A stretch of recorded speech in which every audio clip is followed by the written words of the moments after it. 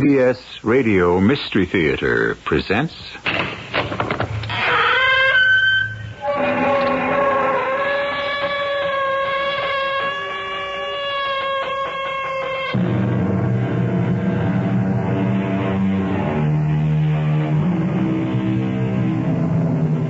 Come in. Welcome. I'm E.G. Marshall. I don't know about you, but to me, there is no story with a deeper fascination and compelling attraction than one about a haunted house. No matter how often the bells are rung, there is an infinite variety in the changes. The possible musical combinations in a scale of 8 notes are not infinite, but they are wide enough and complex enough to provide more variety than most of us will encounter in a lifetime. We were on our way back to America, but some way down the road, the bridge is out. 'Tis a most annoying bridge, it is. One day there, and then the other nowhere. There must be some way so my daughter and I can continue south. Now, there is a strange thing entirely. Do you know that that's the only bridge that exists anymore? You mean we're trapped in this old ruin of a house or castle or whatever it is? As to that, it's up to your honor and herself. Who are you and what are you? Now, that's something else for you to judge.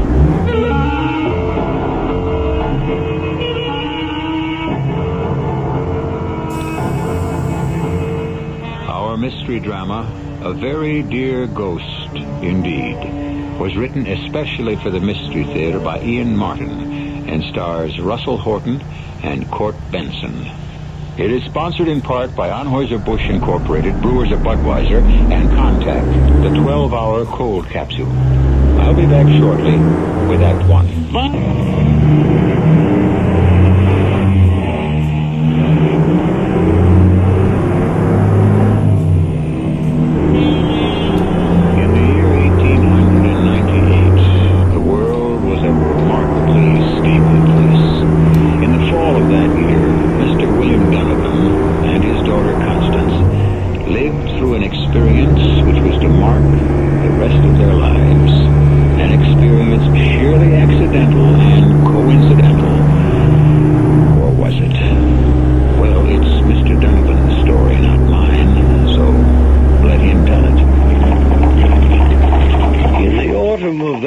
Year of the 19th century, business had brought me to Europe and the British Isles. Having traveled so far and my only daughter being with me, a sudden fancy had taken me to visit the island of my forebears. So it was that Constance and I, having hired a small chaise in preference to taking the public stagecoach, first saw Carrickmoran from high in the mountains, on the way from Limerick to Cork. Oh, look, that lovely big old house sprawled in the clearing in the forest, halfway there down the mountain. Isn't it magnificent? With all its turrets, battlements, and buttresses. Well, it may have been once, Constance, my dear. What's the matter, dear? Oh, nothing, Papa. I'm sorry. It just went out of sight. Oh, heavens, daughter, don't startle me like that. What? What went out of sight? The castle. Suddenly there was a sort of patch of mist came drifting, and the whole building seemed to dissolve and disappear into the trees. What a romantic you are, my dear. Don't you suppose it could be haunted or some fairy castle like King Arthur? Well, we're a long way from Camelot. Oh, but we're in the Emerald Isle, the home of bogies and banshees and leprechauns and all kinds of strange magical things. Thank heavens we haven't run into any of them so far. Oh, well, there's the little village. You can see it again. Isn't it quaint? What happened to your magic castle? Well, we must be down about level with it. I do wish we'd be able to see it up close, and then we... What is it? Oh, confound it. Look, that sign. God save you, travelers all. Don't try to cross the bridge 'Tis dangerous for both man and beast. Oh, damnation. If we can't get across the gorge here, well, let's take this road, turning off to the right. Path of Parik Moran, it says. So it really exists. What do you mean? Well, it must be that wonderful old building we saw from higher up in among the trees there. Well, I suppose we haven't much choice. It's the only other road. There must be a bridge of some sort there. Oh, Papa. Suppose there was no place else, and we had to spend the night in that lovely old ruin. Now, don't be ridiculous, Constance. We're on the doorstep of the 20th century. Even in this out-of-the-way place, there are some forms of communication. Well, I'm sure you'll handle it, Papa. You're always so resourceful. Oh, but it's all terribly romantic and exciting. I have the strangest feeling we're somehow lost in a whole world of yesterday.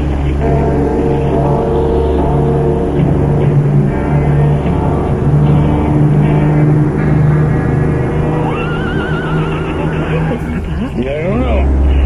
Silly horse doesn't want to go through the gates. Off the house, do you think? Well, it's hard to determine with all these trees shadowing us. I wouldn't mind a little walk. Oh, we haven't much choice. There isn't any other road. I'm sorry, my dear. I'll tether the horse to the hitching post and let's head for your castle and see if it can produce some magic for us. It was a surprisingly long walk through that winding, tree-shadowed lane, like some strange expedition on the bottom of the ocean, so overgrown and darkly shadowed was the carriage path. The house itself, seen close to, was a further, almost chilling shock. All overgrown with vines and lichens. The stones half collapsed on themselves, the mortar dry, crumbling, and running to powdered dust. There was about it a smell of decay, of damp fern and creeping moss, a fetid odor of the dead. The bell pull produced a cracked, rusted sound which brought no answer. We might have abandoned it all, except that suddenly, out of the darkening mountains, came a driving rainstorm with low, grumbling thunder in the not-so-far distance. There isn't much question it's a deserted ruin, Constance. But still, till this rain has passed, we're more or less sequestered here. Papa, couldn't we go in out of the rain? And I must admit this portico offers little protection from the weather. Let's see. Hello? Hello, anyone home? Of course there isn't. Oh, look, Papa. The cobwebs hanging in the hall and the dust on the floor is undisturbed. Well, I doubt if we'll find much help here for our plight. We better get back to the chairs. Oh, can't we explore it just a little? No, it's far too dangerous. Dangerous? Well, the floors are half rotten, my dear, and I don't know how much I trust any of the ceilings, let alone the cross beams. Oh, is that... Now, what does that mean? I thought... No, it's silly. I just thought you were worried about all the other things. What other things? Well, the things I can't put into words that I feel sort of swirling around me. Voices from the past, calling, trying to reach me. Voices from the past? Why should they want to speak to you? I don't know. Ooh, it's a creepy sort of feeling. Somehow we're meant to be here. There's something about this place that we ought to know. What on earth is there here that we have business with or ought to know? Well, maybe now it's myself could answer that for you. At the strange, crackled young old voice, we both of us looked up in sudden shock. halfway up the great curving open staircase, in a window niche, darkened by the storm outside, sat a small, hook-shouldered man in a dress of bygone days. He was all in green, save for his square, buckled black shoes, and he wore a truncated, conical hat with a wide brim that shadowed his face. Now, suddenly, using a little walking stick to support himself, he hopped down and came to us, saying, Is there some way now I could be of service? Well, my daughter and myself were on our way to Cork. Some way down the road, the bridge is out. 'Tis a most annoying bridge there, so it is. The one day there, the other nowhere. Yes, but there must be some other somewhere so we can continue south. Do you know, that is the only bridge exists anymore. You mean we're trapped? We either go back to the main route and back over all those mountains, or we wait till the bridge on the main route is repaired? Well, now, as to that, it's up to your honor and herself. If you was to ask me... Well, let's put it that I'm asking you. Well, then, I would trust the folk hereabout that the bridge would get put back to itself before the posterior of the day, as you might say. And in the meanwhile, what would you suggest? Why, as to that, is up to your honor. With an hour or two to while away, you might be interested in a bit of the history of Carrick Moran. To make a lean purse a little fatter, it could make interesting, isn't it? Could we... forgive me, Papa. Could I see your purse? Sure, little fear I have of showing what has of smart interest. There it is, then, for all it's worth. A shilling. So it is. All that's there. But if I took it from you, it would make no difference. Another one would take its place. Sure and all, you'd have me with one shoe in my hand is all, and busy remaking it at the same time. What are you two talking about? I think your daughter, if she be so, takes me, perhaps, for a leprechaun. And what are you? Just would I seem, God save you then, a man minding his own business till you stumbled in my privacy. Oh, forgive us. Sure, McCushion, though it came unasked, I'm not one bit ungrateful for the invasion, do you see? You're not going to go out in that. With the weather what it is, maybe you'd like to perhaps hear the legend of Carrick Moran? Oh, yes. You have my daughter completely under your spell, Mr. I don't believe we've exchanged names or comments. There's no need for formalities here. We're all children of the fates. 'Twas all ordained, eh? So, hear my story now. Indulge an older man. What would you guess my years to be then, sir? Well, it's hard to say. The 50s? Middle, perhaps? Oh, yeah, a long span of years beyond that.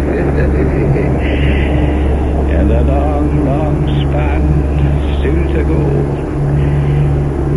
I've a way of thinking you were led to this door, and that what I have to tell you may affect the rest of your life.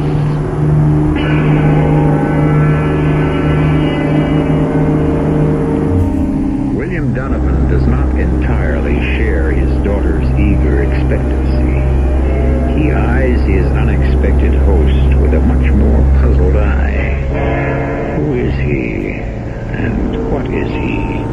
And some uneasy twinge deep within him even suggests to his practical mind that perhaps he has been wrong to deny the supernatural all his life. Maybe at last he has met up with it. I shall return shortly with Act 2.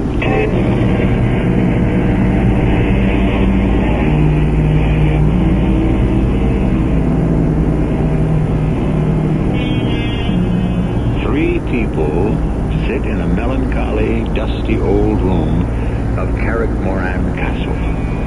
The girl is young, lovely, and still pale from a recent tragedy in her life. Her father is a square-set, successful American businessman. The third is... we're in Ireland. the Emerald Isle. Just before the dawn of the 20th century, halfway from Limerick to Cork, he affects the dress of the 18th century. Knee breeches and stockings, buckled shoes, wide lapels, and tails on his coat. 'Tis a story about the devil himself. Oh, you'd have to go back near 100 years or so to just before the union of the English and the Irish.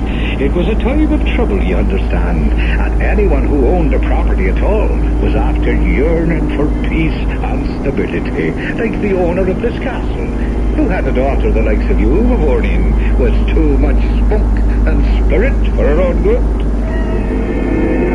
Why, damn the young rapscallion, I tell you, Marine, I'd put a bullet in him out of hand if he so much as shows himself near you again. But I love him, Father. How can you love a man who hasn't two pence to rub together? Oh, Jamie can't help it if he's poor. No more can I, so it seems. The more reason I'll not see you married to anyone who can't support you and keep a roof over your head. But I love him. And I love your mother, who dies in the will of God confined to her bed. I'll not see her put forth from Carrickmoran as long as she lives. And what has Ma to do with me? We're in a bad way, daughter. The potatoes failed us. There are no men to work the bogs and bring in peats, and there's no money at all. The only thing will save us all is Lord Connor and all the gold he offers. You're going to sell me to that fat old pig. I won't marry him. You'll do as you're told. 'Tis for your own sake and your mother's. Oh, you should be ashamed, Da. Well, 'tis Dublin will not be changed, and it's Lord Connor you'll marry, or the devil himself will have us all. Ah, it's you he should take and save the rest of us. Now, there's a terrible thing for a daughter to say to her father. Oh, that's so terrible. He half owns you already. You might as well go all the way and make a pact with him to sell your soul entirely. Well, many a word is said in anger we'd all like to recall. And sure, the sweet Colleen Bond, the likes of Maureen, never meant at all the sort of curse she laid on Sir Seamus, her father. Now, look, sir, if you think to entertain us with some thinly disguised version of the Faust legend about a pact with the devil, I'm afraid... No, let him go on, please. Oh, we can't leave anyway in weather like this. Or until the bridge is fixed. Very well. You came down over Steve of Banahora, of course.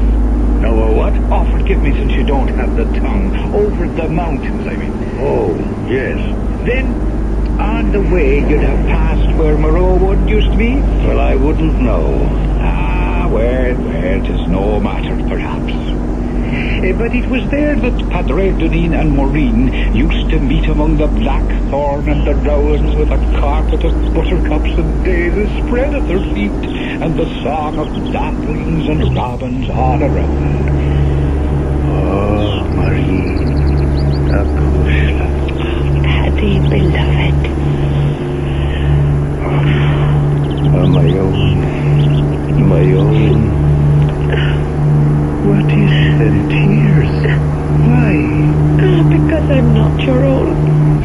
I can't ever be. My dad has promised me to Lord Connor. Well, that fat old toad, I'd as soon see it tied to some old boarhouse that wallows in the mud. Oh, don't blame Dad too much. He's about to lose Carrickmoran unless he can find enough money to save it. And he'll sell you for that? Oh, my mother is sick, Paddy. Sick to the heart. He has to protect her, too. He should have thought of that before he gambled away a fortune. Oh, Lord, if I only had some money. But how? How? I'd sell my soul to the devil just to raise That it. won't be necessary, Padre Duneen.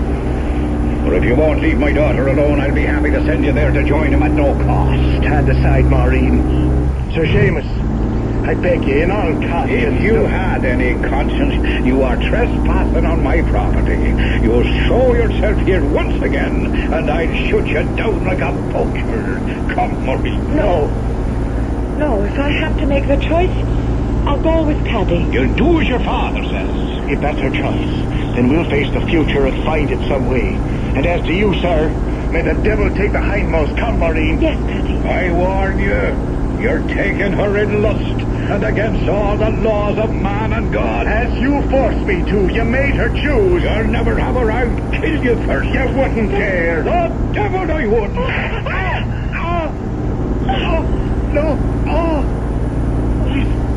With no absolution. You've killed him. It's dead. Hey, on good riddance. That's the end of him.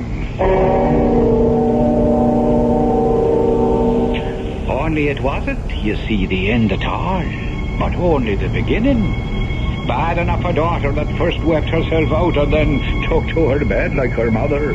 Bad enough the dreams of tortured conscience that kept Sir Seamus awake night after night with his shame at the sudden blind rage that had made him pull the fatal trigger. But worst of all, the final outcome, that it had all been for nothing.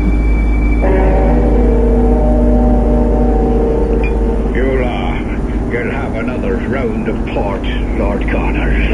No, sir. My gouge is nagging at me enough already. What I will have, Sir Seamus, tonight, for once, is some converse with your daughter. In a box on all the vacuums and fittings. I want her, sir, while I'm still capable. Well, now, you must understand that my daughter has been ill-disposed. That's it, towards me. No, not toward you. I meant her health has been such that she is not ready to enter into a marriage contract. Damn my hide and let the last pig for herself, or what? I'm afraid that is not possible tonight, Lord Connor, but... It's quite possible, Father. I'm here to speak for myself. Maureen, you look pale, girl. Please, Lord Connor. I want to put an end to this farce. I want to put an end to silly dreams. Both for you, Lord Connor, and my father. I have been studying and discussing with Father Ignatius, and from his instruction have met the Holy Mother of the Sister of Mercy at the convent. I have been accepted as a novitiate, and after serving my term, I will become a nun in that order.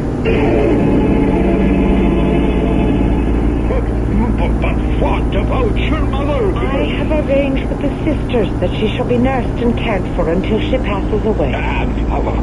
What about me? Oh, you are the last person, dear Father, who should demand anything. Oh, you don't care about Carrick-Moran. You let our home go to ruins, or whatever parvenu wishes to pick it up at a bankrupt sale. Ah, the only worldly possession I desired, my Paddy, you took away from me.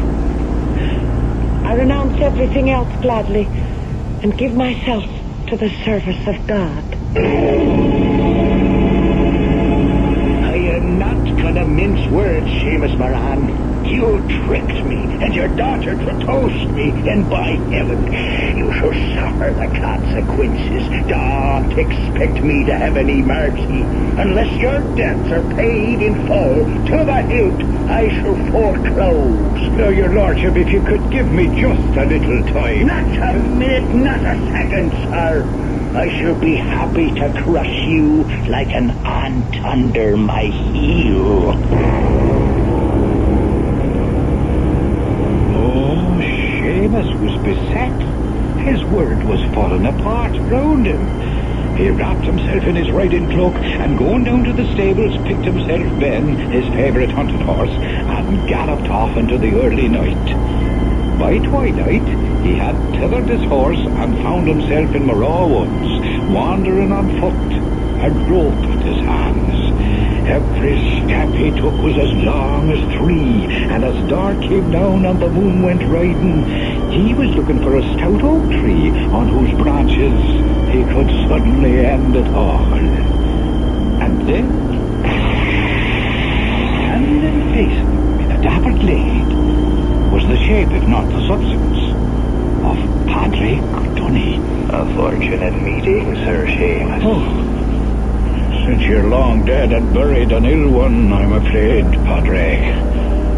What brings you back seeking for me? Why, I would have thought it the other way. That perhaps you came seeking me. Since you can be nothing else but a spectre, sure, you must know that I was not looking for you. Are you so sure? As if anything in my life, which I was about to take. And consign your immortal soul to the devil forever, as you did mine. I had nothing to do with your soul. I only saved my daughter from your mortal self. By putting a bullet in me at the moment, as you yourself said, of lust. By dispatching me from this world without the comfort of extreme unction, clothed in all my sins, unshriven. The devil only claims his own. As he would if you were to take the rope. I warn you, you would regret it. I don't even wish you, my worst enemy, the eternal torment you wished on me. I had no wish to place such a punishment on you. I regret it, but what can I do? Now, there's an interesting point. Since you yourself are doomed in any case, you could put off the awful moment and at the same time do the Christian act of saving me and letting me go to eternal rest. It would be well worth your while. Oh, what do I care about you? You're only a shadow in my mind. A little more than that. Your conscience. But better still, by a trick of fate, your benefactor. My benefactor? How? Would you like to have a full and never-emptied purse to pay off all your debts? Save Carrick Moran for the future, perhaps persuade Maureen to leave the convent. I could offer you such a bargain. How? My soul for yours. A pact. I would find peace this moment, and you would not have to reap the whirlwind for as many years as you could manage to escape it. Seamus, what better chance have you ever been offered in your life?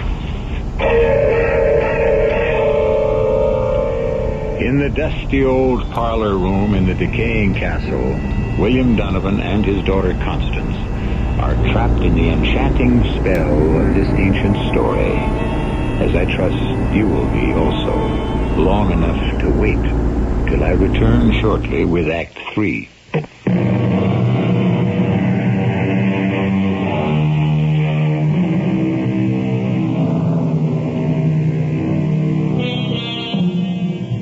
Has stopped outside the lichened walls of Castle Carrickmoran, and the evening sunlight glistens in the cobwebs that festoon downward from the ceiling, creating a magic background for the little green man with a hooked back, who leans on the silver head of his ivory-tipped cane as he spins his own web, an alluring and hypnotic skein that has enmeshed his American listeners.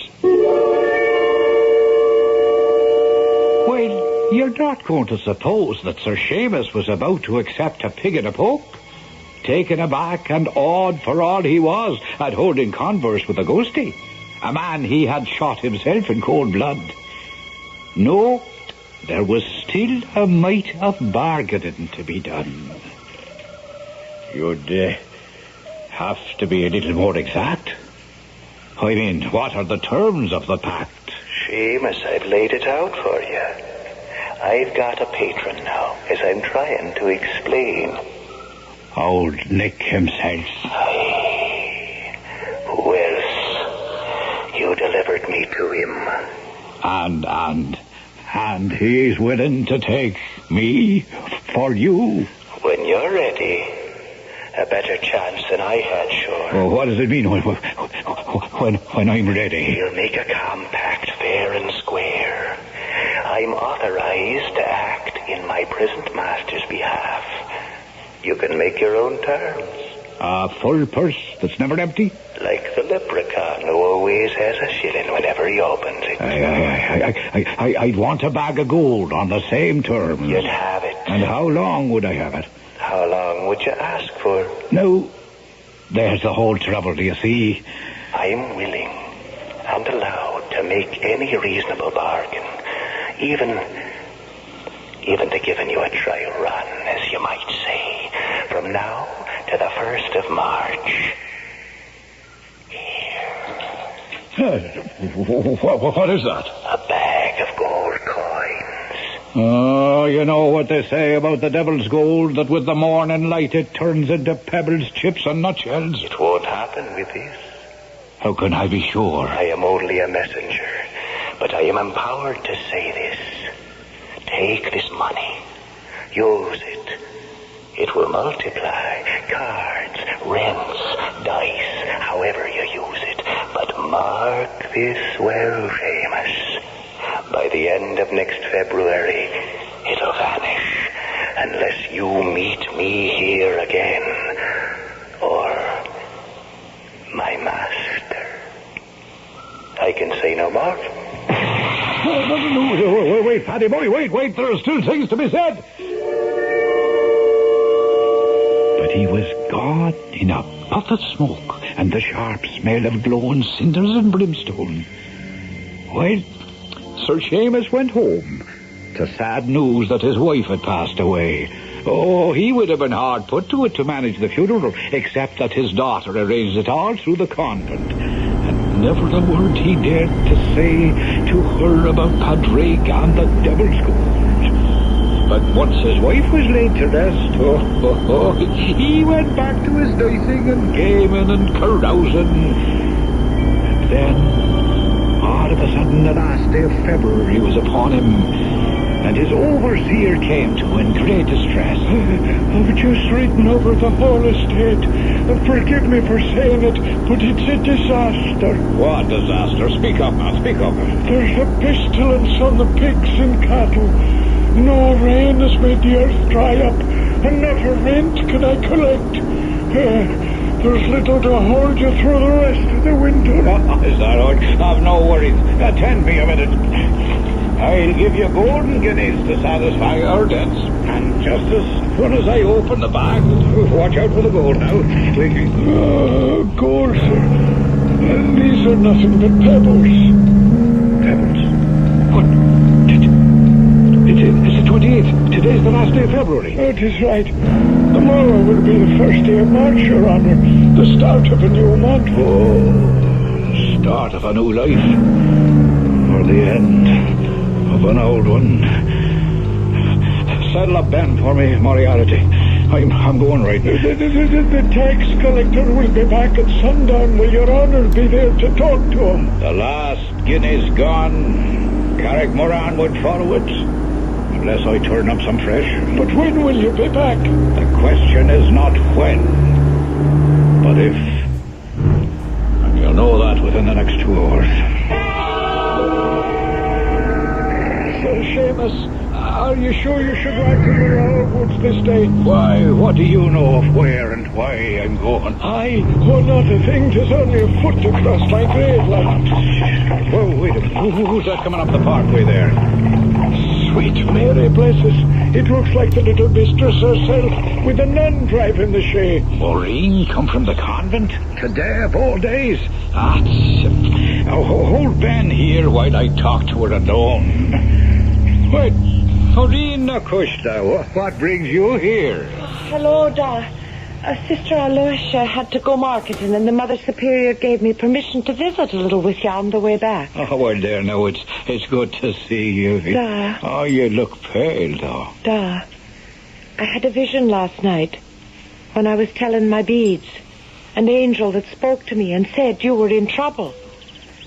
But when I asked if I could help, the vision only shook her head and said that it was a devil's choice at best, and perhaps it was the only chance for remission of your sins. And so what did you think you could do about it?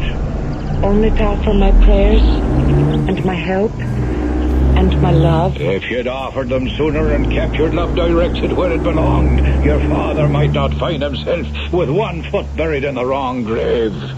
Now just remember, what I do is in part for your sin, as well as for mine.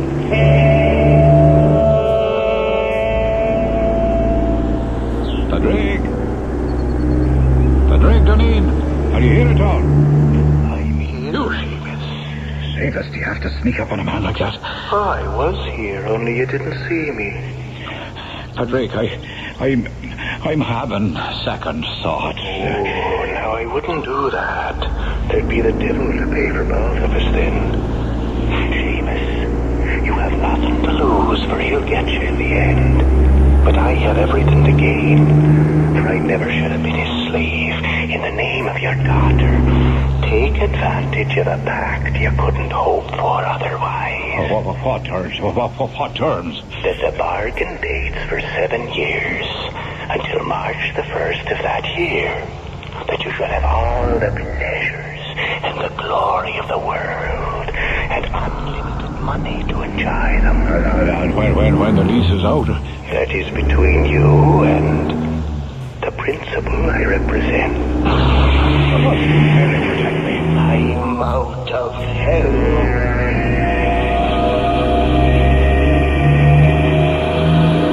And that's the end of the story. Well, now, isn't it where it should be? Where everyone lived happily ever after? Not quite, Mr. Storyteller. What about Sir Seamus? Did the devil ever call to collect his due? There is an interesting aspect of the whole thing. But sure, I've taken enough of your time, and something tells me the bridge will be fixed by now, and you can be on your way. So if we could just settle up for the trouble we've all been to set things to right and keep you entertained. Wait a minute. Who is all?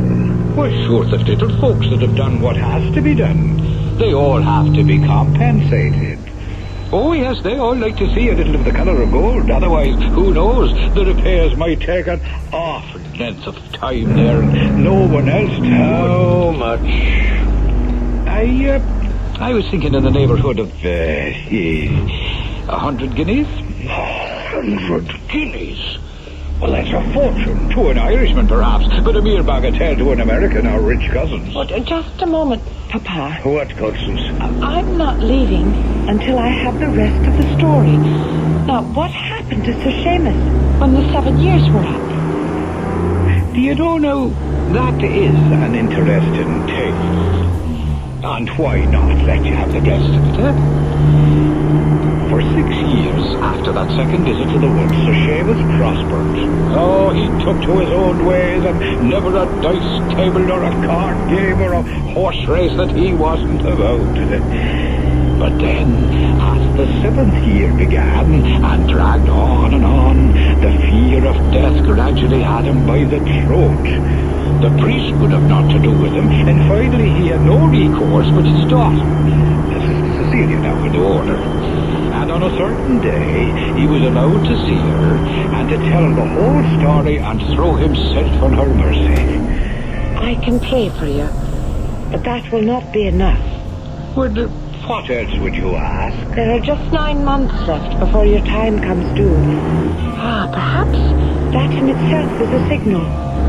The cycle of life reborn. You must renounce all worldly things. Fast and pray, as I will for you. And perhaps God in his infinite mercy will find a way to intercede. And so he did for all those long months. Till on that last day, February the 28th, his daughter, Sister Cecilia, the bereaved was, received permission from the Mother Superior to sit with him the whole day and to fast and pray against the arrival of that dread hour. A sad sight the once ruddy and stout Sir Seamus was, nothing but skin on bone and white as a hammock's belly. But the hour of midnight passed, and glory be to God, the fiend dared put in no appearance. And it was time for his daughter to leave. You've been saved, Thanks to you, daughter. No, thanks to your own fasting and prayer. I must leave you now. But I caution one thing. What's that, Maureen? I've sprinkled holy water all about the edges of the house and a little bit of the garden back where you can walk. But something warns me. Never step outside, for you may not be safe. And so saying, she returned to her convent retreat. And Sir Seamus? Well, no, that wasn't all so simple, for you know, there was a little mistake there, do you see? It happened to be leap year. So there was a whole day to go till the 1st of March, and the contract was due. So what happened? Say he just stayed on here at Carrickmoran and is still alive this day to tell the tale that he waits for passing travellers sitting up there in his little window niche and ready to recite his story so he can still live inside the magic circle of the house, and that when time for questions arise that are too many, he just... Where did he go? I'm damned if I know. It just disappeared, like a puff of smoke. Papa, you don't suppose that he is Sir Seamus and that... Don't be ridiculous, darling. But he'd have to be nearly 300 years old. What is it, Papa? Do you know, if you keep me here any longer, I might begin to believe such nonsense. This damned enchanted isle.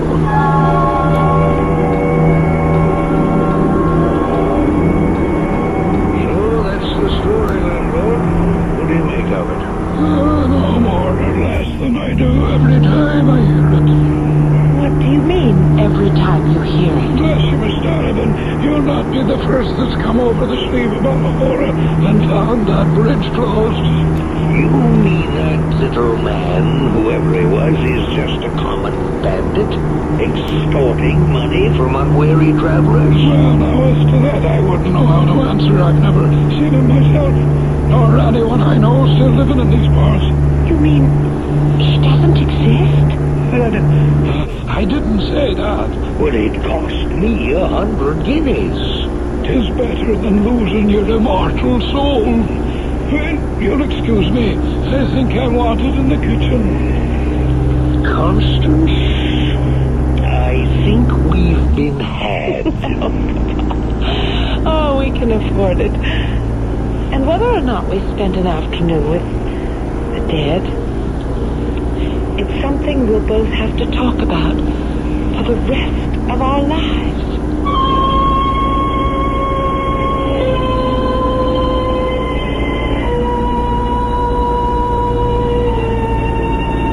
A 300-year-old man, a shade from the past, a leprechaun with a glitter in his eye, or a master storyteller who waited for the right moment and the right audience to keep his coffers full of gold. What difference?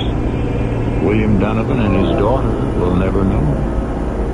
Or for that matter, you and I. I'll be back shortly.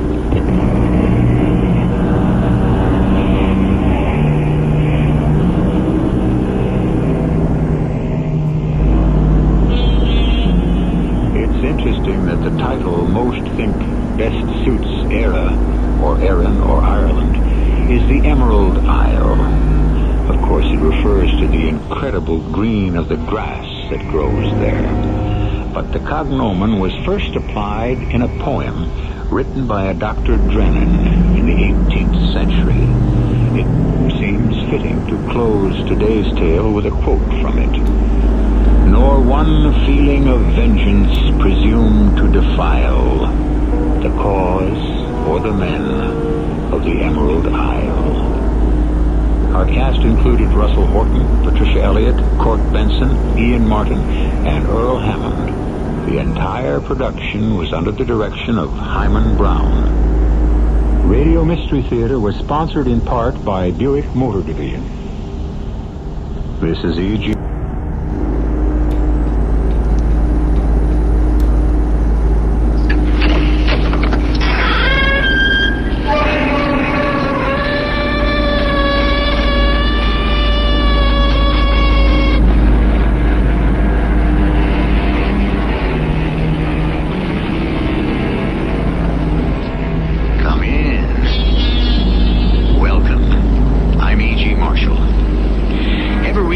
of advertisement in the real estate section of the newspaper or their personal columns of a magazine. Young Austrian couple, no children, no pets, would like to exchange their gemütlich alpine chalet for New York apartment, 2 to 3 months. Please write, etc., etc., etc. If you had read that, would you be tempted to try it? Don't. It could work out nicely, but then again... What is it? I don't know, Moira. I think something flew into the room. Something? What? A bird. Like a huge gray owl. We shouldn't have left the window open. I'm glad we did. It flew right out. Again.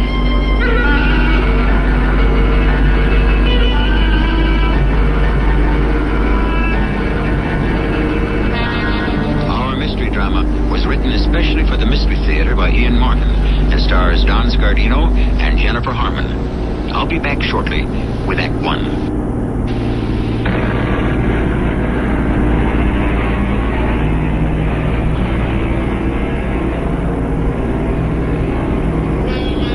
The advertisement I began to read to you was the actual one that Alec and Maura Grant answered. Maura was interested because Alec was exhausted from overwork, and she felt he needed a long vacation. Alec, because they had recently been married, and so far had been denied a honeymoon. Outside of these two small concerns, they had nothing in the world to worry them. They were blissfully happy. The gods were good to them. How fortunate. Except it was Byron who said, "Whom the gods love, die young." Professor Grant. You don't have to be formal. It's just me. Oh, who's me? Your wife. Oh, that... Darling, the most marvelous thing just happened. It came. Well, that's nice. What came? A letter from Frau Gottschalk in Austria. She's charming. There's a picture of her and her husband, and they look like dear people. And the house is a dream, and they want to exchange. Only they don't own a car. But couldn't we just rent one there and... Hey, honey, slow down, will you? Oh, when are you coming home? I'm just finishing up. I had to empty the drawers and get all this junk out of poor Murray's way. Well, you're only going to be away from the university for a year. It's still your office. Not while I'm on sabbatical leave. But it's all done. I should be home within the hour. Oh, hurry, darling. I'm just bursting with all the news about Austria. I'm Dr. Alec Grant, and my sabbatical leave began at the beginning of the summer. I hold a full chair in philosophy at Gotham University, and my intention was to spend my sabbatical year finishing a book.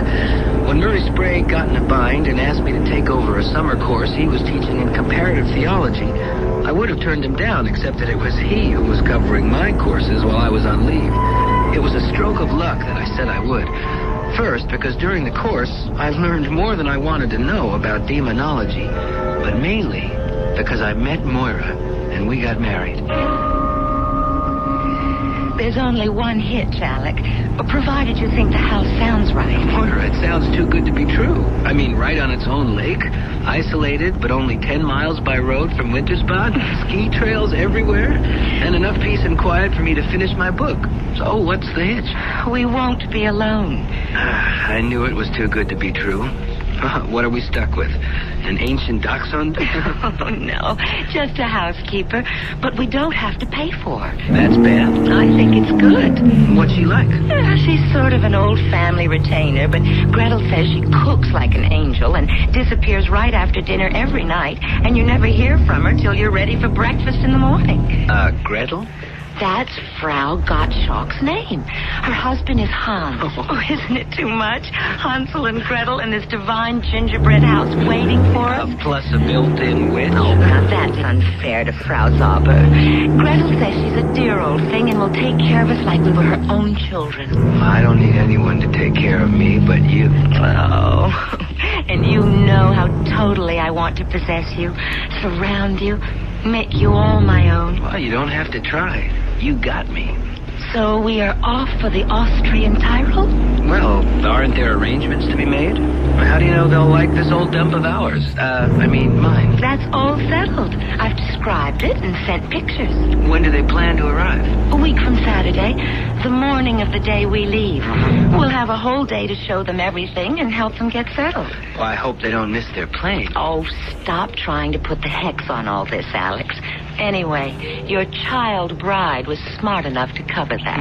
How? Well, if by any chance things get crossed up and they don't arrive before we leave, Betty Sprague has the keys and she'll settle them in. And they know about that? Of course. You've heard from them since you wrote them? Natch, worrywart. I don't mean to sound that way. It's just that, well, why didn't we just get them on the phone and work out all the last-minute details? Well, that's the one thing I didn't mention. They don't have a phone. They don't. Well, who needs it? We can shut out the rest of the world. Oh, isn't it heaven? Well, as long as I share it with you. The idea of being that isolated was heaven to me. I couldn't put my finger on what niggling little thought kept sputtering in my brain like a loose electrical connection. And in the face of Moira's enthusiasm and shining expectation of our projected trip, I didn't have the heart to allow anything to spoil it. I never dreamed my random hunch would turn out to be true. Hello? Yes, this is Mrs. Grant. Is that the Gottschalks? Shh. What? A cablegram from Frankfurt, Germany? Right. No, please, read it to me. If you got a pencil, darling. Right here. That's correct. Just read the message. Missed connections here. We arrive New York a day late. Sorry we will miss you, but please not to delay your departure. Frau Zauber expects you.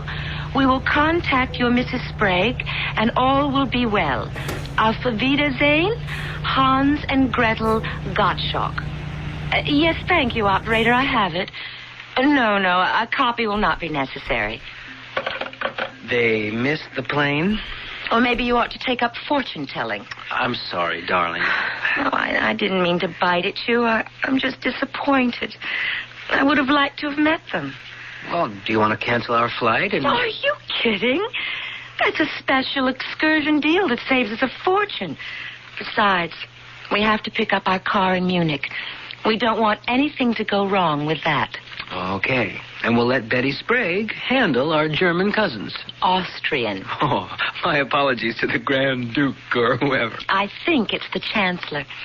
Anyway, we're going on a honeymoon in Austria, darling, and we're going to love every minute of it. It's so easy to be prophetic in hindsight. But some chill tremor, even then, closed around my shoulders like a shawl. I shrugged it off because Moira was sizzling with delighted anticipation. The plane flight across the Atlantic was uneventful, except for Moira's constant happy chatter about the new life we were headed for. By the time we got to Munich, she had me decked out in rose-colored glasses, too. And all my doubts had evaporated. We picked up the car at Munich in the early morning, and by shortly after lunch, we found ourselves arriving at the end of our journey. Oh, it's all so green and so beautiful. It's like driving on the floor of a still green lake. It's breathtakingly lovely. An enchanted forest. Oh, but doesn't it ever end? Oh, yes. Up ahead. See? Oh, that's the lake. And the trees are starting to thin. Oh, there it is, Alec. Oh, it is a gingerbread cottage. Well, it's a bit larger than a cottage, but it's a real Hansel and Gretel house, all right. With a witch waiting for us, broom in hand. Oh, stop it, Alec. She looks like a dear little old lady. Willkommen in Schlosshaus. Ich bin Frau Zauber. Wir sind Herr und Frau Grant, aber wir haben keine deutsche Sprache. Ach so, it is no matter. I have English pretty good. Have you come with an ice cream? Oh, yes. The countryside is gorgeous. Oh, from Munich, you are arriving? Yes, we flew in this morning and drove straight here. Oh, I have been waiting, though. With the broom, I sweep the doorstep again and again, so you will see the house at its best. But you must be tired. Kommen Sie bitte. I show you your house of dreams. We entered the chalet, our shadows streaming before us from the sun at our backs. Something revived that vague, uneasy feeling I had forgotten during our journey. But the tour of the house was too fascinating to allow me to dwell on it. I might never have thought of it again if it hadn't been for what happened that night. What's that? Alec! Hey, What is it, darling? Nothing. We shouldn't have left the window so wide open. I think something flew in here. Something? What? Oh, a bird. A sort of gray owl.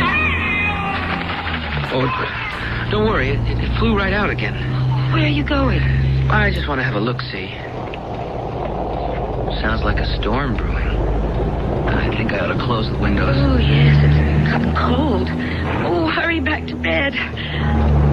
Come on, darling, close them. Huh? Oh, yes, right. Oh, here I come. Oh, you have cold feet. Warm heart. Oh, don't I know it? Oh, Alec, I love it here. The house is a dream, and I've never been so happy. I love you. Good night. And I love you. Good night. She was back to sleep in a second, like a child. I wasn't so lucky. Was it only a wind-driven puff of gray cloud I had just seen crossing the moon? Or could it have been what it seemed to be? A monstrous ghost gray bat. I put it out of my mind. What nonsense. And then I remembered what it was I had forgotten when we entered this dream house.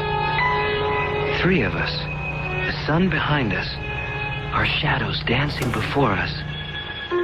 But it didn't seem to me there were 3 shadows. Only 2.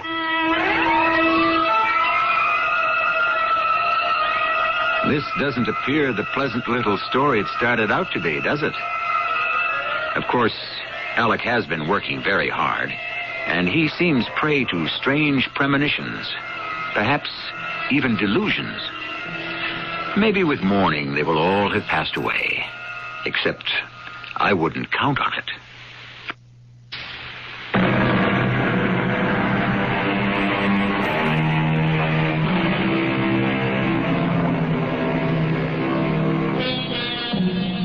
An ancient legend has it that those who became proficient in the black arts were chased by the devil himself through subterranean halls.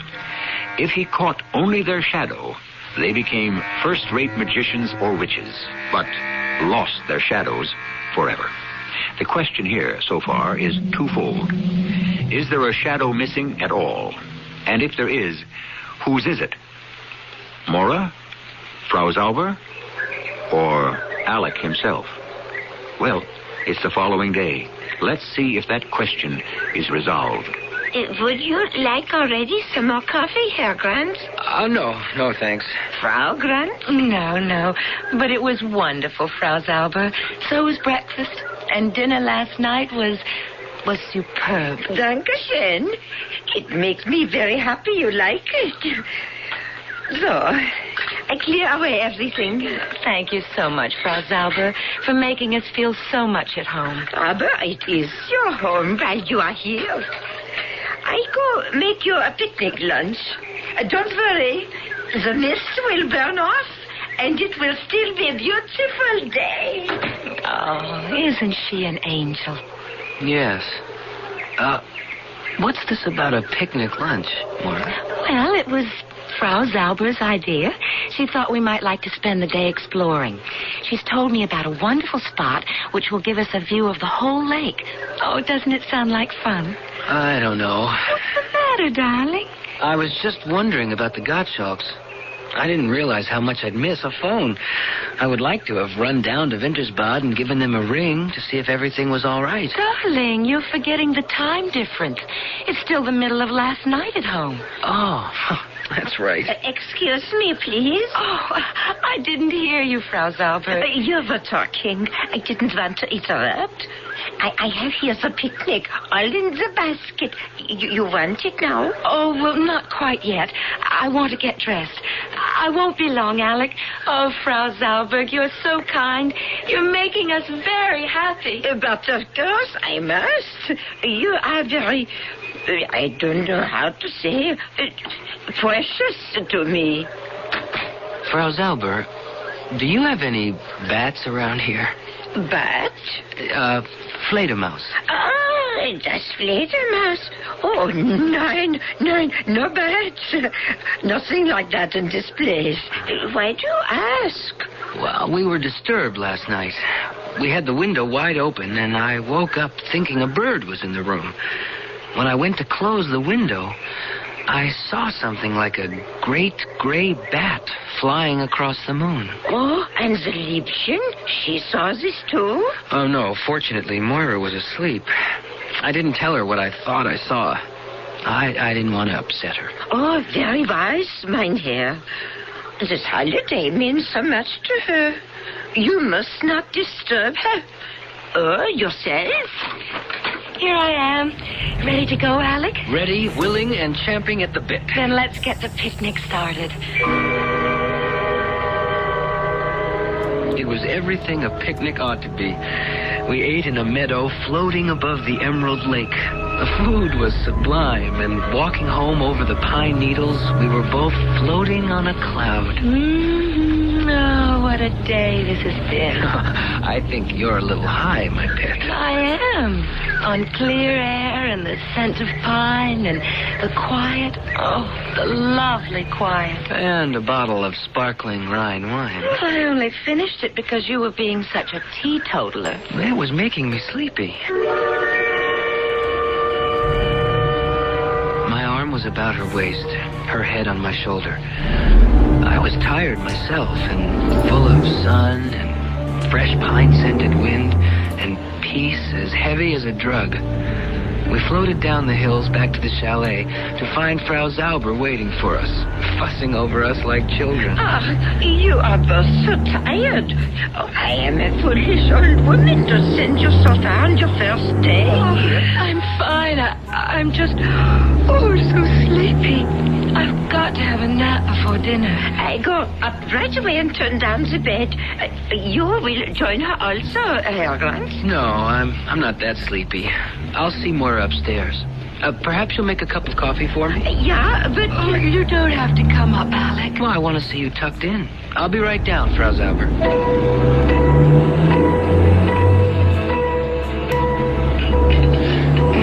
Thanks for the coffee, Frau Zauber. Max neat. I needed it. Oh, I'm quite sleepy myself. You should be resting with the little one. Nope. This is a good chance to make a quick trip to town and make that phone call. Why don't you wait till tomorrow? It's only 10 miles, 16 kilometers to Wintersbad. I'll be back within the hour. Oh, I think maybe you should not drive. You look very tired. I'd like to set my mind at rest. You just keep your eye on... Oh, what is los, mein Herr? Something wrong? Oh, no, not a thing in the world. Just a flat tire. Wait a minute. Both front tires are flat. I'll be damned. Oh, is it something bad? It's not good, Frau Zauber. Until those tires are fixed. One I could handle, but two... Is there a mechanic near here? In Wintersbad, yeah. That's great. How do I get in touch with him without a phone? Oh, Fritz comes with the milk. I could tell him to let the garage know.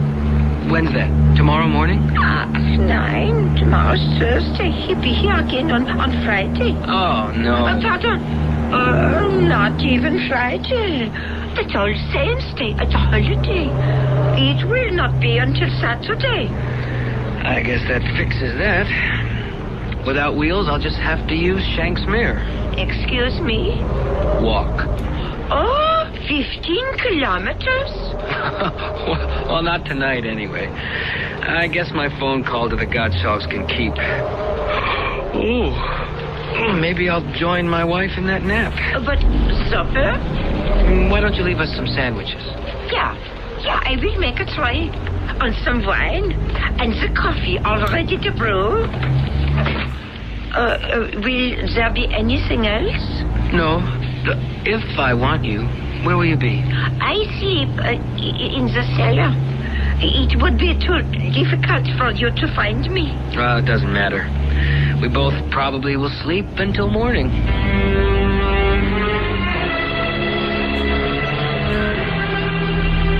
I went to bed with the sun still high on the horizon, never having felt more tired in my life.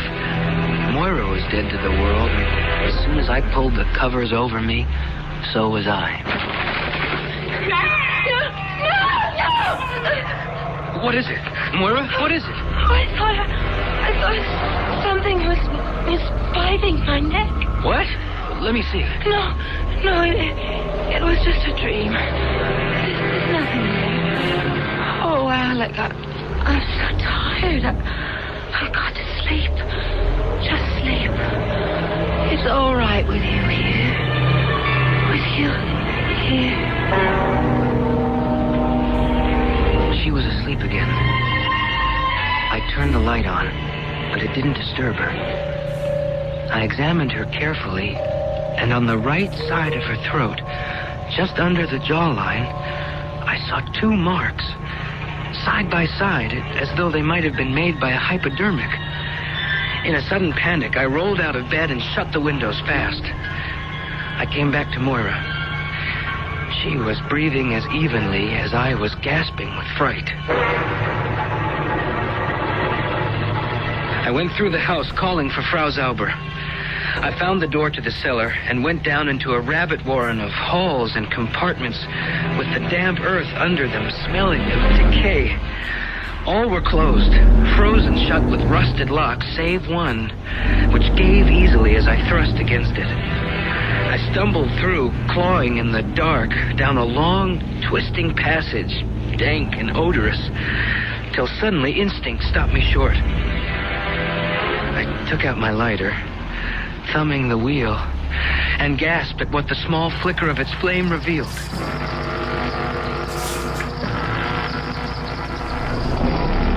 I was on the edge of a vast cave covered with bats. Bats everywhere, hanging upside down, gazing at me inscrutably, accusingly. The most horrible of all was a huge worm-gray one hanging by the hooks on its wing elbows, its unwinking upside-down eyes driving a dreadful hate through me like nails pinning me against the wall. Then as I raised my lighter, with a sudden powerful swing, it somersaulted upright, and spreading its enormous wings, it launched itself at me with a banshee wail.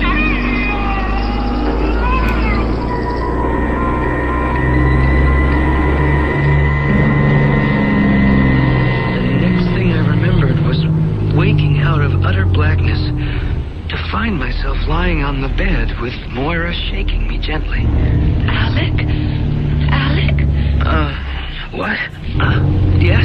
What are you doing lying outside the bedclothes? I must have fallen asleep. Without getting into bed? Well, I was up because of whatever bit you. I wanted to close the windows and... Bit me? What do you mean? Well, don't you remember? You woke up suddenly, and you thought there was something in the room, and... Alec, darling, I haven't been awake since I went to bed. Oh, no, Moira. You... Well, just let me take a look at where... What is it? They're gone. The bite marks are gone. Oh, Alec, my darling, what's wrong? There never were any bite marks. Nothing bit me. Oh, you must have had a bad dream. Moira, let's get dressed and get out of this place. Now. I can't leave now. I'm just beginning to relax. I have to sleep. You can't, Moira. You've been asleep for over 14 hours. It's morning. The sun is up. I must sleep. Why?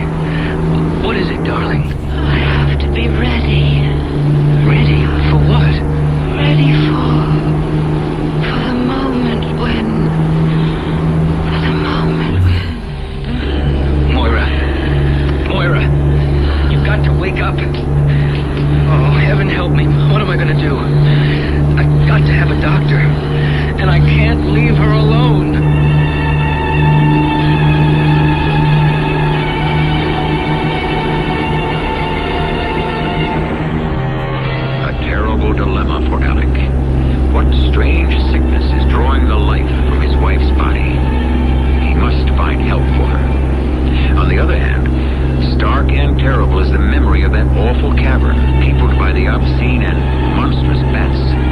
Or were they only a figment of his imagination? Does he need a doctor as desperately as his wife? I shall return shortly with Act 3. Laboratory test proved. Digel tops, plain antacids. First, we cut the yellow top off a Digel tablet. Then tested the remaining white portion and proved, with its top layer removed, Digel consumes as much heartburn-producing acid as Tums or Rolaids. What's more, of the three, only Digel, with the yellow top, has the fast gas-calming action of simethicone. Conclusion: when you want more than plain relief, Digel tops plain antacids. Occasional use only as directed. Best Western has friendly places to stay wherever you go, and a full-color road atlas and travel guide to help you get there. Turn into the Best Western near you and pick up your free copy of the Best Western Road Atlas and Travel Guide today. Then let us make your reservations for you. So come on, turn in America, turn in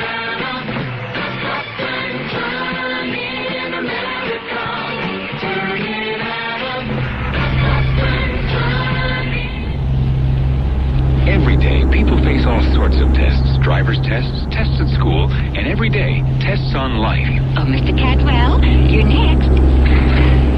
Mr. Cadwell, please take a seat. Thanks. Are you ready for your test on life? I guess so. Well, don't worry. It's only for practice. This time, that is. First question. If your son broke your favorite fishing rod, would you, A, be understanding, or B, yell at him? Was it really my favorite fishing rod? Mr. Cadwell, would you stab someone in the back to get a promotion? How big a promotion? Come, Mr. Cadwell. Gee, I don't know. Well, you can find the answers at your local house of worship. That's where you and your family can learn about handling the everyday problems we all face. Religion in American life, Mr. Cadwell. We need it. A message from Religion in American Life, the Ad Council, and this station. Yeah. Well, thanks, and see you later. You can count on it.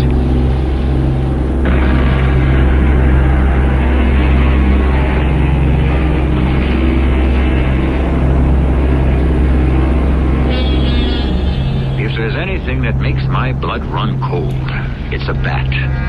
Oh, somewhere there may be a bat lovers society who wish to protect the dear little furry things with their two canine teeth as sharp as hypodermic needles. Not me, nor Alec Grant. But which was the greater danger? Mora's strange and unaccustomed lassitude, or those horrendous bats which might live only in his imagination? Only he could make the choice.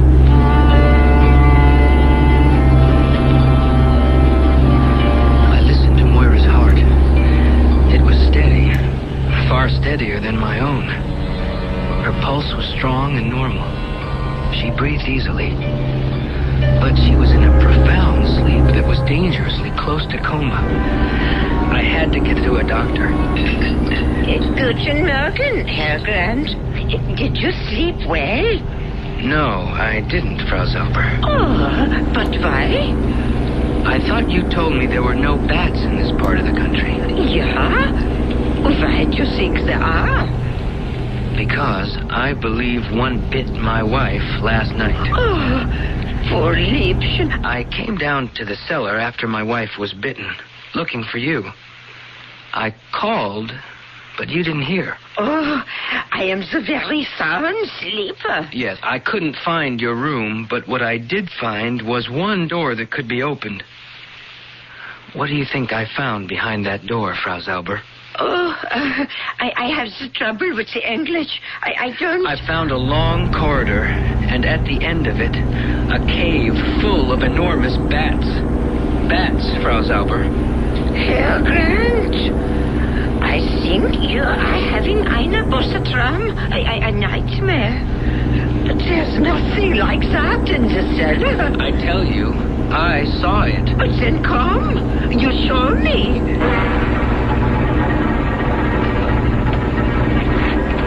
There it is. That's the door. Oh, but that's the door to my room.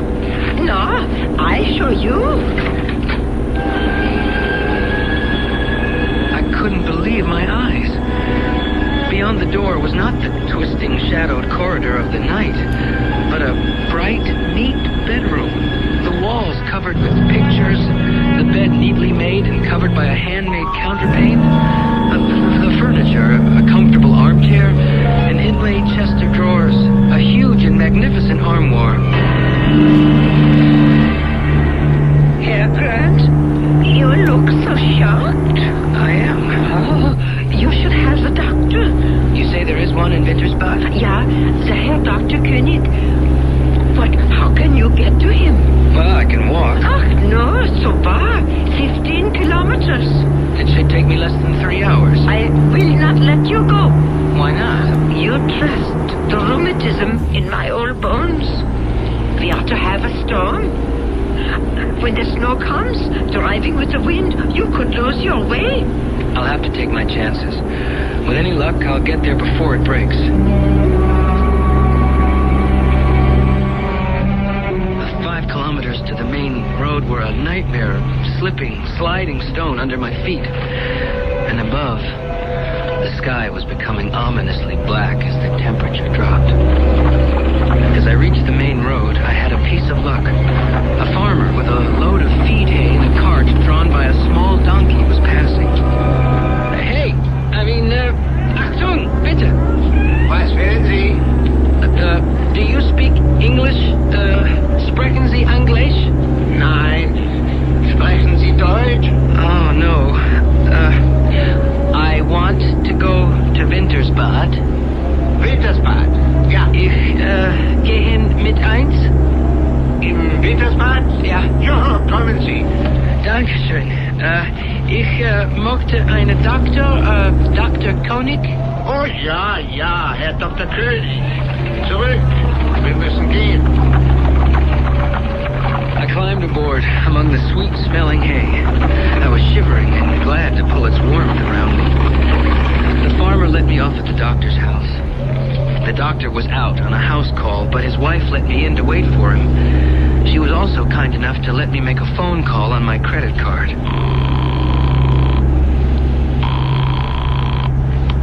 Hello? Betty Sprague? Alec? Yes. For heaven's sake, where are you? In Austria? Yes. Oh, isn't this lucky? I've been racking my brains trying to get in touch with you. Oh, why? Well, those people, your tenants, you know the guard jobs? Mm-hmm. Well, I've been on pins and needles, Alec. They haven't arrived yet. I don't mean to worry you, but... Well, that's all right, Betty. Matter of fact, that's the reason I called. I had a hunch maybe they wouldn't. Is something wrong, Alec? What can I do? Nothing, Betty. I'll have to handle it from this end. You don't sound like yourself. Are you sick? I don't know. Well, is it Moira all right? I have to hang up now, Betty. You'll be seeing us very soon. Tomorrow, if I can arrange it. Alec, you're scaring me. What is it? What's wrong? I was scaring myself because once again I was blacking out. That's the way the doctor found me when he returned, and I don't know what garbled story I blurted out. It was only after I found myself gulping some scalding black coffee that I gathered my wits enough to return to normal. Very well. That is better.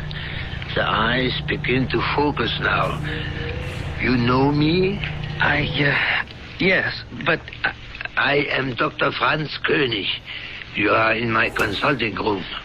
Have I told you why I am here? Oh, you have told me a great deal. You came to me under the influence of drugs, Mr. Grant.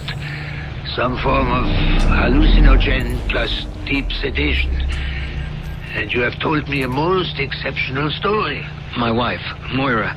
You've got to come and see her, Doctor. I'm afraid. Yeah, I too am afraid for her. That is why, if you feel well enough now, I suggest we get into my automobile and drive quickly before the storm breaks to bring your wife away from that evil house. What do you mean? I try to explain that to you as we drive. You mean that Frau Zauber has been systematically drugging us? If what you tell me about your wife is true, who else? But why? First of all, because she is not Frau Zauber. Well, who is she then? I cannot give you the whole answer to that. Oh, I can tell you that her real name is Gretel Gottschalk. But her husband? Hans has been dead for the last 20 years. I wrote his death certificate myself. But the Gottschalks were young people, my age, younger. 2 generations ago, yeah. How old do you think Gretel is now? Gretel? Oh, you mean the woman I know as Frau Zauber? Yeah. I don't know. Nearly 80, I would think. You would be wrong. By the records of my grandfather, who was also a doctor, she was born in 1871. 109? But why would she pretend to be younger? Why all this masquerade about dragging us over here and pretending to exchange homes? Because she does not want to die. Gretel, or the woman you call Frau Zauber, has been shunned for the last 20 years. People are afraid of her. They believe, at the very least, that she is a witch. At the very least? What else? A vampire? There is a legend here that witches possess human bodies. And having lived out the term of the human they invade, must find a new one to violate. And she wants to invade my wife's body and steal it for her own. I say the real danger is that she believes she can. Then for pity's sake, let's get there. I'm driving as fast as I can in this weather. What is it? The motor. I can't believe it. We're not out of gas. We can't be. If we get stuck in this blizzard, we'll be buried in an hour. I don't see how it is possible. But we are out of petrol. Well, now what do we do? No one will be traveling this road on a night like tonight. We must walk. What, back to Wintersbad? It was too far. If we are to save your wife, we go on to the Gottschalk house.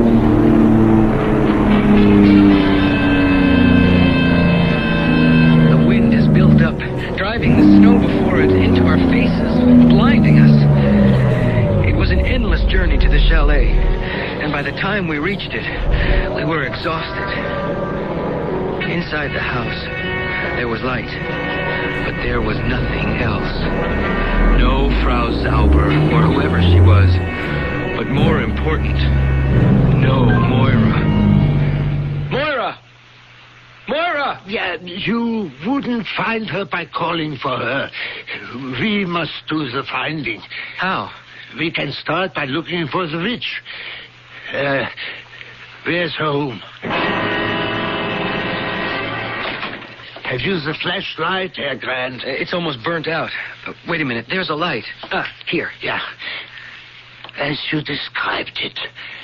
It's the night before you thought this door led to the tunnel and the cave of bats? Yes. This armoire, right opposite the door. Let's see. Just a clothes closet. The back is solid. But wait. There is a mark on the floor. See? From the casters on the legs. It must be hinged to swing open. Yeah. There's a hinge on this side. That means there must be some sort of a catch or a lock on my side. Yes, I have it. It's opening. And right behind it is the passage I went down that leads to... Wait. Listen. So there are bats. Yes. And that proves she's a witch. Also, you may be right. A vampire. She's got Moira. Come on. I tore recklessly down the twisting, tortuous passageway. The doctor followed more slowly. As I ran, I could hear words, chanted in Frau Zauber's cracked old voice. Words that chilled my blood. Oh, thou on my own skin, a giver of the northern parts. I call, invoke, and exorcise thee to lend me all your awesome power to enter this young nation, that I may see my new life cycle as a witch of the inner circle. I had reached the entrance to the Like a rough altar, Moira lay, unmoving. Behind her, a step higher, that ghost-gray back was poised, the words I had heard issuing from its mouth. And behind it, obscenely, a crucifix turned upside down. I fear your presence. I fear your power. What is it, Herr God? A filthy, pagan rite, huh? All the forces of evil and the legions of hell. What do we do? We call on him and ask him to lend us his strength. In your name, I will be reborn. As I drink her blood, I will be done. No! You are to let her blood. She is mine for always. As she bared her fangs and bent succinctive in Moira's throat, I went berserk.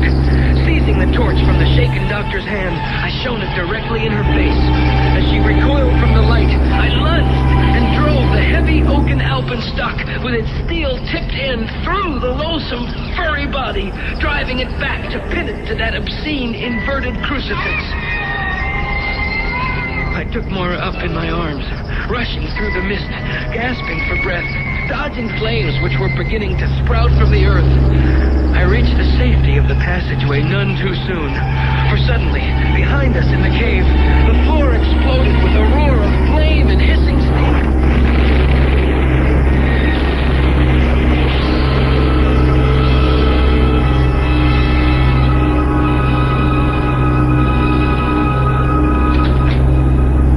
Doctor, is Moira all right? Yeah, she is fine. Oh, she was very heavily drugged, more so than you. But she is young, and will shake them off. What happened last night, Doctor? Yeah, Grant. This whole countryside around here sits on a subterranean lake of boiling sulfur springs. It happens now and then.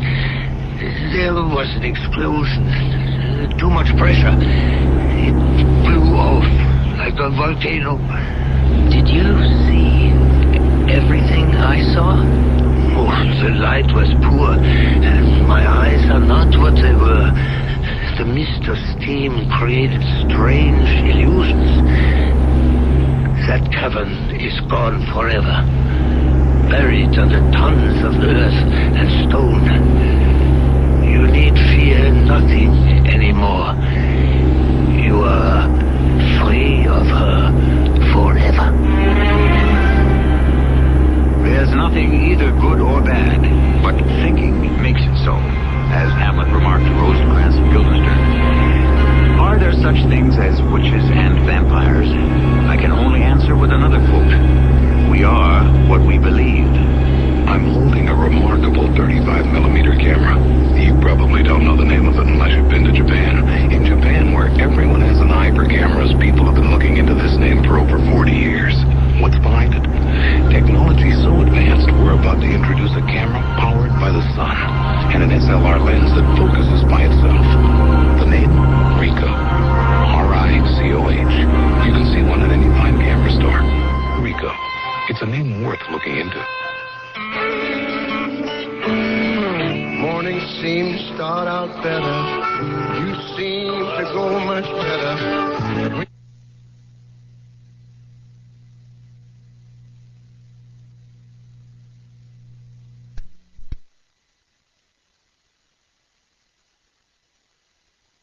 Theatre presents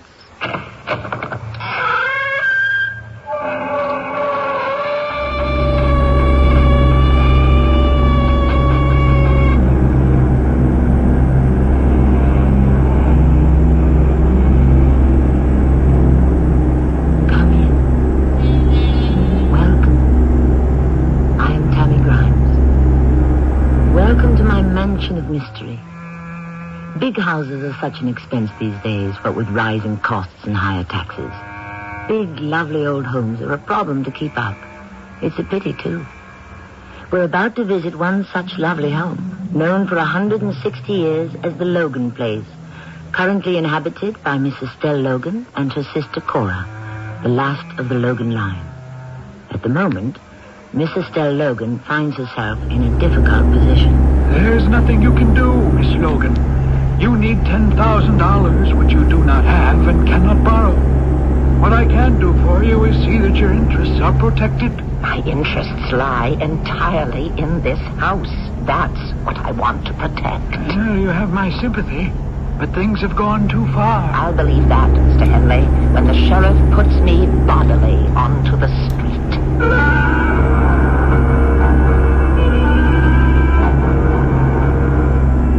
Our mystery drama, The Cantankerous Ghost, was written especially for Radio Mystery Theater by Bob Jordan and stars Marion Sellers.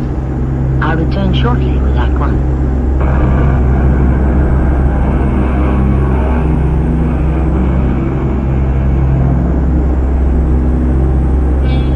As I said earlier, large Victorian houses are such an expense these days. No one knows that better than Estelle Logan. Now in her 70s, she is the last of the proud Logan family, rattling around in the 160-year-old homestead with her sister Cora. She has tried to keep up appearances, but it daily becomes a losing battle. The cold, hard fact is being presented to her at the moment by an attorney she's engaged to help her. I'm afraid you have no choice, Miss Logan. The taxes are too far in arrears. You can't get another mortgage on the place. Then I have to lose the house? I wish there were something I could do. If I had the money, I'd lend it to you myself. But things will only get worse. Borrowing now only puts off the inevitable. I promised my father on his deathbed I'd keep this house until my last breath. Circumstances make some promises impossible to keep. I did it all wrong. I've called for help too late. You realize some money from the sale of the house after the taxes have been satisfied? You and your sister can get a small apartment. I've sold everything of any value to keep this house going, all my jewelry, antiques. Even most of the furniture, as you can see. Then surely you can see the futility of trying to go on. I have survived. I will survive this crisis. I intend to stay right here. But I've already... I know what you've already told me, that the house will be sold for taxes. I was aware of that before I engaged you. I expected more for my money than something I already know. I thought you could do something to prevent it, to help me. You have my complete sympathy, Miss Logan.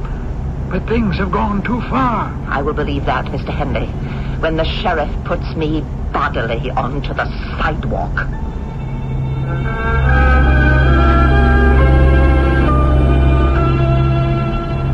What did the young man want, Estelle? I told you, Cora. He's the attorney I hired to try to save the house. He didn't want anything, except his fee, I suppose. Oh, Papa wouldn't like that. You know how Papa was about lawyers. He'd be furious if he knew you were hiring lawyers. We are going to lose the house. Lose the house? Well, that's impossible. It belongs to us. It's always belonged to us. And Papa made sure we always have a... that lawyer I'd fight, but I don't know, Cora. I think he knows what he's talking about. Lose the house? I can't believe it. Is that why that strange man comes and looks at it all the time? What strange man? Well, he's rather nice looking, well-dressed, and I'm sure well-bred. When did he come to look at the house? I saw him day before yesterday, and again this morning. Today he had a young woman with him. What did they do? Tell me. Oh, goodness, Estelle, no need to snap at me. I know you're upset. Please, Cora, tell me about this man. The first time, he walked up and down the sidewalk, looking, and making notes in a little book. From the bank? An appraiser. Oh, I knew it. And this morning, with the young woman, well, they walked around the backyard, nodding their heads, as though they approved. Why didn't you send them off? They've got no right to trespass. This is still our home. Why didn't you chase them? Well, they weren't causing any harm, really. I didn't think it would upset you so much. Oh, everything's upsetting me at the moment, Cora. I'm sorry I was cross. Well, we have to face it, dear. We're in trouble. You know more about it than I do, dear. But as for losing the house, oh, that's ridiculous. Papa would never allow it. There's nothing our dear Papa can do about it. I wish to heaven I knew what I could do.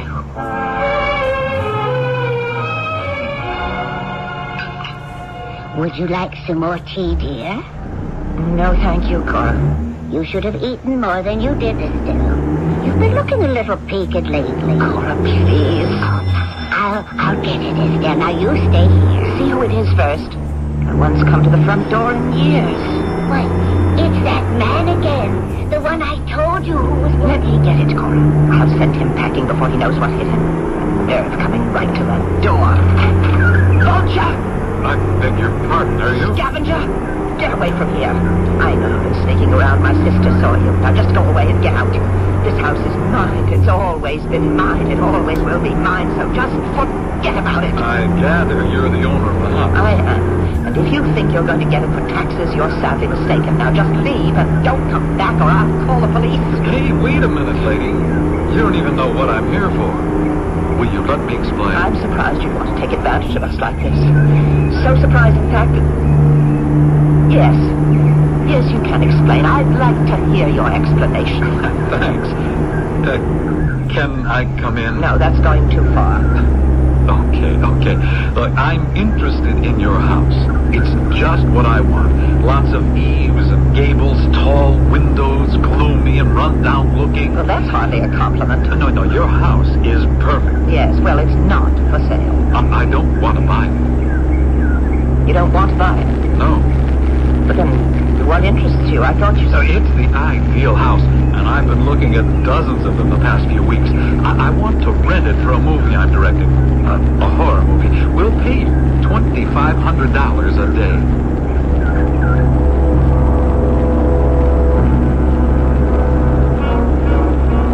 Thank you for showing me around, Miss Logan. Oh, boy, the interiors are perfect. Well, do sit down, Mr. Blake. Will you join us for tea? Yeah, I'll take a cup, thanks. Cora? Right away, dear. No. Mr. Blake, you did say $2,500 a day? Mm-hmm. Plus payment for any damage we might do. We're fully insured. Damages? What kind of damages? Now, Papa wouldn't like... No, nothing serious. But, well, in setting up our equipment, we might scar the floor, break a wall fixture. We'll cover the cost of all repairs. But when would you want to start? Tomorrow, if that's all right with you. Tomorrow? I'll add $1,000 bonus for the inconvenience. And how many days do you think this is going to take? Well, I hope we can wrap it up in about 10 days. But if we do go longer, I hope you'll be patient with us. Oh, Mr. Blake, I assure you, we'll be the very soul of patience.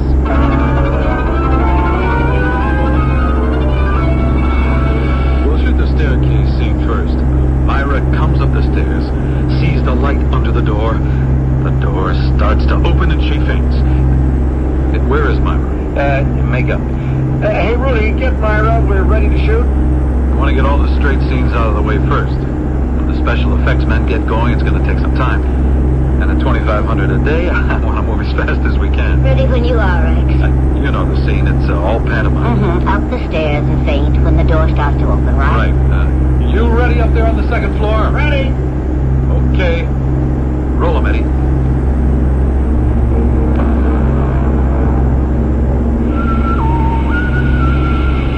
I don't understand it, Rex. That white clouds there in the background and all the dailies.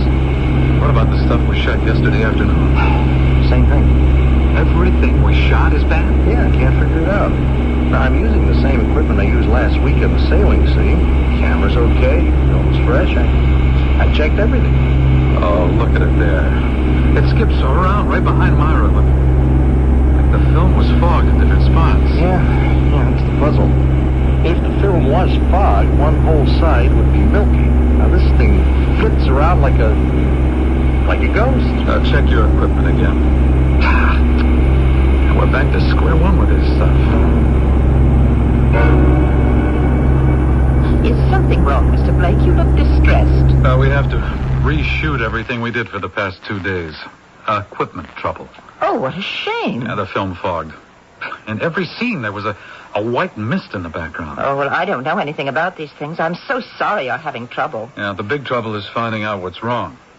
I have the best cameraman in the business on this picture. And it's It hasn't happened before? No, not like this. We're ready for the dining room scene, Rex. Everything checked out? Yeah, I ran some tests this morning. Camera's perfect, film's fresh. I'm using the same stock now that I used for the tests. Nothing can go wrong. Don't count on it. I'd better get out of your way. Let you work. Okay, places, everybody. Look, Eddie, I want a good effect as Myra lights the candles. I want to see the reflection of the flame in her eyes. Oh, you'll get it. And, okay, Myra, now take your time. Be very deliberate as you light each candle. And working close, will you, honey? Just the way you did yesterday. Now, I want you hovering over the candelabra. Right. Okay. Roll 'em. Action. Sorry. The flame went out. Cut. Hey, Rooney, check those doors. There's a draft in here. Okay. I didn't feel any breeze. The candle just won't light. We'll try it again. We won't roll. There it goes again. Now, try one of the other candles. Where the devil did they get those things? Here, give me those matches. Be my guest. Wasting time for a silly candle.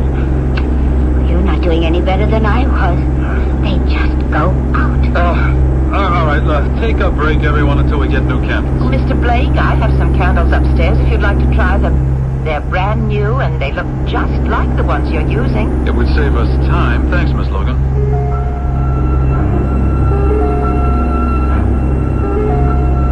Okay, let's see if we can do better with these. Isn't that peculiar? There isn't any wind, and it just goes out. These candles are doing the same thing.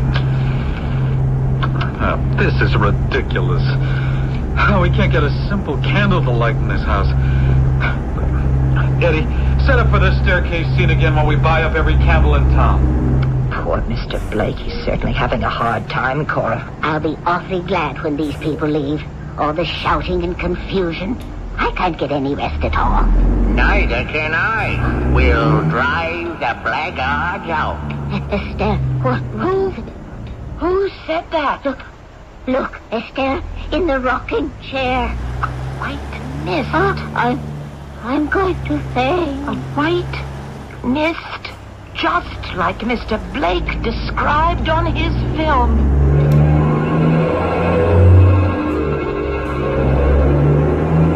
Whatever is plaguing Rex Blake's filming in the old Logan place seems to be making itself known in one form or another. Perhaps now we'll find out just what that white mist is, and why the candles won't light. And also, what other ghostly things lie in store for the Logan mansion, and the film Rex Blake is trying to make, when I return shortly with Act 2.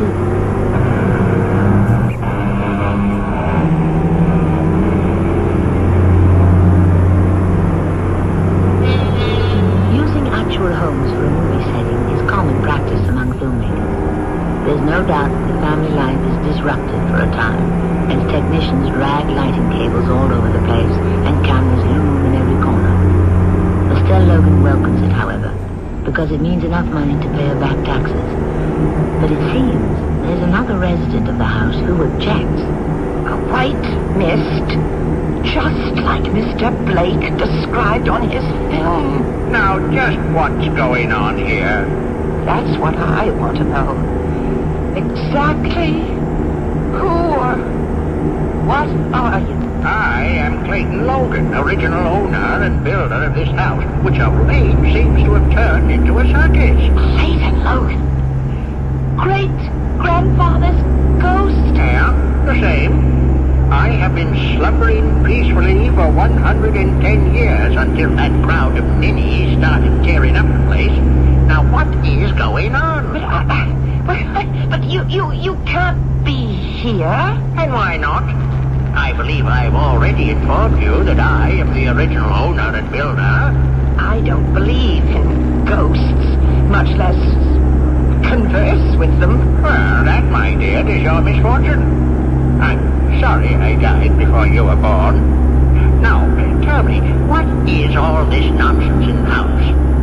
I rented the house to a film company to make a movie. I should think that would be obvious. Well, what is a movie?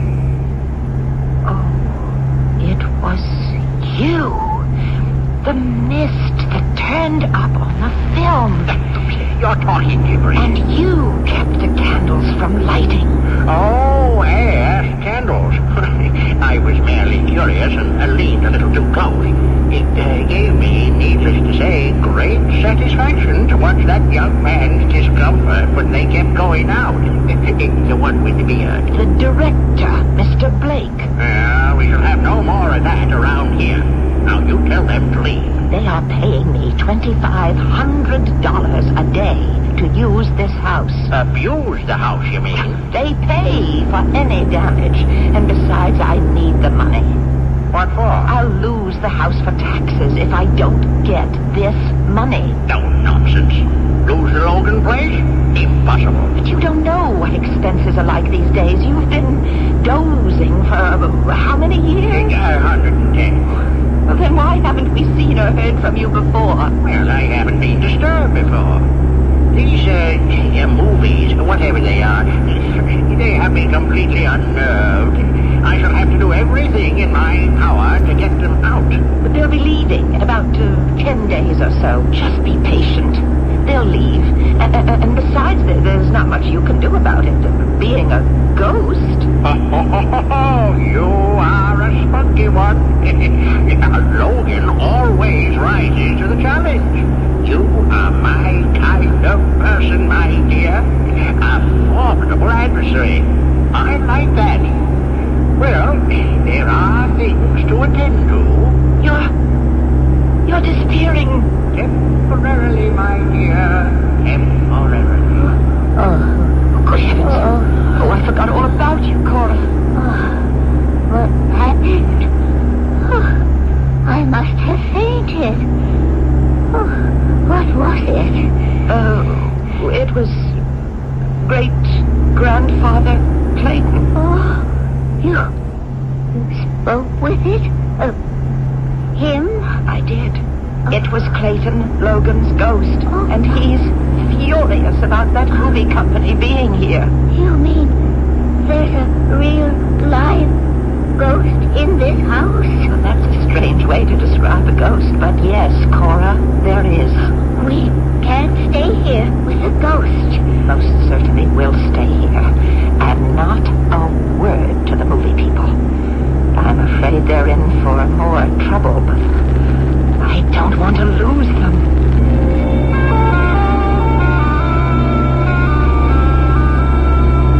We won't be shooting tomorrow, Miss Logan. We're setting up for some special effects. Oh, that sounds interesting. You know, I've never asked you just what this movie is about. Well, it's a horror film based on the book Dream House. It was a big bestseller last year. Oh, well, I never read those things, but I do remember ads for that in the paper. Oh, it's a good story. About a young couple who buy an old house. Their dream house. And the house has a personality of its own. They plan some renovation, and the house actually helps them. In what way? Well, they plan to add a window at one wall of the living room. They mark exactly where they'll install it, and the next day, there it is. Like magic. And other things like that. But where's the horror? That's the last part of the movie. After the couple get the house just the way they want it, they decide to sell it for a profit and move away. Well, the house doesn't like that. Oh, I see. And gradually, the house makes them prisoners until the climax, when the house collapses into rubble with them trapped inside. Well, good heavens, you're not going to collapse our house. Of course not.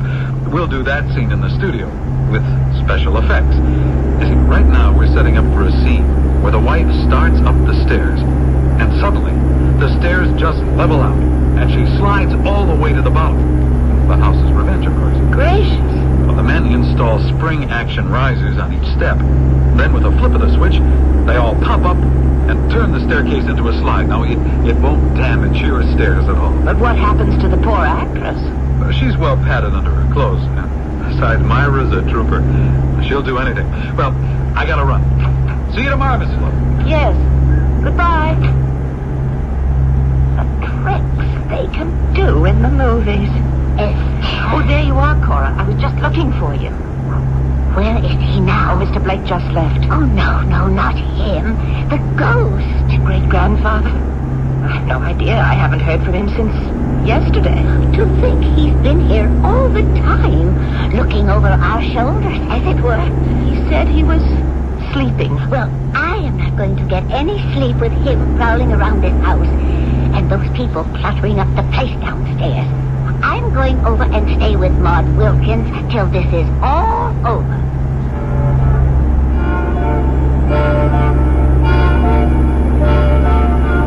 Well, I see they're all still here. Oh, I wish you wouldn't appear so suddenly. Oh, perhaps you'd like me to knock. Well, you could give me some kind of warning. You know you've scared Cora away altogether. She's gone to stay with a friend. Well, I'm glad I'm affecting someone. You and that man in the beard are as thick as thieves. You pay no attention to my wishes. Great-grandfather Clayton, I told you before. I need the money this film is bringing me. And besides, I find it rather interesting. Well, I don't at all like that contraption they put on the stairs. Now, I built those stairs with my own 2 hands. And a little help from your grandfather. Nothing in the house is being harmed, except your rest. You can certainly do without a little of that for a while. You've already been sleeping for 110 years. Well, I see you are undeterred, Estelle. Now, in our first visit, I admitted I liked your spirit. But from one spirit to another, I intend to get them out. Now, from what you told me of this movie making, it's a play. Well, I know just how to go about it. I hope you don't mind my watching all the time, Mr. Blake. Oh, not at all, Miss Logan. We're shooting the staircase scene this morning. Well, I don't envy that poor actress sliding down the stairs. As you said yesterday, she is a trooper. Rex, we're ready when you are, but I just can't seem to find Myra. The script girl's been all over the place looking for her. Well, could she have gone into the village? No, not Myra. She never leaves the set during call. She didn't say anything to anyone about going somewhere? No. She always checks with Madeline. Well, we can't shoot the scene without the leading lady. We'll just have to wait until she shows up. You say it's not like Myra to leave the set? Yeah, that's right, Miss Logan. She has the patience of a saint. She is always on call. And she did arrive this morning. Oh, yeah. She rode in from the motel with Madeline and me. I do hope she turns up soon. Oh, excuse me. I have something to do.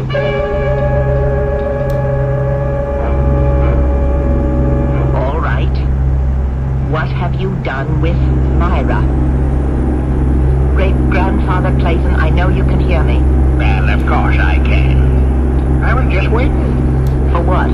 You asked me not to startle you by appearing so suddenly. I was giving you time to get ready. You've done something with that actress, haven't you? She is perfectly comfortable and totally safe. Where is she? I invited her to my quarters. Your quarters? Great-grandfather, if you've done something to harm that woman, we could be in terrible trouble. Oh, no, I have not harmed her. She's a beautiful woman. I have simply relieved the play of its leading lady. And they all now have to pack up and leave. Now, perhaps you'll be good enough to tell them that. You have got to tell me where she is. Where are your quarters? I won't give that away. There are more secret stairs and hidden hallways in this house than you realize.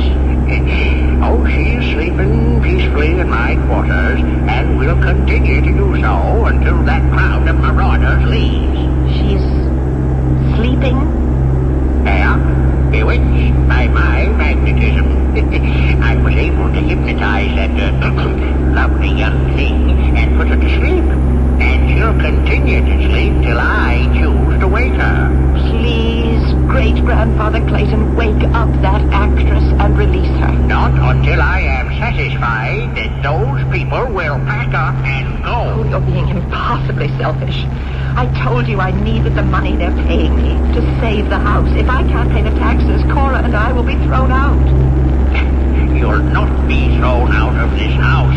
It is impossible. It is not impossible. I should think you'd want to help us. Instead of hurting us, your own flesh and blood. Oh, ye gods. Not tears. I thought you were above that. Well, you're callous and you're unfeeling and you're incredibly stupid. Careless, perhaps, and even ruthless. That's how I amass my fortune. But certainly not stupid. Then why won't you see it my way? Very well, my dear. You do have a point. I foreclosed enough mortgages in my time to know that it does happen. But never to a Logan. Then you'll release Myra. Yes, she'll return safe, sound, and enormously refreshed. And you won't do anything more to interfere with the picture. Word of honor? Well, I rather think I was helping you by trying to upset them. How? Well, the more delays they run into, the longer it takes. The more money for you since they're paying you by the day, I do believe. Oh, Great-Grandfather Clayton, I'm surprised at you. Why, I couldn't face that nice Mr. Blake knowing I was cheating him, and it would be cheating. He doesn't know about me. I can pull a few tricks that will really surprise him. Well, much as I need the extra money it might bring, I cannot be a party to such an arrangement. Well, have it your way, my dear. I shall not interfere any longer. I'll put up with this band of gypsies for your sake.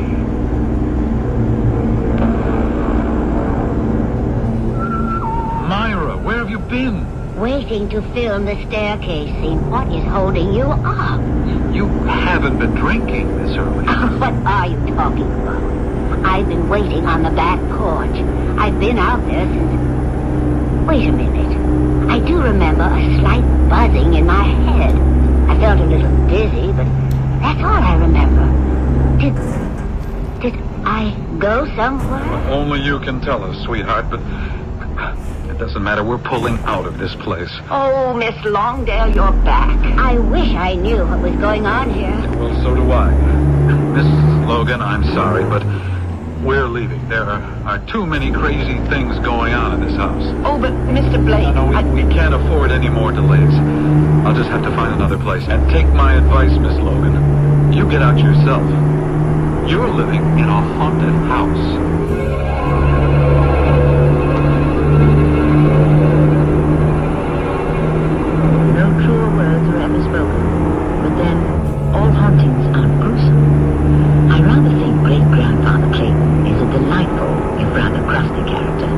But he was wrong. Delays won't add to Estelle's income from the rental of the house. The delays, just as she feared, are driving the movie people out. And eventually, Estelle and Cora too, when they can't pay their taxes. We'll learn what happens when I return shortly with Act 3.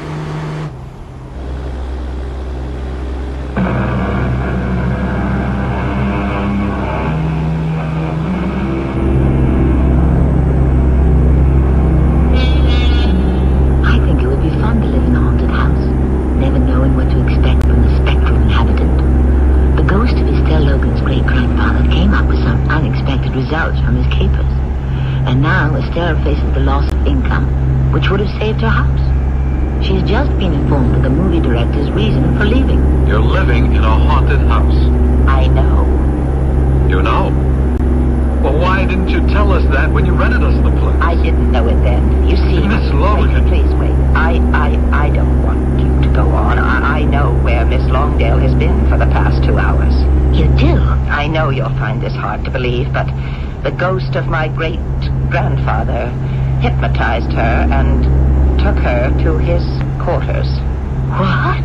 Your what took Myra where? To his quarters. He has been trying to drive you away from the house. He hates all this confusion. Miss Logan, I can't say it hasn't been fun, but we'll be gone tomorrow. I'll have a check for you for the days we've been here. But I want you to stay, really. Great-grandfather promised not to interfere anymore. That's very nice of him, but I think we'll just look for another place. Now, are you satisfied? They are determined to leave. I hope you enjoy the new owners when this house is sold for taxes. Now, just a minute, Estelle. Don't abandon hope so easily. They are packing up and leaving tomorrow. Well, I think we might persuade them to stay and finish their business. Well, I can't, and I don't see how you can. Oh, come, my dear. Another demonstration of your lack of faith in the power of the spirit world. You mean you'll talk to them? Well, I wouldn't go as far as that. But I have a notion I can pull a few tricks to keep them here.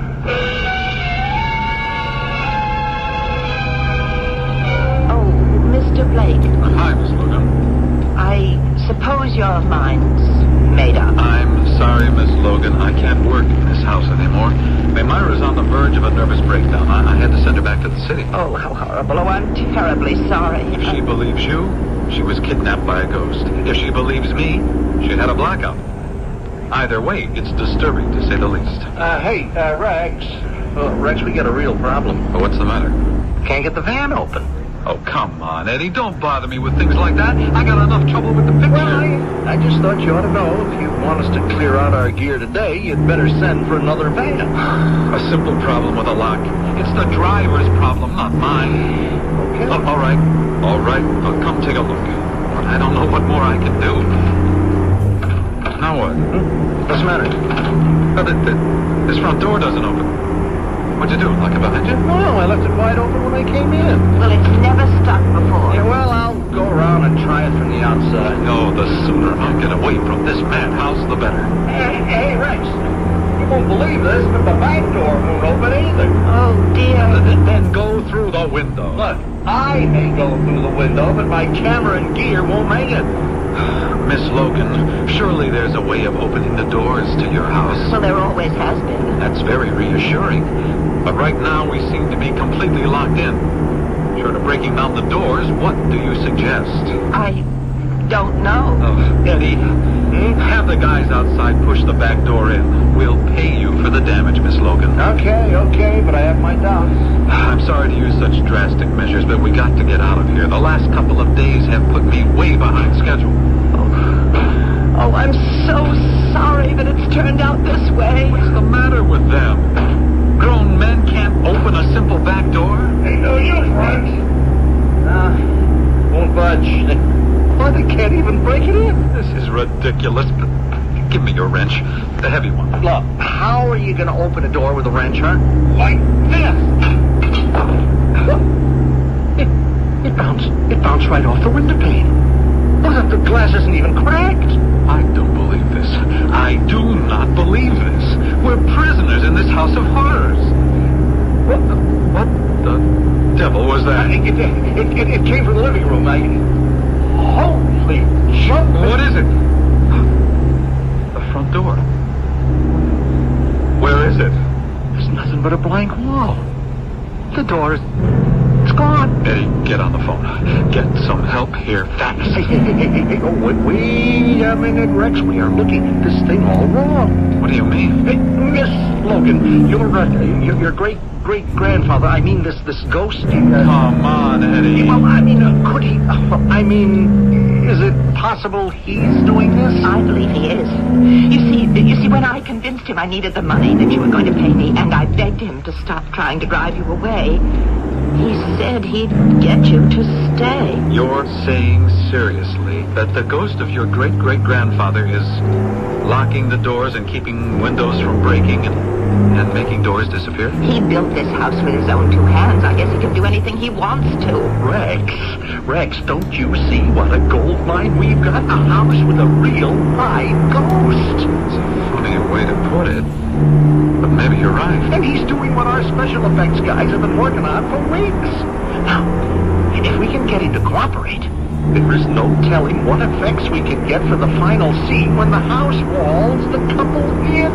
How do you negotiate with a ghost? Hey, Miss Logan, will he help? I'll ask.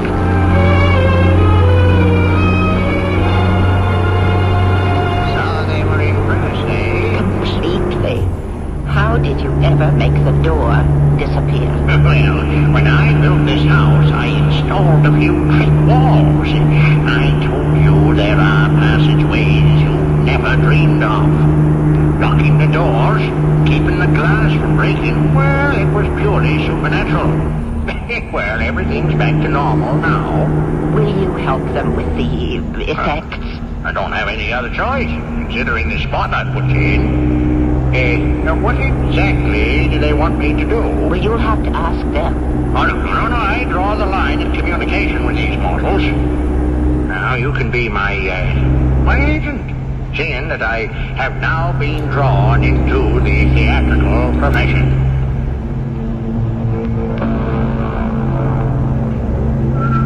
Rex, we've stumbled into the house of the century. We still don't know how much cooperation we're going to get.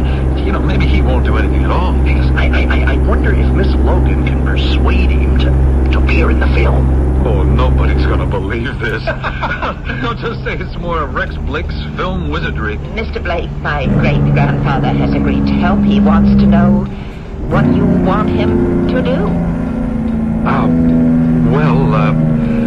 Can we see him? I mean, does he materialize? He said he'd prefer not to communicate directly. Well, that's going to make things a little difficult. No, he's hearing what you're saying now. He always does. If you just say, rattle the shutters or make a window disappear, I'm sure he'd do it. His name is Clayton. Clayton? Clayton, can you hear me? Just for a little experiment, how about making the stairs turn into a slide? That's the one effect we're working on. Well, that's better than Roy's contraption. At the end of the film, the whole house shakes as it starts closing the people in. The doors and the windows all disappear. Okay, you can do it. My goodness! Fantastic! Thanks, Clayton. We'll be back. I'm going to round up my cast and crew. It'll take a day or two, and we'll be back to start filming. And will this help you get back on schedule? Absolutely. We may even finish ahead of schedule. Oh, come on, Eddie. Yeah. See you, Miss Logan. Day after tomorrow. Bye. You're right, Eddie. This is the house of the century. It'll make you $1 million. You'll be rolling in dough for years. It looks like it. Oh, the $2,500 a day we're paying old lady Logan is the best investment I ever made.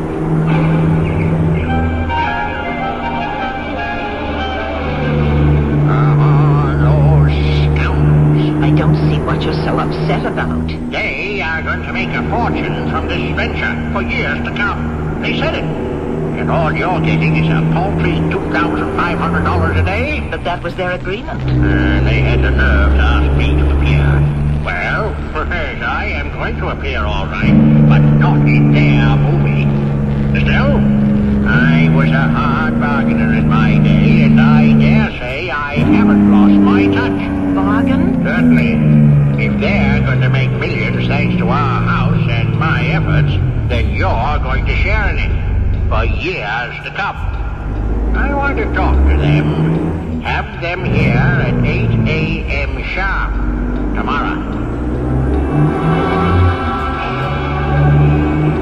Oh, it's more than I'd hoped for, having him appear. I was going to ask him if he'd play a part. No, I don't think that's what he had in mind. Indeed, I don't. Is that him? Yes.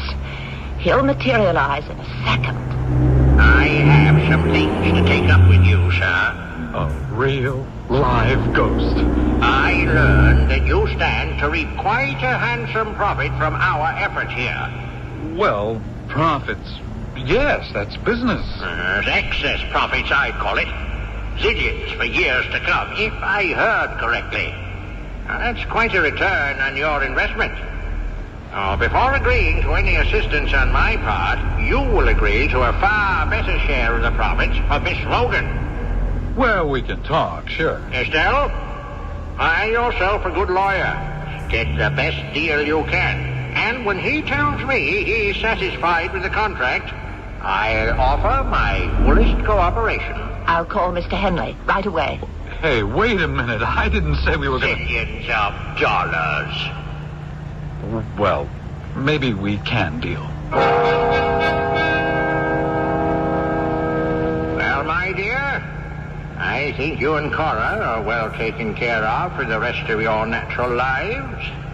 Now, after I finish this business, I think I'll go on over. I've earned it. Go over? Yes, to the other side. To the spirit world. It's becoming increasingly grim for our spirits to hang on with living human beings. The whole world is going crazy. You know something, Clayton? I'm going to miss you. Places, everyone. Mr. Logan... Clayton, sir, are you ready for the final destruction scene? If I must. Okay. Myra, on the stairs. Roll 'em, Eddie. Action!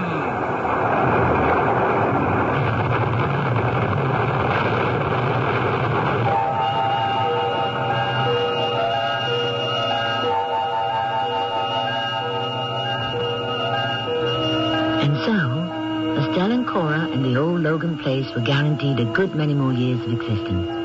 It was great-grandfather Logan's health that saved them.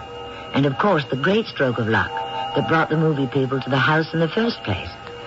I'll have another thought on ghosts in the house when I return shortly. Invited Susan to lunch. Little did he know that she was a victim of Raven House paperback mysteries. So Donnelly knew Albert was deathly allergic to bee stings. But I was still surprised to find out that he planted the killer wasp in Albert's car. I don't understand. Why were you so surprised? Well, I thought it was an accident. Oh. So I told the police. Well, wait a minute. You what? I told the police. You told the police? Why'd you do that? Well, I had to report the accident. Report an accident? In a book? Raven House publishes new mysteries every month. Which one will claim you as its victim? If you're clever enough, you'll find Raven House mysteries wherever paperbacks are sold.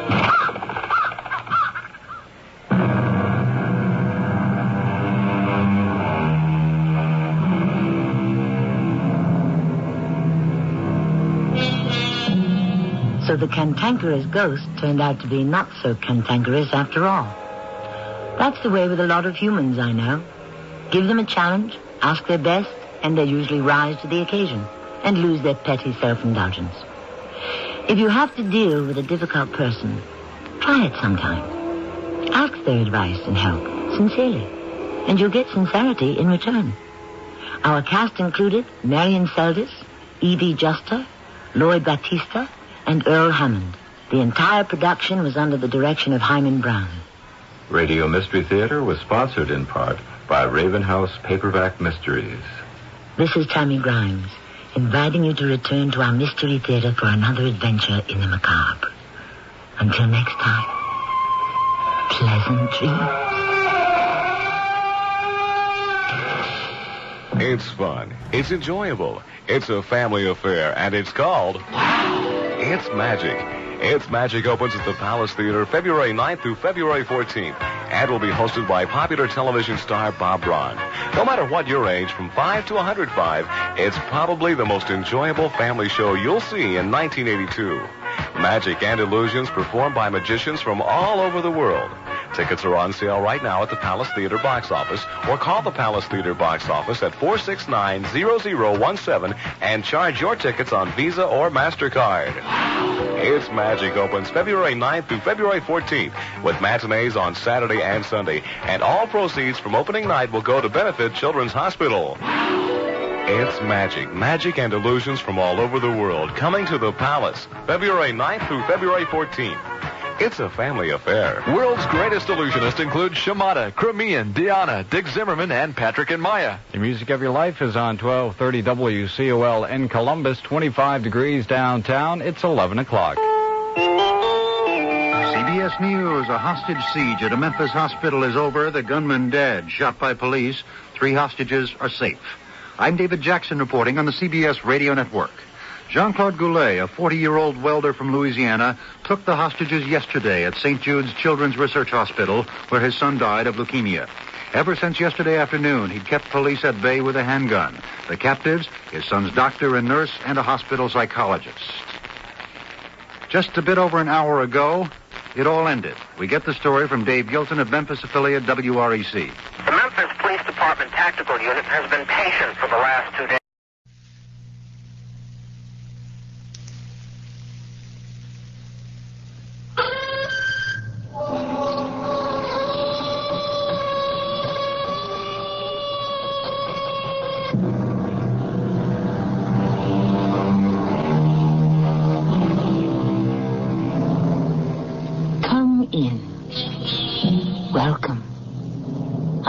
Grimes.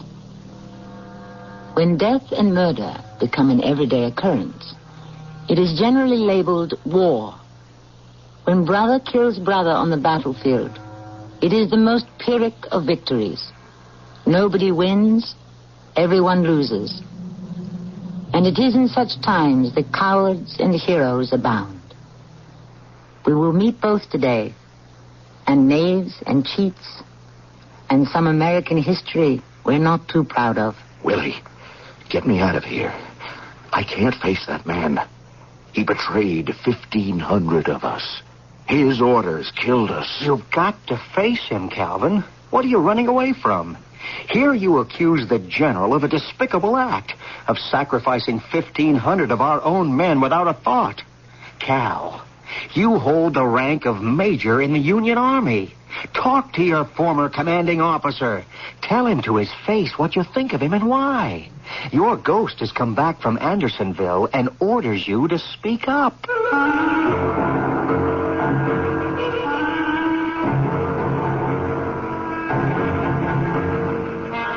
Our drama, The Ghost of Andersonville, was adapted from an actual account of the Civil War, especially for the Mystery Theater by James Agate Jr., and stars Tony Roberts.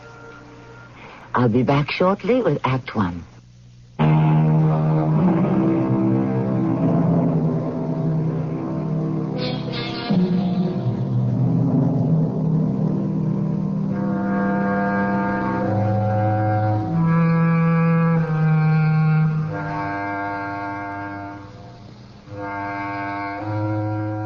It is the last year of the Civil War. The Confederacy is about to collapse. Re-elected Abraham Lincoln is loved and hated, and Washington bigwigs are looking towards who will be the next president.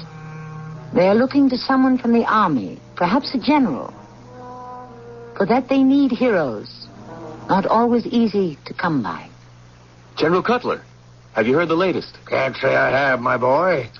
But you men with the Secret Service, you seem to know all the Washington scuttlebutt. I was in Bill Wood's office. We were getting our assignments. So many for counterfeit detection, so many detailed to protect Lincoln and Stanton and so on.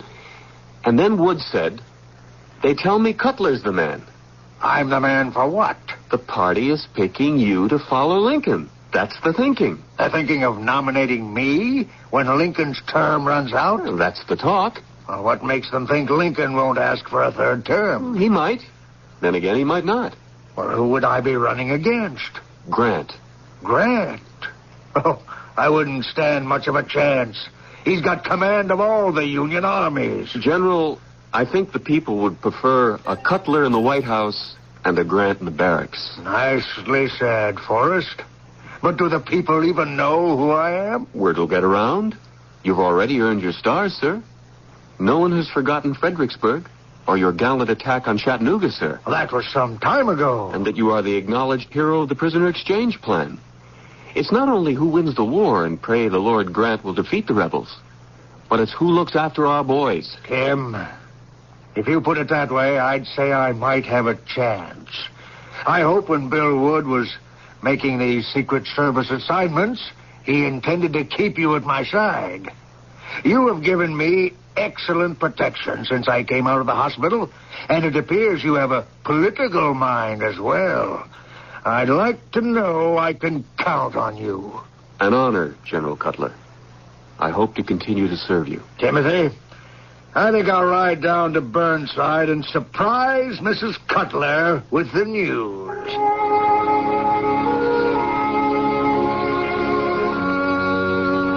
Benjamin, that is the most exciting thing I have ever heard. You should be very proud. Well, I am a little pleased. However, we're a considerable distance from the White House. If the election were held tomorrow, I'm afraid most voters would say, Benjamin Cutler who? I shall have to drum up some ideas to bring me to the attention of the public. What about that prisoner of war who's leaving Richmond for Washington? What about him? Isn't he the last prisoner of war to be returned to us from Andersonville? Yes, but I don't see... Doesn't it occur to you that this could be a story that would make all of America sit up and take notice? I don't quite see how. If we arrange to have all the newspapers here the day the prisoner arrives... Now do you see? You mean... I welcome him here at Burnside? Benjamin, it is you who have organized the exchange of prisoners. Those rebels we hold here for our brave Union men in Andersonville. Finally, the last prisoner returns home. If you welcome that man, bring him into our home, you become a symbol of the kind of leadership we all look to. Mary, I like that.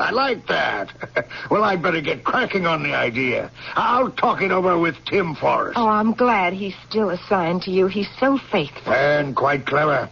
He's just the one to make the high-level arrangements with Stanton. Stanton? The Secretary of War. He can fix it up to have the man welcomed here in our own home. I wonder if he could get the Army band to play on the lawn. Oh, I can just see it. Major, what's his name? Calvin Russell. Major Russell arrives on the noon train. He's probably accompanied by Red Cross nurses. Is he married? No, he's not. Oh, good. You and I are at the station. We whisk him in our carriage here to Burnside. The band strikes up the Star-Spangled Banner. Reporters from newspapers all over the world are here. Oh, Benjamin, can't you just see it? You must make a marvelous welcoming speech. We might even have some photographs taken. Oh, it's going to be so exciting. The event of the century.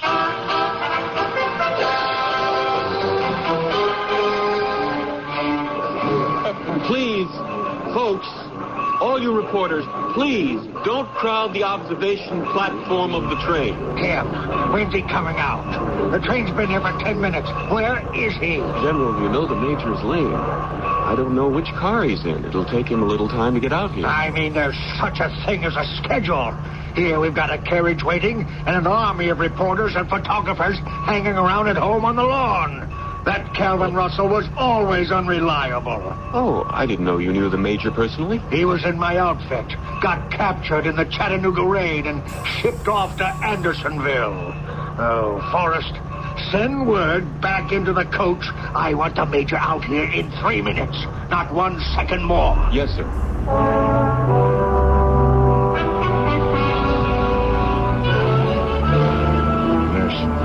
I'm not going out there. Major Russell, everyone has come a very long way to welcome you home. You are taking this ceremony all the wrong way. Am I? Now, what about your friends? You must have friends out there in the station. Some of my friends drowned in the Mississippi. Those who didn't swam with me to shore and were shot as they swam. The rest, the few who escaped, died in the prison at Andersonville. Nurse Wilson, today I'm alone. I have no friends left. Well, I guess I was wrong, Major. I thought you agreed to be greeted by General Cutler because you wanted to honor all the men who died during the war and wanted to speak for them. But I guess I was mistaken. Maybe I hadn't thought of that. Now, there's going to be a reception. Secretary of War Stanton himself is supposed to be there. They'll want you to speak. Do you suppose I could meet President Lincoln? Of course you can, and you will, I'm sure. General Cutler has it all arranged. Cutler, That what? Never mind. Is he still out there? I'm sure he is. He arranged all this for you, Major. Nurse Wilson, you go out to the observation platform and you tell whoever's in charge that if Cutler will go away, I'll come out. I don't want to be in the same state as that man. Go see who that is, will you? I don't want anyone to come into this compartment. I'll duck into the lavatory. Go on. Yes? Oh, nurse. I'm Tim Forrest, Secret Service. General Cutler asked me when the Major would be making an appearance. Now, we're a little late and a little tight on the schedule. Is he all right? Oh, yes, he's fine. Tell everyone he'll be out directly. Oh, thank you, nurse. I heard all of that. Why didn't you tell him? Go on out there and tell him what I told you. Cutler leaves, Russell arrives. Won't you change your mind? I don't wish to have anything to do with the general. He can stay if he wants to, but I'll not see him. Hand me my crutch, please. I'll be waiting right here when you come back. Major, they won't understand. No one has any idea that That's exactly it. No one has any idea what kind of a man he is, but I know. And the dead know. I haven't been in a hell on earth all these months to be welcomed by a man who doesn't deserve his stars. I hate him. I saw him from the window, alive and fat. Well, I'll do what I can. I cannot tell them what you want me to. I'll have to think of something else.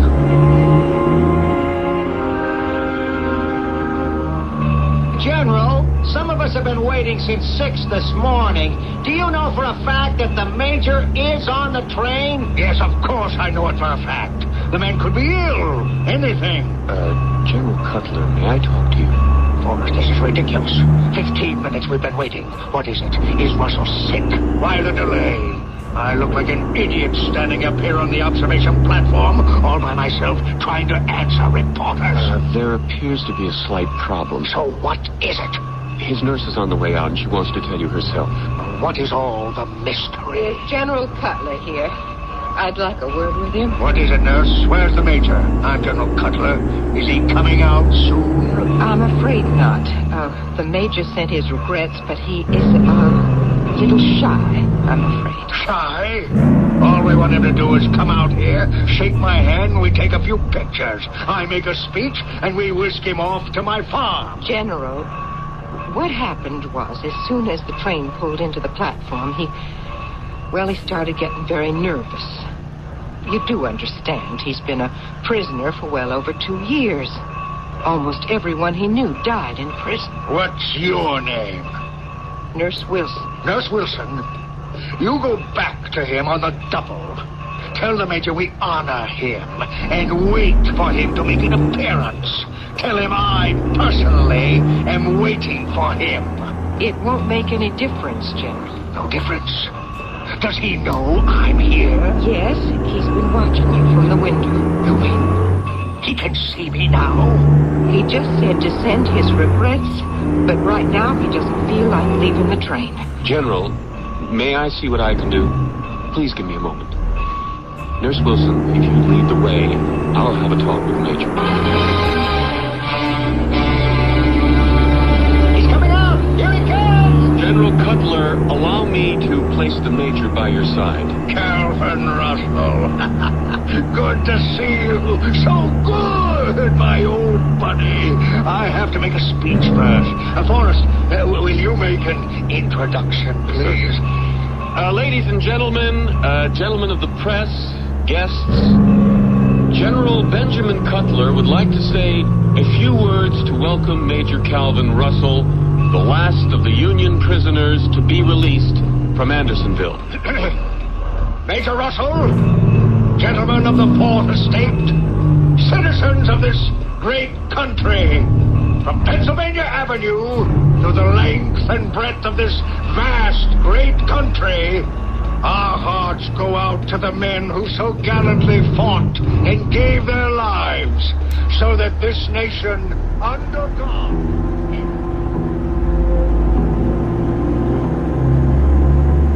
And that is why we are honored to welcome from the bottom of our grateful hearts this hero of heroes, Major Calvin Russell.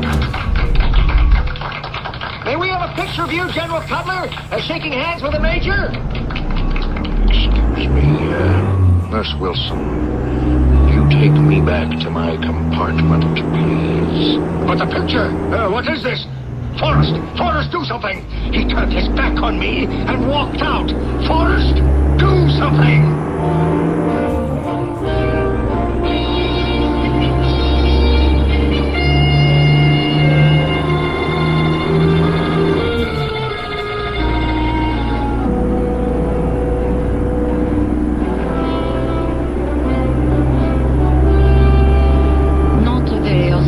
Beginning to a ceremony which General Cutler hoped would solidify his political career. What is it that makes Major Russell turn away from his old commander in the field?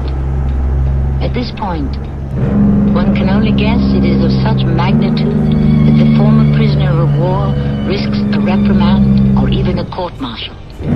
I shall return shortly with Act 2.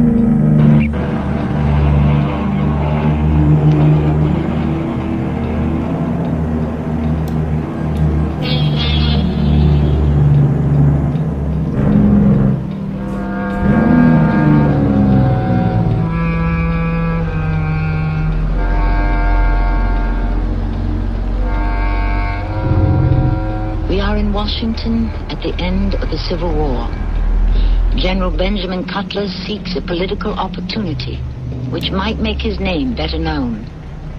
To further that desire, he has arranged for the last prisoner of war to be released from the infamous Andersonville prison and arrive for a ceremonial welcome. Only the Major isn't buying. He will not cooperate. Have they left the railroad station yet, Nurse Wilson? They're leaving now. Major, what are you going to do? Sit here in the compartment until the whole party's gone? The only person I don't wish to lay eyes on is Cutler. When he goes, I'll come out. But there is a reception planned at his house. The Secret Service agent told me the Secretary of War plans to be there. Now, you're not going to insult him, are you? Mm-hmm. You think there's something wrong with me, don't you? One doesn't have to be very clever to realize something happened between you two during the war, and that you haven't forgiven him. No, I haven't. Major Russell, the general has left. May I say a word to you? Shall I leave? No, of course not. Come in, Forrest. I guess, I owe you an explanation. You don't owe it to me. Well, I don't know Cutler or anything either. What are we going to do now? Mrs. Cutler is at their home and everything is laid on. A message will be read to you from President Lincoln. Even the Marine Band is there. I don't mind all that. It's Cutler himself. Well, then you're in luck. The general had to return to the capital. Everything ran so late, he won't be going with you to his farm. Well, I'll go to the reception. They'll meet his wife, sure. Anything, so long as I don't have to shake his hand or talk to him. Major, it's all in your honor. Everyone who is here today honors you. I'm sorry my husband had to go back to Washington, but he has a great deal to attend to. We saw each other on the platform in the last car of the train. I wonder if I could speak to you for a moment. Oh, certainly, Timothy. Major, will you excuse us? I shall be right back and give you a first-hand tour of our little farm. Don't let any of the reporters intimidate you. Oh, that's all right, Mrs. Cutler. I won't. Mrs. Cutler, we have a problem with the Major. I didn't have time to explain to you why we arrived from the railroad station so late, but he refused to come out on the observation platform for the General's welcome. Refused? He finally did. It took a lot of persuading. There's been some experience the Major and the General shared at Chattanooga, and the Major still holds some kind of a grudge. Could you, Mrs. Cutler, somehow get the Major to agree to talk to the reporters, at least to one of them? Well, of course he will. I'll make him. After all, the whole purpose of having him arrive here in the first place is so that we could generate some publicity to help the General's political image. Now, if we could only get the Major to acknowledge his indebtedness and all of those freed from Andersonville, indebted to the General, well, you can imagine how the public would react. You are talking to the one person who could not agree with you more, Timothy. Well, here we are back. Mr. Forrest, I think that's a wonderful idea, and I suggest you pick up whoever you think will do the best job and have them down by the lily pond. I'll do that. Thank you very much. Now, Major, did my husband tell you of his infatuation with growing water lilies? No, ma'am. No, we never got round to talking about that. He's mad for them. You wouldn't think so, a big burly soldier like him. And now we shall tour Burnside. We named our farm after the Major General himself. Oh. Well, he'd be pleased, ma'am. Yes, over 1,000 acres of good farming land. Well, he'd like that. I want to show you the lily pond. It's quite a little distance down this path. You don't mind that? Walking with the cane, I mean. Mrs. Cutler, with this cane, I've walked to Hades and back, and I intend to keep on walking. I would like to see all the sights on the General's farm.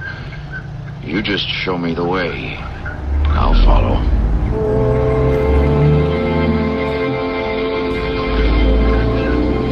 There it is.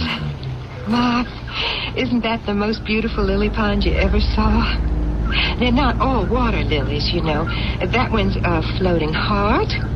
And all around the edge, those big leaves, elephant ears. And there's a water hyacinth. Mrs. Cutler, may I introduce myself? Wilbur May of the New York Weekly News. Well, how do you do?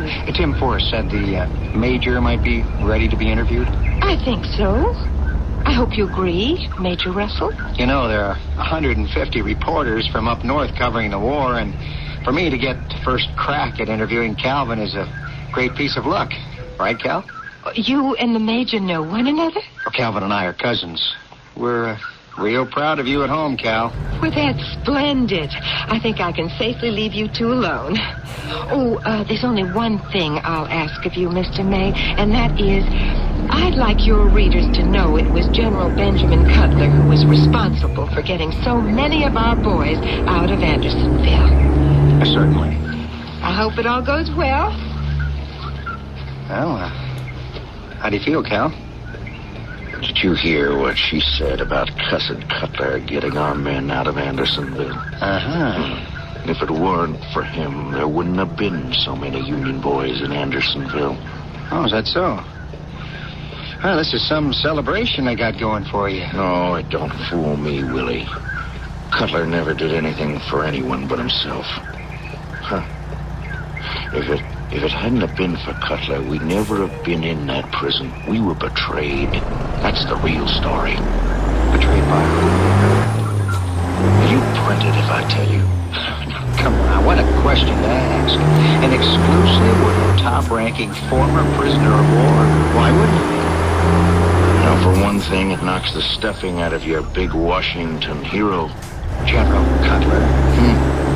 Take a load off your feet, Willie, and thank the Lord you got the use of both of them. You know I have to go into a hospital for a broken leg. Very sorry about that. Were you tortured at Andersonville? Yes, but that's not how I lost my leg. I'll tell you how. Where do you want me to begin? Well, Cal, it was your war. You tell it. It was November back in '63. Longstreet had pushed us with our backs to Chattanooga. Bragg did nothing, just sat there thinking he could starve out the rebels. We were upriver, and then Cutler got the bright idea to build rafts and float the troops past the enemy and gain a foothold on the southern bank. Williams, how many rafts are ready now? Only enough for about 500 troops, sir. Why are they so slow? I've got to move 2,500 men before dawn. The men are doing the best they can, sir. Russell! Colonel Russell! Has anyone seen Major Russell? General Cutler, yes, sir. What is it, General? Williams tells me the rafts won't be finished before tomorrow night. So we wait. I'm sure Williams could supply enough rafts tonight for 1,000 troops. What are you thinking? Well, we send two contingents. One tonight of 1,000 men, and one tomorrow of 1,500. If the 1,000 men get through tonight, the Johnny Rebs on Lookout Mountain aren't going to be caught napping tomorrow night. Up there on Lookout Mountain. Tomorrow. That'll be your responsibility, Cal. The 1,500 men. I have every confidence you'll make it. floating downstream, armed with just our rifles. They'll be waiting for us, and they'll cut us into small pieces. Major, it's an order. That's just what the rebels did. We never got as far as the southern bank. Of the 1,500 with me on the chained rafts, 1,000 were blown out of the water. 500 were shot as they tried to swim to shore, and the rest of us were rounded up and taken to Andersonville. It was in that action that my leg got shut up. Well, that's never been told. Well, there's only one man to blame, Will, and that's Cutler. He was responsible. When you're locked up and you see 500 men dying of scurvy, no food worth eating, mush for days, weeks, months. I understood it was pretty fierce. You don't know the half of it, Will. My men, the best men in the world, dead and dying all around me. Because one man gives an order against all common logic and common sense, he orders 1,500 floating, sitting ducks to their death. I can't tell you how horrified and sorry I am. Sending men down the Mississippi like that in two groups may have been a tactical error. It happens in war. Yeah, but it shouldn't. I told them not to. We had one chance to make it, not two. Sure, the first rafts got through, but the next night they were waiting for us. But do you hold Cutler responsible for conditions in Andersonville? I do. For those who died there because of him, you bet I do. And he has the nerve, the gall to ask me to be his standard bearer for his political career. I almost exploded when I heard that. All right. I'll write it, Cal. Is there any more you'd like to add? Just more of the same. Betrayal and hell. I don't like to interrupt you, gentlemen, but I've wonderful news. Mrs. Cutler, the Major has given me all I need. The General has returned. He's here. Isn't that marvelous? Mr. Forrest is just bringing him down. I'm going up the path to meet them. Willie, get me out of here. What am I going to do? You are going to face him, Calvin. What are you running away from? Here you are, accusing the General of a despicable act, of sacrificing needlessly 1,500 of our own men without a thought. Only you are telling me. Cal, you're a major in the Union Army. Talk to the General. Tell him to his face what you think of him and why. Your ghost has come back from Andersonville and orders you to speak up. Here I am again, Major. Sorry I had to get off to the capital of our great nation, but business before pleasure anytime. Benjamin, this is Mr. Wilbur May. He's with the New York Weekly News. Oh, an excellent newspaper. I'd be glad to make a statement. No, Benjamin, not now. You two men will feel more at ease if I take Mr. May off with me. Please, sir, do come along. All right. We'll leave you both alone. Mr. May, may I take your arm? Willie, I'll talk to you later.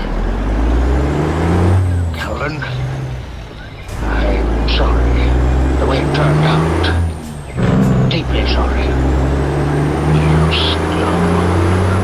You never once admitted you gave that order that killed so many of us. We did. How? Publicly. I knew you didn't. I had a nurse who came down especially from Washington. She didn't know a thing about Chattanooga, said no one did. It was unforgivable. I've never forgiven myself either, Calvin. But that was 2 years ago. Why bring it up now? I see them all floating down the Mississippi that night. 1,500 of us. And the gunfire and the screaming. Have you ever heard hundreds of men screaming in agony at the same time? Hundreds diving and falling into the water, hundreds more gasping and drowning, the river red with their blood, all dead, all but a handful, and myself ending up to die by inches in Andersonville. Because cursed Cutler railroaded us to the death. Don't tell me you had no way of knowing. You were the general, I was only a major. I warned you what would happen. You're getting yourself all hit up. Did you honestly think I would come out of a rebel prison to praise you so that you could hold some political office? Suppose you got elected. What would you do under fire to the American people? Sell them down the river to die? What did I do? I'm sorry. I I told you how sorry I was. I have nightmares about it still. But life must go on. Why must it go on, Ben? Why must it go on for you? Hold on. What are you going to do with that gun? Not for you, life won't go on. Join the others who died in the river and in prison.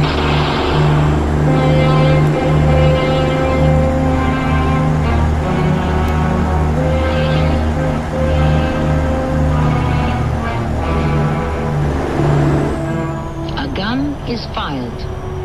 Its sound echoes not only across the general's farm near Washington, but across the entire country. The bullet misses its mark. It grazes but does not wound the general. But there is a gaping wound in his reputation, which will never heal. I shall return shortly with Act 3.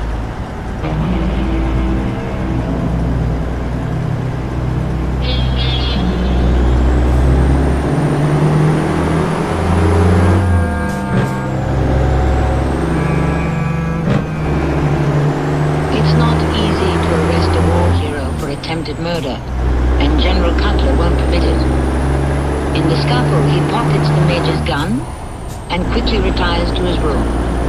Secret Service agent Timothy Forrest tries to spread the story that what happened was an accident, a service revolver discharging unintentionally.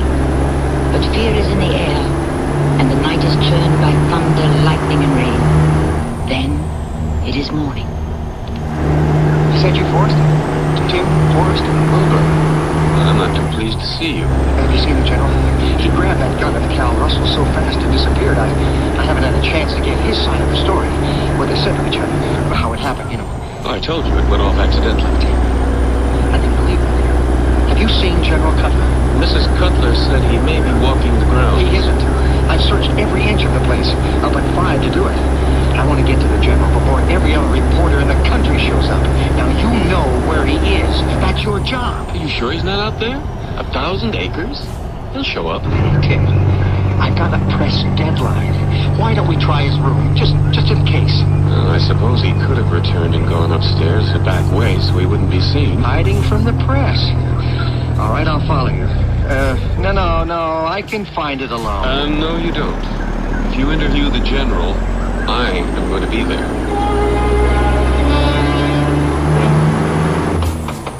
General? General Cutler? You think he went back to bed? General Cutler, are you in there? Try the door. It's unlocked. Here, let's go in. Well, there he is, with his back to us, sitting at his desk. General, I'm sorry to disturb you. I hope you don't mind my barging in like this, but Wilbur May here wanted to get a statement. Good Lord, he's fainted. He fell forward. Forrest, what's the matter? It's his blood. Look on the desk. He's been shot. He just keeled over. Oh, Lord in heaven. I'll get someone. No, it's too late. He's dead. Jesus, dead. How can that be? He's been dead a couple of hours. Sitting like that with a bullet hole in his head, leaning back in his armchair and then falling onto his desk. Forrest,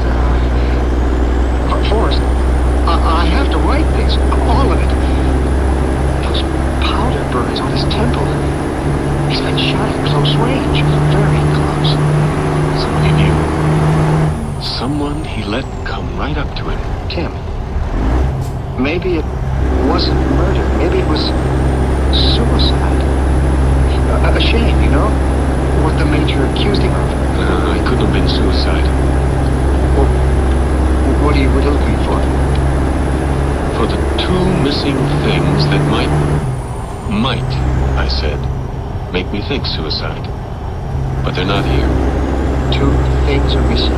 Do you see a farewell note? Any note? A word to his wife? A written explanation why he killed himself? And the other missing item, even more important.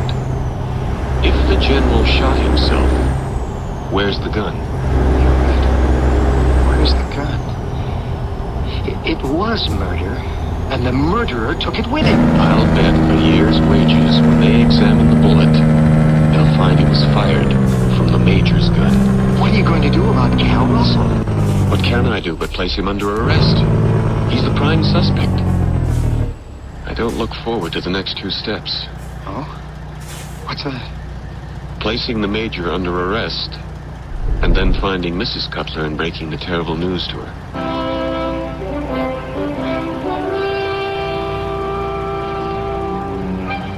But I didn't kill him. Major, you'll have to do more than merely say so. A great many witnesses saw you take the shot at him. Yes, that was yesterday. I know that I must have been out of my mind to do it. I know that. To hate a man is one thing, but to be a judge, jury, and executioner is another. Besides, you say there's no gun. Yes, that's a consideration at this moment, but whoever shot the general could have thrown the gun in any of 100 places. But it will be found. And make no mistake about that. Hasn't it occurred to the Secret Service, Mr. Forrest, that since I was sleeping way off in the servants' wing, if during the night I'd hobbled my crutch all the way to the general's room, and I still don't know where that is, isn't it likely in all that time from my room to his and back someone would have seen me? Someone probably did. But right now they're not coming forward. Maybe they hated the general also, and you did their job for them. On one foot and one crutch. You believe that? I believe a man of your will, who can survive death and imprisonment, can do almost anything he wants to, Major. So my word means nothing to you. What are you going to do? I've sent for some irons for your hands and feet.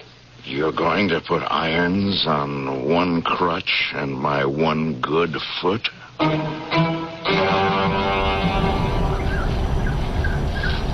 You knew he was dead before I saw you, Mrs. Cutler. My maid came and told me, Timothy. You're a very brave woman. You become very acquainted with death when you're married to a soldier. Let's keep walking, Timothy. Mrs. Cutler, are you sure you feel like walking the grounds just now? I feel if I don't keep moving, I shall die. All of us in Washington love the general. He'll be missed. Yes, all of us. We'll miss him. I'm going to get to the bottom of this, I promise you. If it's the last thing I do. I can't tell you how desperate I feel over this tragedy. When I was assigned to the general, it was such an honor. The department trusted me to protect him. Timothy, don't blame yourself. Who else is there to blame? What has Major Russell said? He denies everything. Says he was asleep. Isn't that possible? How can he prove it, Mrs. Cutler? What angers me as much as shames me is the story the Major gave as reason for his hatred for your husband. The more I go over it in my mind, sending rafts with 1,500 men, knowing the rebels must be lying in wait, the more I realize it's a wicked, wicked lie. No, Timothy. It wasn't. Calvin Russell's story of what happened was not a lie. It was the truth. Yes. Every word. Mr. Forrest, how long am I going to be kept under restraint? I've sent for the Attorney General. You'll decide. Did you grant me my request? Yes, I did. Oh, that must be her. Come in, Mrs. Cutler. What have you done to him? He's in irons, Mrs. Cutler. Oh, no, that is horrible. It's horrible. Timothy, you must undo those irons immediately. I'm sorry, but I cannot. I must wait for the Attorney General and the prosecutor of the military court. We are treating him worse than the Southerners did in Andersonville. No one was hobbled like this. I can't bear it. I won't have it. I'm truly sorry, Mrs. Cutler, but the Major is the only suspect we have at the moment. I can't have a human being treated this way. Major, I'm going to take steps this very moment so that these terrible things are removed and you are set free. How do you aim to do that? I'm going to show you who killed my husband. You know that? I have known it since the night he died. there, Timothy. There at the bottom of Benjamin's lily pond. If you take a stick and move some of those water lilies, I'm sure you'll see it. What will I see? The gun that killed him. You saw the murderer throw it down there? I threw the gun into the pond. Yes, it's so.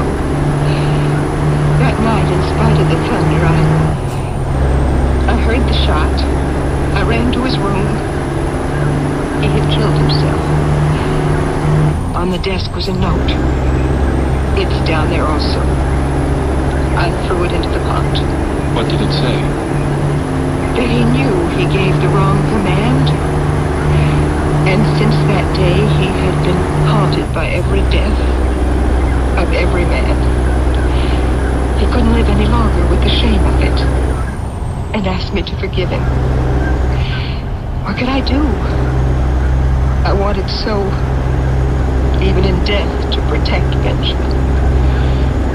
It never occurred to me the Major might be accused of his death, so I took what Ben had written and pulled the pistol from his hand and threw them down there in the lily pond. So now, will you remove the irons from that brave man?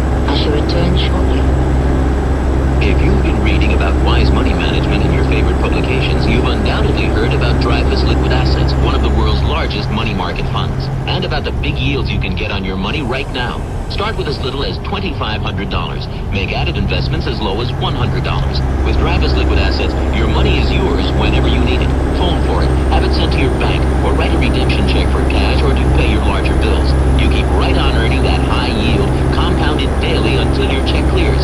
No penalties on interest, no sales charge, no charge for the checks. It's so simple, sensible, convenient. But find out for yourself. Call toll-free 800-228-5000 for free information and a prospectus, including management fee, charges, and expenses. Read the prospectus carefully before investing or sending money. Discover how Dreyfus Liquid Assets can help you get the lion's share of today's high money market rates. 800-228-5000. Toll-free 800-228-5000.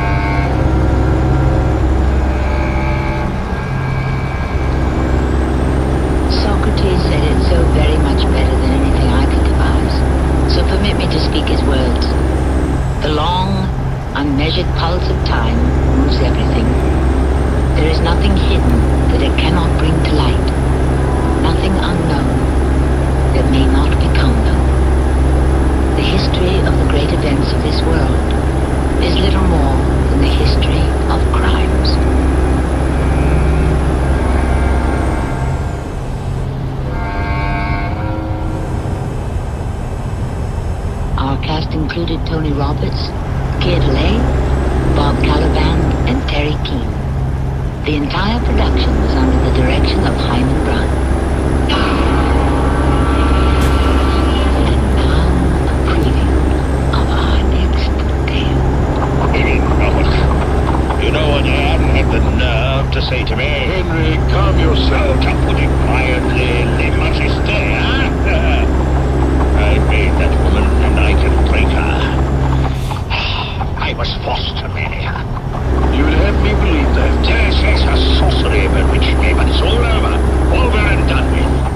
It's because of young Jane Seymour, isn't it? Well, might be. Well, she's a charming creature. I will be punished if I marry her, I can assure you of that. Your Majesty, who has punished you? Who would dare? For a wise man, you talk like a fool. A man is denied a son. Is that not the Lord's displeasure and anger? Well, I shall marry her then.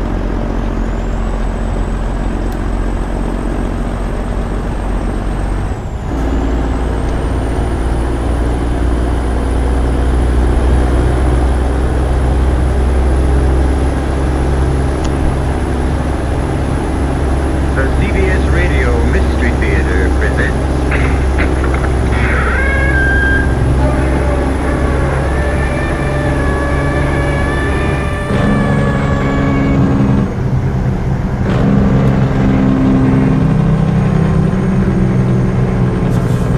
Come in. Welcome. I'm E.G. Marshall. Welcome to the terrifying world of your own imagination. I would like to offer a few observations on the vagaries of the animal called man. Take the popular saying, seeing is believing. What idiot first said that? And how many idiots have repeated it since? Do you believe in love? Tell me the color of it. Do you believe in truth, goodness, mercy? What shapes do they come in? No, my friends. Seeing is not believing. Only believing is believing. And we'll prove it to you in the story that follows. The longer we're away from this earth, Alice, the less we rely on our senses. The senses, in a manner of speaking, start to fade, little by little. They tell me this is quite normal. Actually, they tell me I'm a little ahead of the game to be able to enjoy as much as I do. John, when you say they tell you this and they tell you that, you mean... I mean them, of course. All those. The ones up there? It isn't up there, Alice. And it isn't down there either. Well, where is it? It's simply there. Meaning, not here. I thought you knew that. Are there a lot of them? Of course there are a lot of them. What would you expect?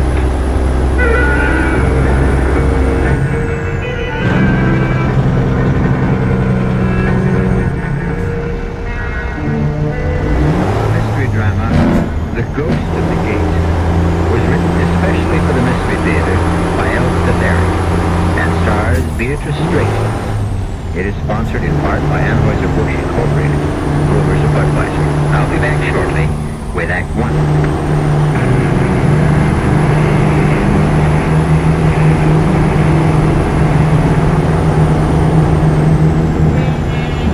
With how much ease believe we what we wish. An English playwright named Dryden wrote that in the year 1679. Brilliant man, Mr. Dryden. But wait, listen to this. Men freely believe that which they desire. Someone else seems to have had the same idea. And he wasn't a 17th century English playwright.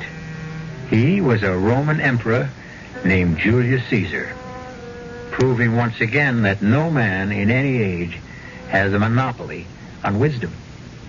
Now, let's get on with our story.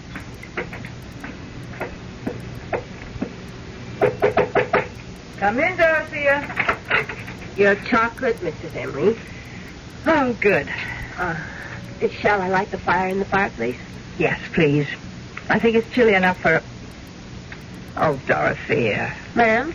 You forgot the other cup again. I did. I told you to always bring 2 cups. Oh, it seems so silly. I'll decide what's silly. When there's just you to drink it. I've explained that to you, Dorothea, more than once. I like to drink 2 cups of chocolate before retiring, and I don't like that icky sediment in the bottom of the cup. I'll try, Mrs. Emery.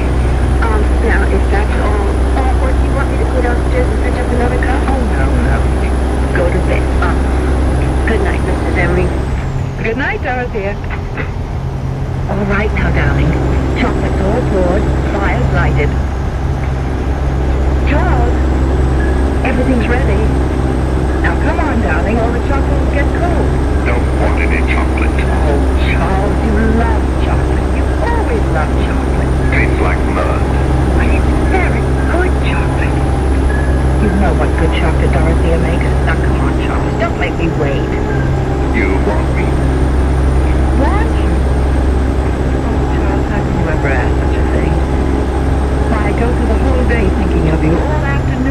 community chest, I think about you.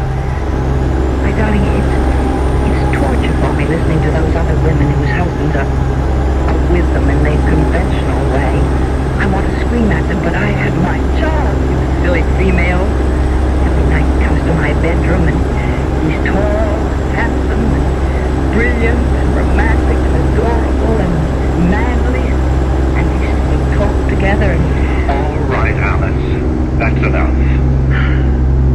There you are. Oh, Charles. Missed me? Darling, the days are so terrible. I can't think of anything but this moment when we're together. But you know that, my dear. I tell you every single night. I need to hear it, Alice. We who have more or less left this world can't come back unless we are wanted by someone who is still here. Wanted a lot. Otherwise, we can't make the trip, as it were. We can't even purchase a ticket, so to speak, unless we have a destination that is vibrant with love and need and desire. But I love you and I need you. I desire you. You should know that, Charles. Well, it doesn't hurt to hear it. Here's your chocolate. Try it. I don't want it. Oh, Charles. The longer we're away from this earth, Alice, the less we rely on our senses. The senses, in a manner of speaking, start to fade.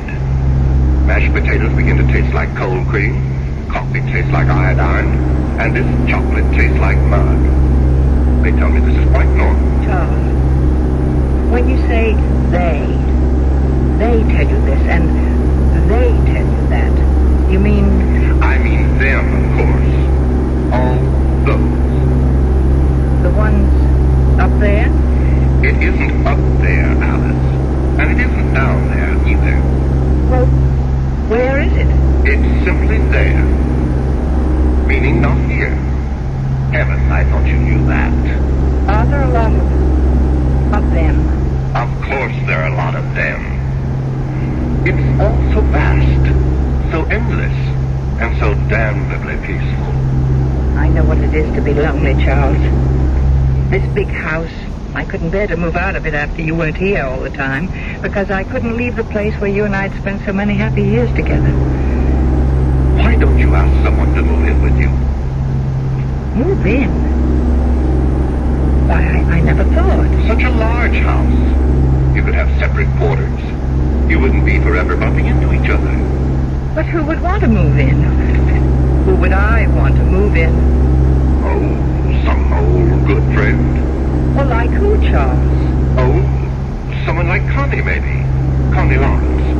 Connie Lawrence? Well, I've certainly known her long enough.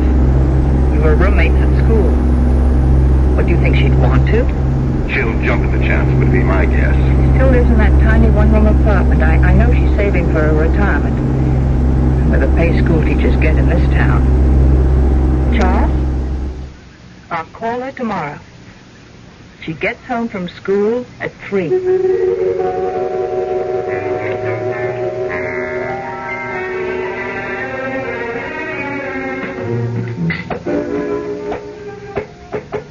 Come in, Dorothea. Your breakfast, Mrs. Emery. Thank you. You don't want 2 cups in the morning, do you? Oh, no. No. Coffee doesn't leave that icky stuff the way chocolate does. Actually, I think I won't have chocolate at night anymore, Dorothea. I feel like trying something else. But 2 cups, just the same. Don't forget. Yes, ma'am. Don't go just yet, Dorothea. I want to talk to you about something. Sit down, won't you? Yes, ma'am. Dorothea, do you find the work too hard in this big house? No, ma'am. Well, we used to have a houseman and an upstairs maid and a cook. Oh, I've no complaints, Mrs. Emery, if you don't. Oh, I don't. This is the only job I've ever had. I've worked here for 22 years. I was so fond of both you and Mr. Emery right from the start, and I still am of you. And oh, goodness knows I practically worship this house. It's so beautiful. I love taking care of it, and I love living in it. Do you still have that little room on the 3rd floor in the back? Oh, I love that little room, Mrs. Emery. I can look out and see the garden. I was thinking, why couldn't we give you all the other rooms as well? The rooms the other servants used to have. Well, why couldn't we knock out the partition between your room and what used to be the cook's room? I'd have 2 windows. And make one of the other rooms into a really big dressing room. Oh. And maybe put in some kind of a kitchen for you with a hot plate and a refrigerator. Oh, Mrs. Emery, I never thought I never imagined in my wildest dreams. No. It's all settled. Oh. I'm going to stay right here in bed all morning and make plans. I don't know how to thank you, Mrs. Emery. Don't try. It's my pleasure. I just hope I deserve all the... Before I forget, Dorothea. Yes. Last night while I was drinking your lovely chocolate, an idea came to me. You and I are rattling around in this big house. Oh, we certainly are. And I was wondering, well, how would it be if we invited Miss Lawrence to stay with us? Miss Constance Lawrence? You remember her? Isn't she the one who teaches school? Used to come to dinner once in a while. And after she'd help Mr. Emery with the double-cross stick. That's Connie. Oh. I thought we could open up the 2 big rooms on this floor in the back. In that way, she and I would have separate quarters and not be, bumping into each other all the time. Of course, I imagine she'd expect to take care of her own room. Oh, I wouldn't mind. Let's do more rooms. You wouldn't mind cooking for her? Oh, what's one more person to cook for nothing? Oh. Well, then, it's all settled. My goodness. The house will be kind of lively again. Almost like before. Not quite, of course, but... Well, you know what I mean. I know what you mean, Dorothea. It will be more lively.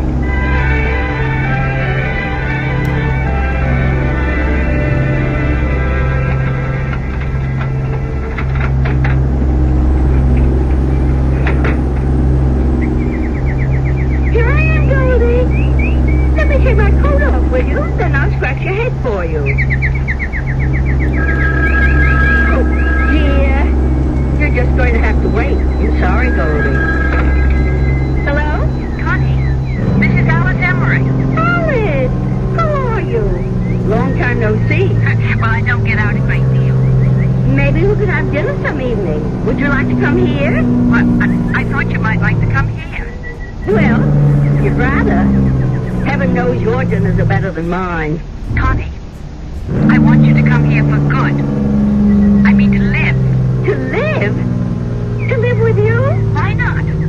We've known each other practically all our lives, and I've got this huge house. I've got Dorothea to look after us. You could have your own quarters overlooking the garden. We live quite independently since I'm in the front, and you're in school till 3, and by the time you get home, I'll be at the community chest. We'll just meet for dinner. Maybe have a little nip together first. Oh, Connie, say you will.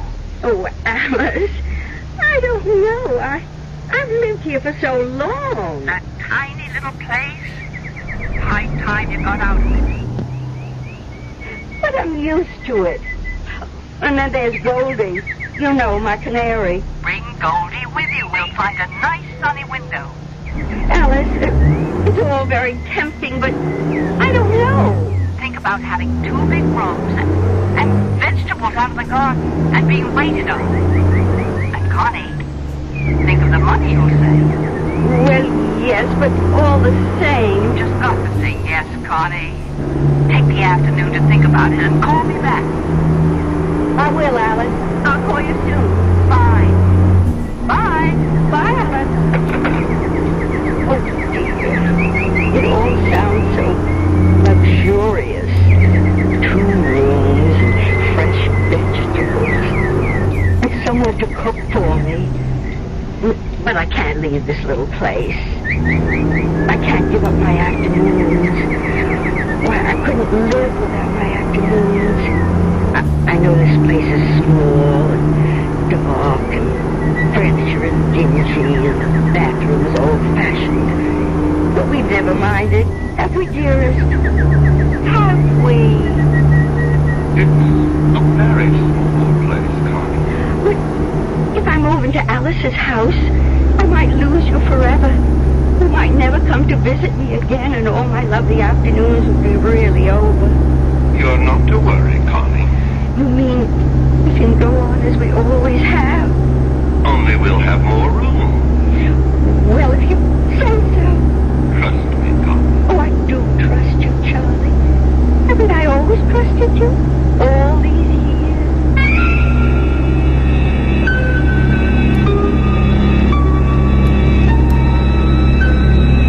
His flesh may be weak, but the spirit of Charles, or Charlie, is very, very willing.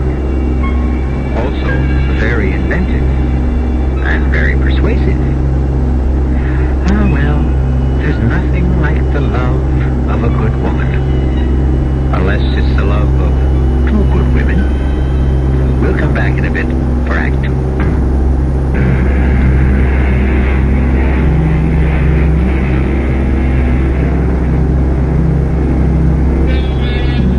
Now we come back to our story. We seem to have uncovered a triangle here. Connie, Alice, and Charles, or Charlie, as Connie calls him. And the apex of the triangle is naturally, if you will pardon my chauvinism, the man. Listen now to the second act of The Ghost at the Gate. What a lovely dinner that was, Alice. Was it, Connie? It was the wine that made everything taste so good. Whatever gave you the idea of bringing home a bottle of wine? Alice, it's the first anniversary of me moving in here. Don't you realize? I've been here a month. Well, for heaven's sake. Why, it seems like a week. Or it seems like you've always lived here. I don't know which. It has worked out, hasn't it? Has it ever worked out? I was so afraid it wouldn't. You know what? It's meeting just for dinner this time. Leading separate lives except for dinner. Connie, let's have wine every night. This wine. What kind is it? I can't quite make out what the label says. Oh, it's in French. Oh, so never mind. It's got a picture of a house on it. If it's French, it's a chateau. I didn't know that. You're very clever. Save the label, and I'll order a case of it. Must be really nice to have money. I've always found it to be nice. I guess money is about the nicest thing in the world. Money isn't. Love is. Oh, yes. First comes love. Friends come second. Then money. How about friends who have money? Oh, Connie, you're very witty tonight. So are you, Alice. Witty and profound. Seriously, though, Connie, you have been happy here, haven't you? Oh, Alice, my beautiful room, the marvelous food. Having Dorothy to make my bed and clean up, it's heavenly. You're stuck with me. Oh, I am so glad, Connie. You can't imagine how glad. Is there any more of that wine? More than half a bottle. Oh, good. Let's Henry. What? Oh, Dorothea. What is it? It's after 9 o'clock, Mrs. Henry. You don't say. I was wondering, should I bring your clear consomme upstairs to you? What clear consomme? Well, Mrs. Emery, we talked about it last night. Remember when you decided to give up the chocolate, and then we tried apple juice and prune juice and lemonade, and last night you said clear consomme because it has a nice aroma? I did say that, didn't I? Uh-huh. What time did you say it was? 9:15. My goodness. What's the matter, Alice? Past time. Past my bedtime. You want the consomme? Oh, to heck with the consomme. I'll take the wine. You don't mind, do you, Connie? Why, no, Alice. Oh, let me have your glass, too, all right? Sure, Alice. I've got my glass, Connie. Forgive me for eating and running. Alice, it's your house. I simply didn't realize the time. 9:15. Heaven. She'd better not drink any more of that wine. She's not used to it. Neither am I. Oh, Lisa and I, we were celebrating my being here a month. Why did you want 2 glasses, Dorothea? Oh, she always wants 2. 2 cups, 2 bowls, 2 glasses. One of her little ways. But tonight you took my glass. Do you suppose she wants me to join her? I wouldn't know, Miss Lawrence. Maybe. Maybe she's always expected me to join her after dinner. Only she didn't want to suggest it. When I moved in here, we agreed that we'd lead absolutely independent lives, not get in each other's way. We've been very careful about that, going to our separate rooms after dinner. Maybe all this time she was hoping I'd stop by her room on my way to my room. And I never noticed Doris there. That must be it. I wouldn't really know. I never guessed. Oh, how self-centered. How insensitive. I'll never forgive myself. I'm going up there right now and apologize. Can I clear the table now? Do whatever you like. I just got to forgive her. That's all there is to it. Dear, sweet, generous Alice. She'll understand. No, I didn't mean to hurt her feelings. Alice, may I come in? Come on, darling, have some wine. Alice? Try it, Charles. Charles? Not at all bad. Nice bouquet. Charlie! Charlie! Where did you come from, Connie? You never told me. How could you, Charlie? Charlie? Just give me a moment and I'll explain everything. But I need a moment to think. Then I'll explain.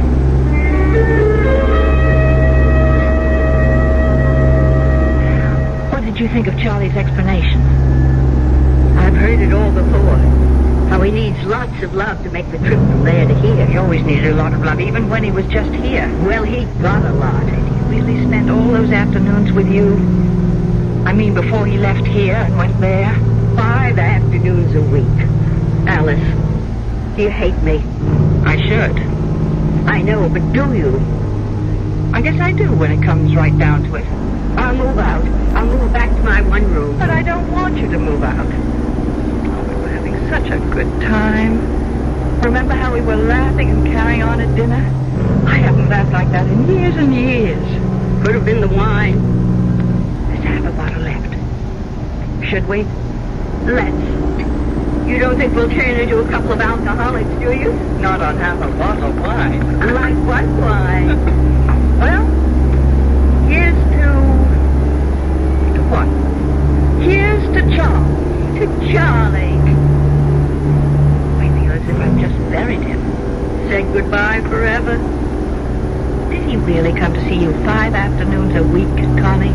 At 3 o'clock. You see, my school and his bank let out at the same time. It was practically inevitable. Charlie was a no-good man. He still is. Only now he's a no-good ghost. Oh, Alice. There's enough wine left for a glass apiece. Fill her up. Hold out your glass.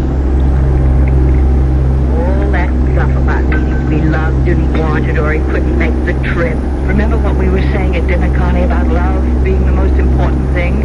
I've always believed that. And friends being the second most important thing? Especially friends like you, Alice. And like you, Connie. I feel closer to you right now than I've ever felt to anybody. My mother, my father, my canary. We've been through a lot, Connie. Just in the last half hour. And yet we're still friends.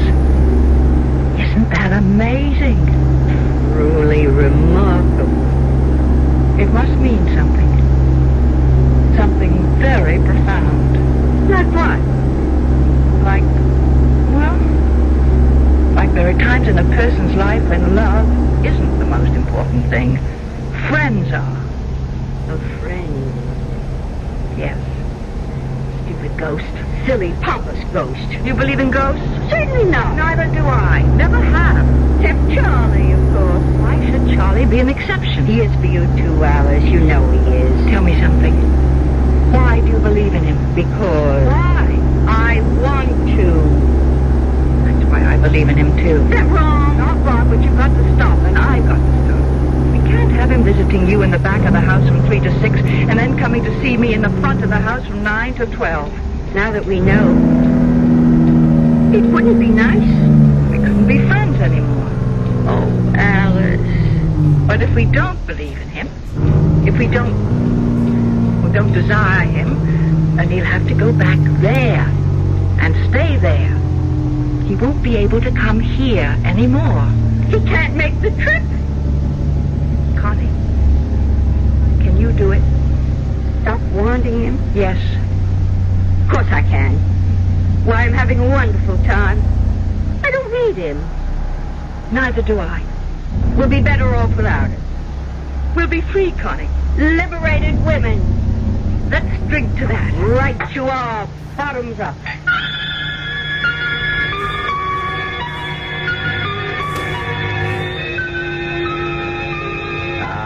What courage lies in the bottom of a glass. Courage for the shy, the lonely, the frightened, the frustrated, and for the two elderly ladies determined to forget a ghost. We'll return shortly with Act 3.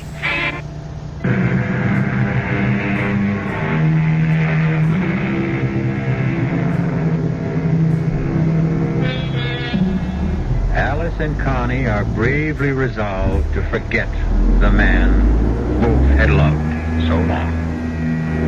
But what of him? Poor, lonely, unloved ghost. Doomed to live on forever in the there.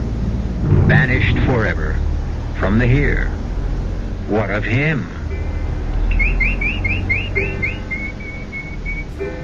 Connie. Connie. Speak to me, Connie. That's my sweet Goldie. That's my lovely bird. Happy to see me, sweetheart? Connie, I know you're here. I'm here, Charlie, but you're not. I am so. I don't believe in you anymore. You do, too. And I don't love you or want you. So there. Connie, you are being very cruel. I expect I am. If you don't believe me, why are you talking to me? Don't try to confuse things, Charlie. Answer my question. Why are you talking to me if you don't believe in me? Goldie, tell that ghost to go away.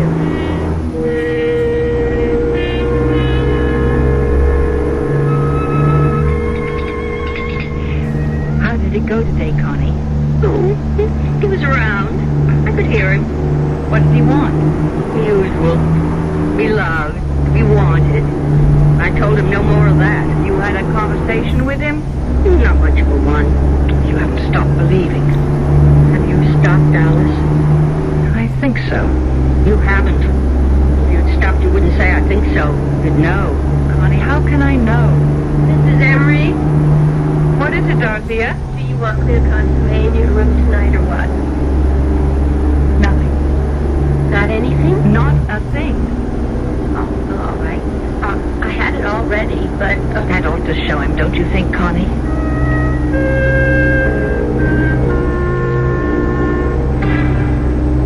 Alice. It's Charles. It's Charles, Alice. What delicious surprise do you have for me tonight? Orange crush? Pomegranate juice? Not a blessed thing, Charles. Ah, you spoke. I didn't mean to. But you did. How beautiful to hear your voice. Don't tell me that old malarkey, Charles. Malarkey. I never thought I'd hear my wife use a word like that. I'm not your wife. I'm your widow. And I'm using a lot of words I never used before. Alice, say you love me still. I can't make the trip unless you love me. I loved you for 35 years. Alice, I'm facing eternity. What's 35 years? Maybe not much there where you are, but it's a long time here. Now I'm going to turn off the light and go to sleep.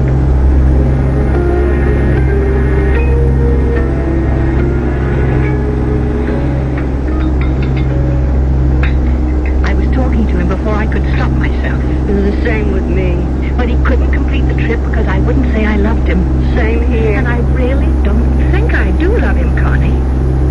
I think I just got into the habit. Me too. What does he want to hang around for? Can't imagine. Must be so beautiful there where he is. Why should he want to come here? He says it's very peaceful there. Sounds heavenly. Not much like here. Alice, that's why he keeps coming back. He can't stand the peacefulness. He isn't having any fun. I bet you're right. No worries, no troubles, no arguments, no problems. He can't stand it. That's the way he was when he was here. That's why he took up with me. Why else would you want to have a clandestine affair in the afternoon with a middle-aged school teacher when he had a wonderful wife like you? He was bored. He wanted a little excitement. He still wants it. Funny. I always thought people changed when they left this terrible world. I guess they don't. I hope I change. I'd hate to go on the same way for eternity. Petty and jealous and suspicious. Oh, no. How can it be so peaceful there if everyone's the same as they were here?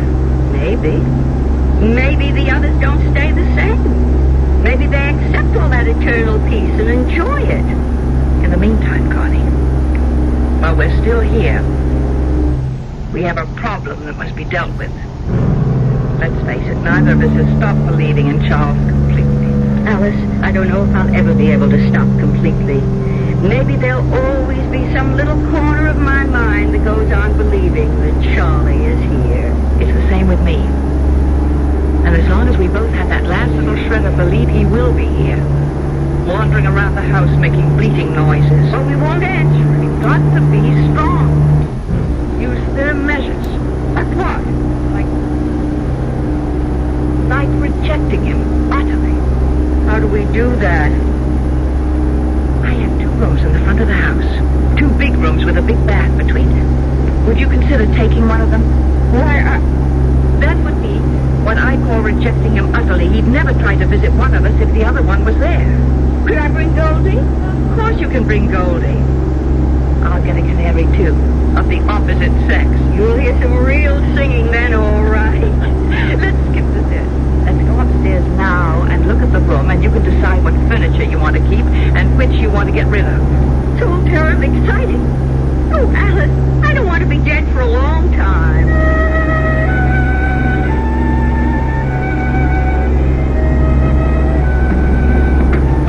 There. The desk between the windows and the chair here.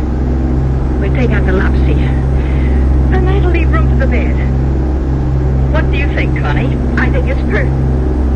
Now, what color do you want the walls painted? Blue. Blue? Really? I'd have thought with your dark hair you'd have wanted pink or yellow. Blue's such a nice background for Goldie. I'll tell you a secret, Alice. My hair is dyed this color. Alice. Alice. Sounds miserable. I expect he is. You really dye your hair, Connie? Do it myself. Want me to? I'll show you how. I wonder why I ever let myself go gray. You look lovely, sort of a pale ash blonde. Pale ash blonde. I like the sound of that. Connie. Connie. Where are you, my darling? Poor old thing. Don't you give in. Oh, I won't. I won't. Be strong. Oh, I will. I swear. Connie. Now, you said blue for the walls. Now, what shade of blue? Aquamarine, turquoise, robin's egg? Turquoise. Good. And we'll put white crisscross curtains at the windows with turquoise tie-backs. You're right. And we'll get a turquoise and white spread for the bed. Beautiful. Could I possibly have a white rug? A white shag rug. Why not? Alice. Connie. Somebody.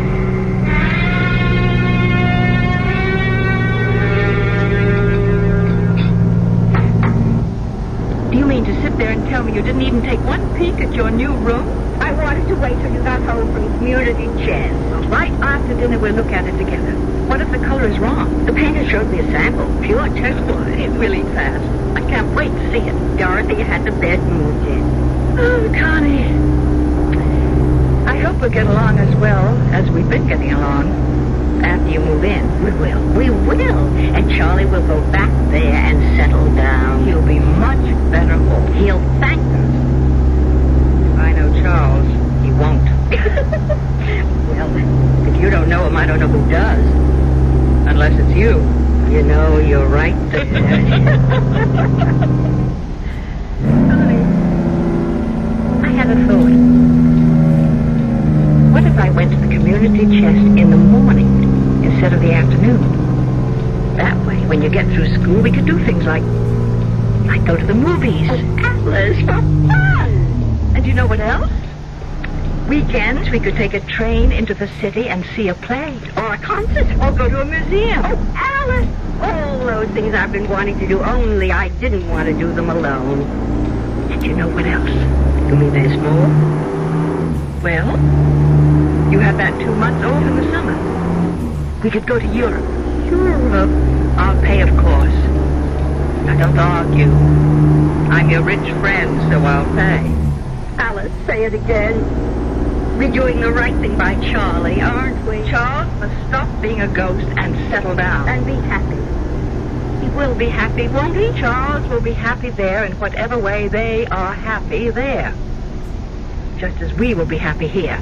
I dare say the ways are different, but to each his own. Isn't that the expression? Oh, Alice, you do have a way of making everything sound simple. It is simple. If you stare the facts in the face and don't waver. I hope we're not being selfish. We're being realistic, that's all. Sometimes realistic and selfish look like the same thing, but they're not. Finished your coffee? Uh-huh. Then guess what we're going to do? Go look at my new room. Yes, only wait a minute. Dorothea! I simply can't wait to see it. Yes, Mrs. Emery. You know that case of French wine I ordered? Did it come? The one with the picture of the chateau on the label. It came last week. Well, will you uncork a bottle and bring it upstairs to my suite? To our suite. Oh, Alice. And 2 glasses. Yes, Mrs. Emery. Connie, you and I are going to drink to a brand new life. 3 new lives. Yours, mine, and his. Come along.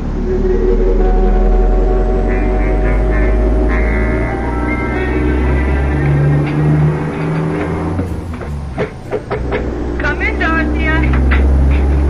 Oh, good. The wine's arrived. Just set it down here, Dorothea. Yes, ma'am. Dorothea, Miss Lawrence and I have decided to go to Europe for 2 months this summer. Oh. So you'll have a good long vacation instead of your usual 2 weeks. Full salary, of course. You're free to go where you like, or you can stay here. Oh, thank you, Mrs. Emery. I don't know where I'd go exactly. Well, suit yourself. Pour the wine, Connie. Will that be all for this evening? That'll be all. Then I'll say good night to you both. Good night. Sleep well, Dorothea. Thank you. 2 whole months. They'll be gone 2 whole months. What'll I do with myself? Dorothea? Where would I go? Dorothea? What would I do if I stayed here in an empty house? Dorothea? Can't you hear me? I'd be all by myself. No, you wouldn't. No, you wouldn't. If there were just somebody. There he is. There he is. If you'd only listen. Somebody like him. There is me, Dorothea. Oh, Dorothea, hear me. But he's gone. Believe in me. Never to return. Love me. Want me. And I loved him so. Dorothea, listen. And I still do. Oh, I love him still. Dorothea, look at me. Why, Mr. Emery. I thought you'd never notice. Have you been here long? Not too long. I'm so surprised. I thought I'd never see you again. Ever. Well, now you do. But it's like a miracle had been performed. A lot of good hard work is more like it. I've never forgotten you. Really? Well, I know it was just that one weekend when Mrs. Emery went to her 25th college reunion, but I've never forgotten. That was quite some time ago. I was younger then, of course. You haven't changed, Dorothea. Not an iota. Oh. Still fresh, plump, and adorable. Oh, you mean that? I've never met anything so much in my life. Or since. Dorothea, could you love me? Oh, but I do love you, Mr. Emery. You do? I've never loved anyone else. Not since that weekend. You came up to my room on the 3rd floor, don't you remember? That tiny little room. Yes, I do remember. Oh. You're going to be around for a while? For a long while, Dorothea. Practically indefinitely. Will you be here this summer? This summer, and this fall, and all next winter and next year. For as long as you want me, Dorothea. Oh. Come on. Let's go up to the 3rd floor. Mr. Emery, could I ask you something first? Anything, Dorothea. Anything. Do you mind if I call you Chuck? Of course I don't mind. Then come on, Chuck. Follow me. I'm right behind you, darling. Right behind you.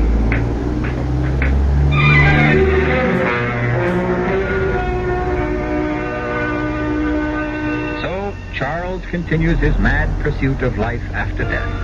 And I, for one, wish him the best of luck. And the best of luck to Connie and Alice, with their new hairdos and their new pantsuits. Good luck to them all. Good luck to all of us.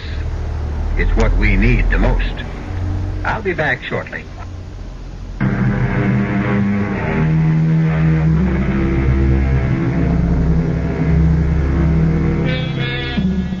I hope you enjoyed our little ghost story. It wasn't meant to be taken too seriously. His life isn't meant to be taken too seriously. Or, for that matter, death. Don't you agree? Our cast included Beatrice Straight, Paula Truman, Joan Loring, and John Barragrave. The entire production was under the direction of Hyman Brown. And now, a preview of our next tale. And now, Prometheus, O fire bringer, give our friend a sign. A sign, O fire bringer, a sign. Oh, the ledger's on fire. Drop it, Johnson, drop it. Fear not, fear not. We are all safe. None of us has transgressed. I now call upon Prometheus for another sign. A sign directly for me. Watch now, Casey. Watch. What do you see, Casey? The man's a sheet of flame. He should be burned alive.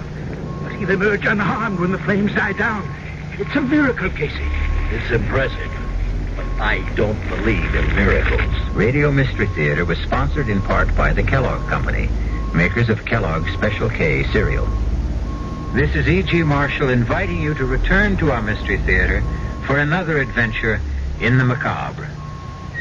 Until next time, pleasant dreams.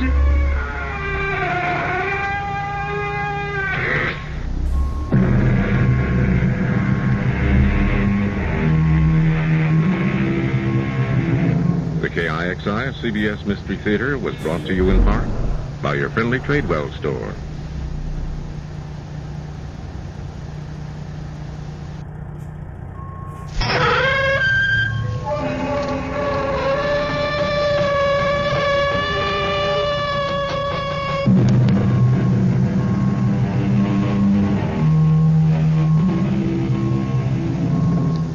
Come in.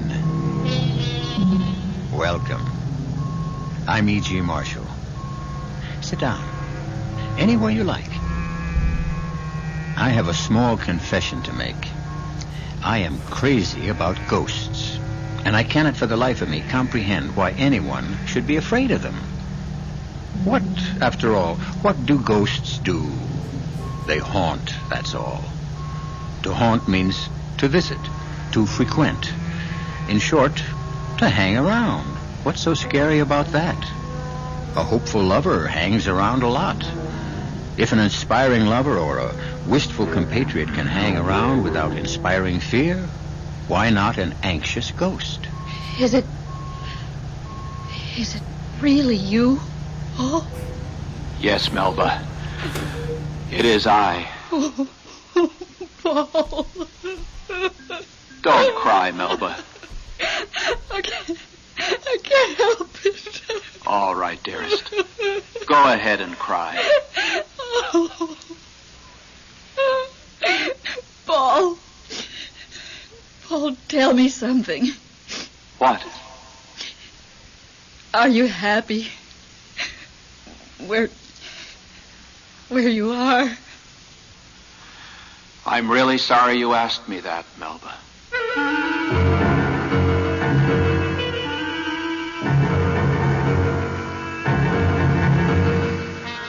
Our mystery drama, Ghost Talk, was written especially for the Mystery Theater by Elspeth Eric and stars Lenka Peterson and Elliot Reed.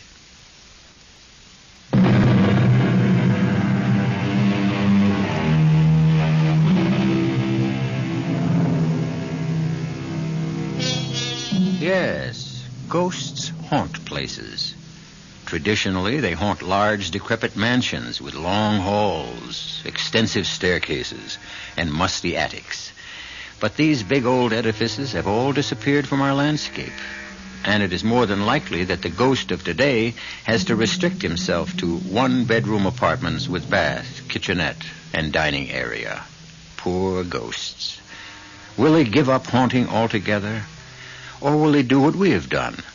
Adjust. Melba, you have my number? Yes, Leonard. Both at home and at the office. If there's anything I can do, Melba, anything at all. I'll call you. Bless you, my dear. Oh, Paul. Where are you? Where?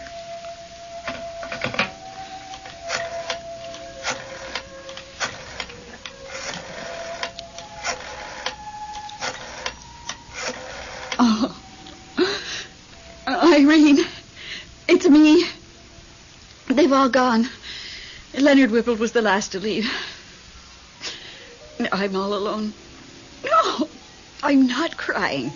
I'm trying to be brave and calm and remember everything you told me. Leonard said to call him if I needed anything, but what does that mean? I need my husband. I need Paul.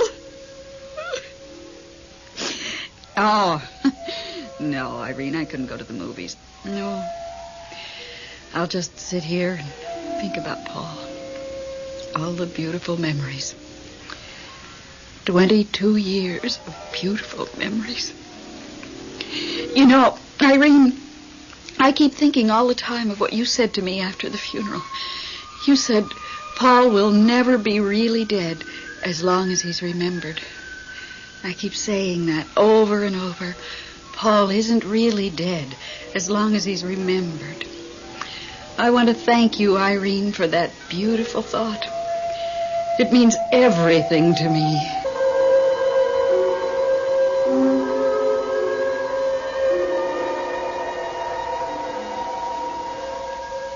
Oh, Melba.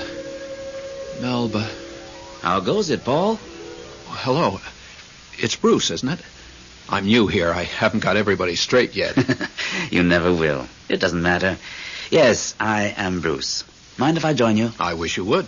You had a particularly beatific expression on your face just now as I was floating by. I was thinking of my wife. My wife, Melba. Yeah, why? Why? Well, actually, because she was thinking of me. Remembering our wedding day. I was touched. You're really very new here, aren't you? Oh, yes, very. At the start, everybody is either touched that they're remembered, apprehensive that they won't be, or furious that they're not. Melba feels that no one is really dead as long as he's remembered. Is that what you want to be? Not really dead? It sounds nice. Well, it isn't. I don't know how you can say that. Because I happen to know.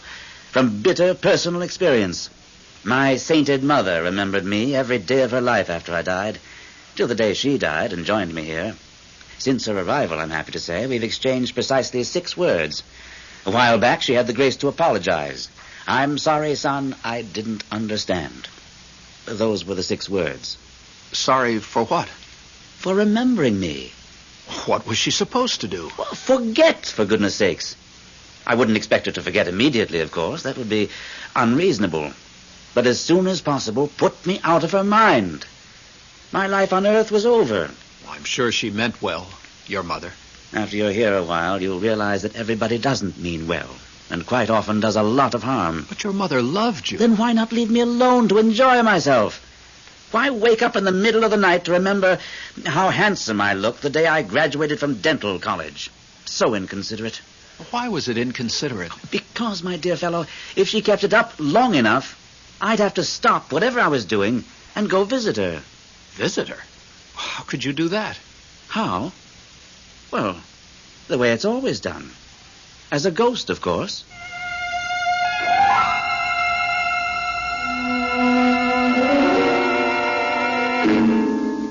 Irene? It's me. Oh, all right, I guess. Leonard was here. We sent out for Chinese food. He left about an hour ago. Oh, I'm just sitting here and remembering. I got out the old picture album to show Leonard. I don't think Leonard cares too much for travel. I wasn't sorry when he left. Looking at the snapshots and remembering the beautiful life I had with Paul, it seemed to bring him closer. Oh, I mean it, Irene. A couple of times, I felt as though he was right here in the room with me. Honestly.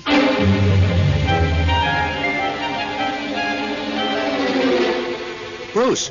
Oh, Bruce! That you, Paul? I had a terrible time finding you. Well, now you have. I asked everybody where you were, and nobody knew, and then Salome said, oh, he's probably out strolling among the stars. That's his favorite pastime.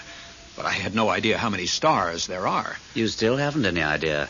Actually, neither have I, and I've been here heaven knows how long. So far, this is my favorite galaxy. But of course, I haven't seen them all. Has anyone, do you think?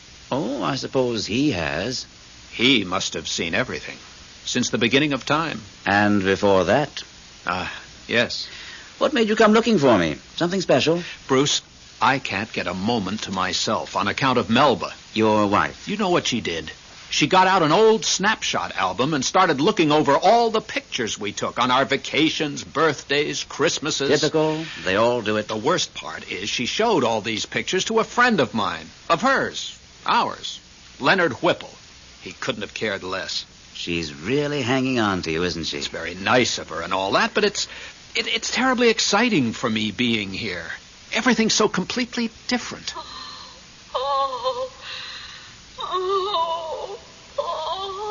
There she goes again. Hear her? Paul, dear. Dear Paul. Hear that? Vaguely. She just keeps after me and keeps after me. Well, what about this Leonard Whipple? Well, he's a very nice guy, but he's not going to hang around much longer if she makes him look at pictures of our honeymoon in the Grand Canyon. You couldn't just ignore her, I suppose. Well, she's my wife, and I love her. I mean, she was my wife, and I did love her. But now, things are different. I'd say so. Well, for goodness sake, look there. If it isn't him. Him? You mean it? Really? Him? I haven't seen him in eons. I never have. Sir, please. No, yes, it's Bruce. Yes. Am I right? Yes, sir. And this is Paul. He's new. I know. Hello, Paul. I'm really thrilled to meet you, sir. The galaxy is looking well, don't you think? I love this galaxy, sir. You set it out so neatly. There's one star I've been concerned about. I think it's beginning to twinkle out. Sir, as long as we were so fortunate as to run into you like this, could we have your advice about something? You know I dislike giving advice. It's for me, sir. I don't know what to do about my wife. Is she here? Oh, no. She's with the living. On Earth. Oh. And she's grieving. Well, that's to be expected. She'll stop after a while. She doesn't show any signs of stopping. I was wondering if I shouldn't, appear to her. Bruce says it's a simple procedure. Well, you could do that, of course. I never thought very highly of that ghost business, so theatrical. But if it'll make her feel better? I suppose we do owe a measure of responsibility to the living. You think I could go back for a short visit? Well, you're free to do as you like. If I were to tell you what to do, you wouldn't be free anymore, would you? Well, if you just tell me what you think. No, I really can't do that. That would be tantamount to telling you what to do because of me being who I am. You see, you think I have all the answers. Everybody thinks so. Well, I don't. There are countless things I haven't found answers to. However, like everyone else, I keep trying. Now, I really have to go to see if that poor star is feeling any pain. You'll both excuse me? He wasn't much help. Well, that's his way. Oh, dearest. Oh, there she goes again. Dearest Paul. Bruce, I'm going to turn ghost and visitor. At least you've made a decision. How do I go about it? Well, there are no hard and fast rules. Actually, not many of us do it. It's considered kind of freaky. Freaky? Look how many of us there are and how few of them. If we all took to ghost walking, we'd have them outnumbered trillions to one. I don't care. I want to do it. I just need to know how. Well, you can do it in the old-fashioned way. Clanking chains, winds whistling through the trees, moon behind black clouds and all that. I don't think Melba would go for that. Well, then there's the crying, sobbing type of ghost.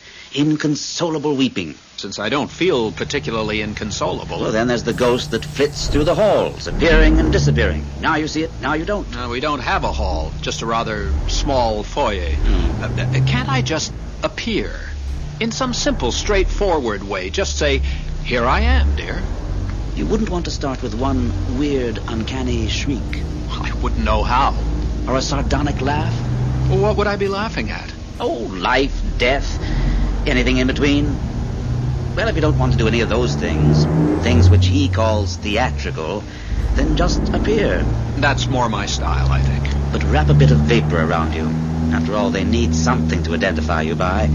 Don't stay too long. And above all, don't let it depress you. Why should it depress me? You'll find out, my friend. You'll find out.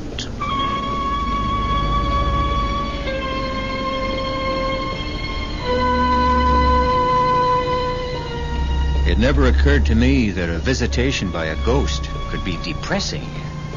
Take now that well-known ghost of Hamlet's father, speaking spookily from the battlements at Elsinore. Of course, he didn't sound happy. How could he when his own brother had just killed him and promptly married his widow? He sounded angry, yes. Vengeful, yes. But depressed? No. And certainly not depressing. I'll return shortly with Act 2.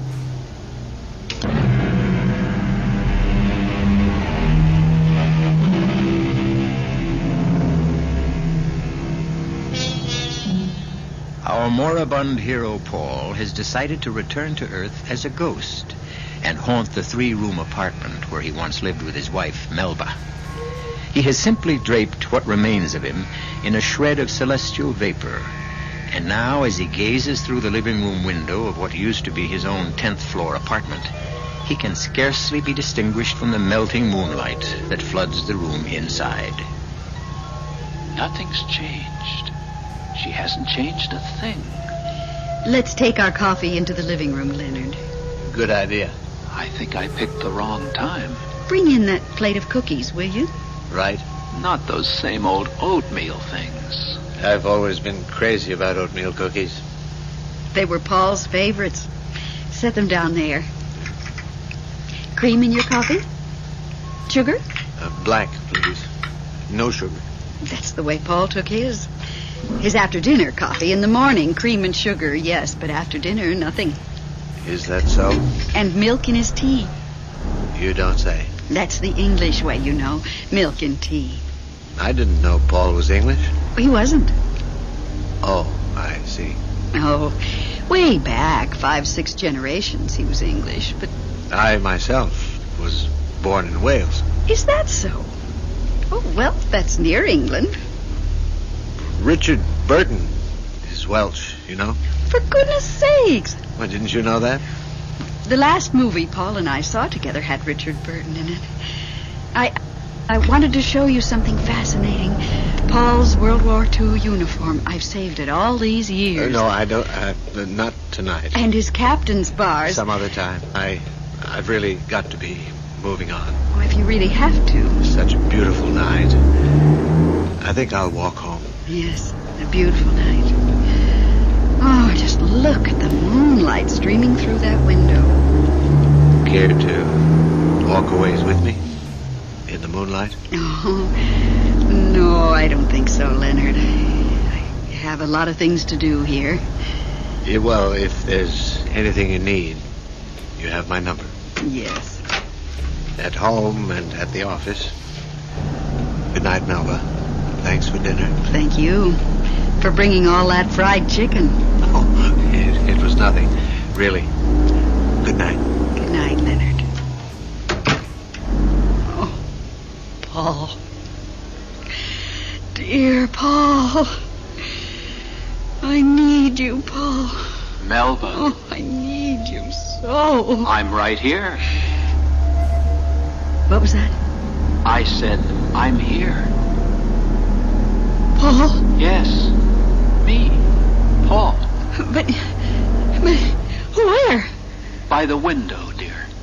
I can't see you. I'll step inside. That'll be better. Oh, I see. I see something. You see me. I dare say I've changed somewhat. Paul.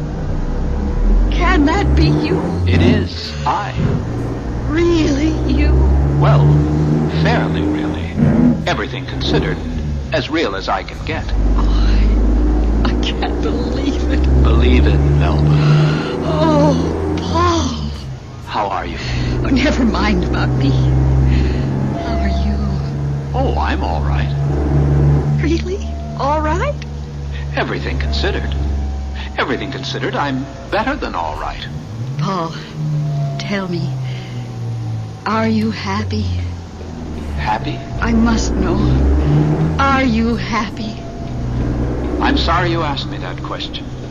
Why should you be sorry? Happy just isn't a word we use. Why not? Because it doesn't mean much once you've died. Oh, you're not saying you're unhappy. No, I'm not saying that. Then what are you saying? Look, Melba, I didn't really come here to talk about me. What about you? Well, naturally, I'm not happy. Why not? Without you? What about Leonard Whipple? Oh, him. What's the matter with Leonard? Well, nothing's the matter with him. He's just not you. Well, I'm not me either. Not the way I was before I... Oh, but I remember you the way you were. And as long as I remember... Melba, honey, I don't even remember me the way I was. You don't? Not very well. You remember me, don't you? Sort of. Sort of? Well, you were my wife. I'm still your wife. Not exactly. There'll never be anyone for me but you. Never, I swear it. Please, Melba. We are man and wife forever, for eternity. And now that I know you can return to me, not in the flesh perhaps, but even like this. It's strange. It's weird, but it's enough for me. I can live on as your wife and on till I join you. Melba, you don't know what you're saying. Oh, I knew you could never really die as long as I remembered you. And you see, here you are, living on.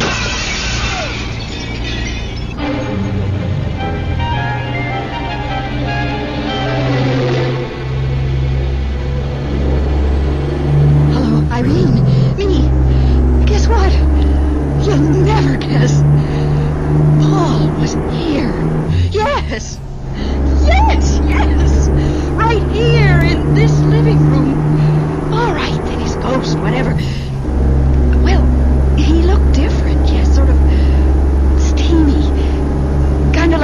streetlight on a foggy night. But I knew it was Paul, all right. His voice and the things he said and the way he called me Melba, dear. Well, he didn't say too much. I asked him, was he happy? Because naturally I wanted to know, but he wouldn't say. He wouldn't say he wasn't unhappy either. Isn't that weird? He wanted to know about me. Am I happy? Isn't that sweet? And he asked about Leonard Whipple. Imagine him knowing I've been seeing Leonard off and on. Of course, I told him Leonard doesn't mean a thing to me, that there could never be anyone else for me. I said, Paul, we are man and wife for eternity. I said, you can never truly die, Paul, as long as I remember you. And then, you know what, Irene? There was this great big noise, a crash sort of. No, not like thunder, more like music, like a chord out of Beethoven or somebody. And all of a sudden, he was gone. He'll be back. Like you said, no one is really dead as long as he's remembered.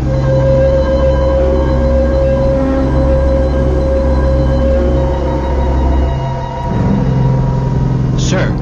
Oh, sir. May I speak with you? It's Paul, isn't it? Sir, could I have just a moment of your time? I have all the time in the world. I have all the time there is. I don't quite know how much time there is, but I do know I have all of it. Does that star look all right to you? I wouldn't know. I don't quite know how a star is supposed to look. Please, sir. Yes, of course. You want to talk to me. What about it? I've been back to the Earth. My wife kept calling me. You said we owed some responsibility to the living, Did so I say that? Yes, sir, you did. I wonder if I was right about that. These Earth trips can be very upsetting. Mine was. My wife wanted to know, am I happy? They're all so preoccupied with happiness, aren't they? I didn't know what to say to her. I couldn't answer her. This woman I'd been married to for half my life, I couldn't talk to her. It was as though we were living in two different worlds. Oh, yes, I see what you mean. Still, shouldn't I have been able to answer her? Well, what could you have said? Well, that happy is a word that doesn't mean anything anymore. Happy is nothing without unhappy. The way pleasure is nothing without pain. The way health is nothing without illness. Euphoria is nothing without depression. Oh, you know what I mean, sir. I do know, yes. It's ridiculous to say I'm happy when I'm never unhappy. What I am is... What you are is... what? What I am is... free. Yes. I'm free. I'm Paul, and I'm free. And I'm free to be Paul. No more, no less than me. Me, Paul. Sir, why couldn't I be free like that before? Dear, I ask myself that same question all the time. The only answer is I miscalculated somewhere. And I did give those people the power to think, to reason, to figure out the sensible way to do things. Why don't they use what I gave them? Why leave everything up to me? Theirs isn't the only planet in the universe, you know. I do have other things to look after, but the way they call out to me, they want me to do everything. But it's not right. It really is not right. No, sir. I'm sorry, sir. Well, what's done is done. They'll just have to muddle through the best way they can. Now, about your wife. Melba, is it? Yes, sir. Tell you what. Why don't you talk to Bruce about it? You two seem to get along so well. Yes. Talk to Bruce. Now, excuse me, will you? I really do have to go take a look at that poor star.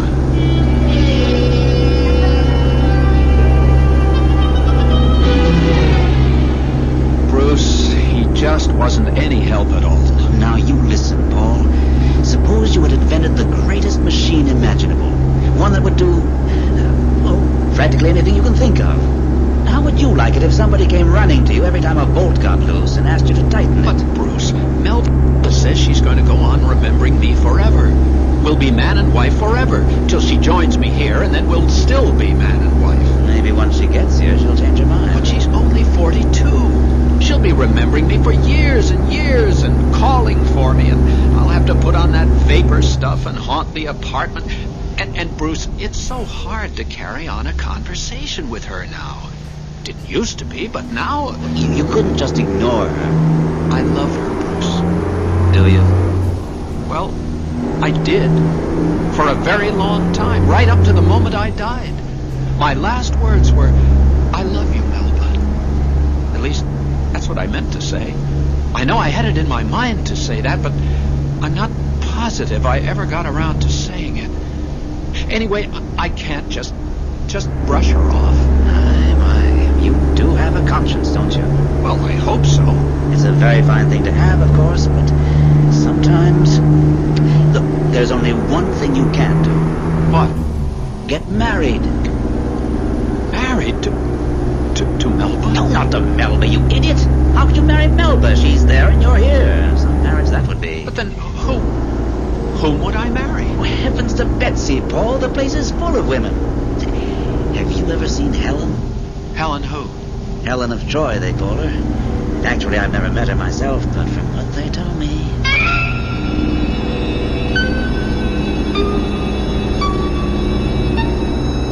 Marriages are made in heaven, so it's been said. There are those who consider this a profoundly true observation, while others think it one of the silliest statements ever made. I myself have no opinion, at least none that I care to express here. But no one, so far as I know, has ever claimed that people actually get married in heaven.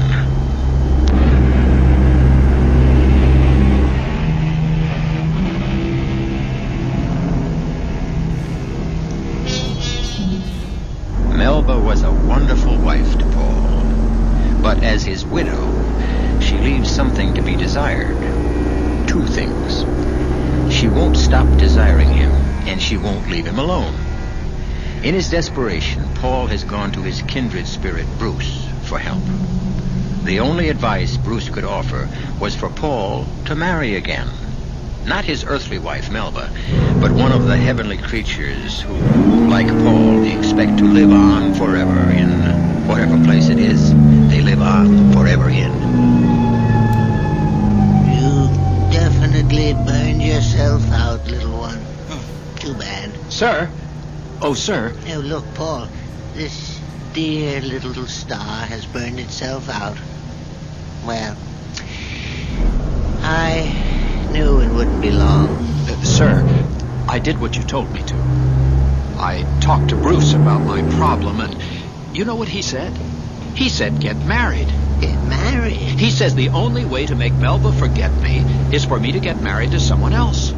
Someone here. Where else? What do you think of the idea?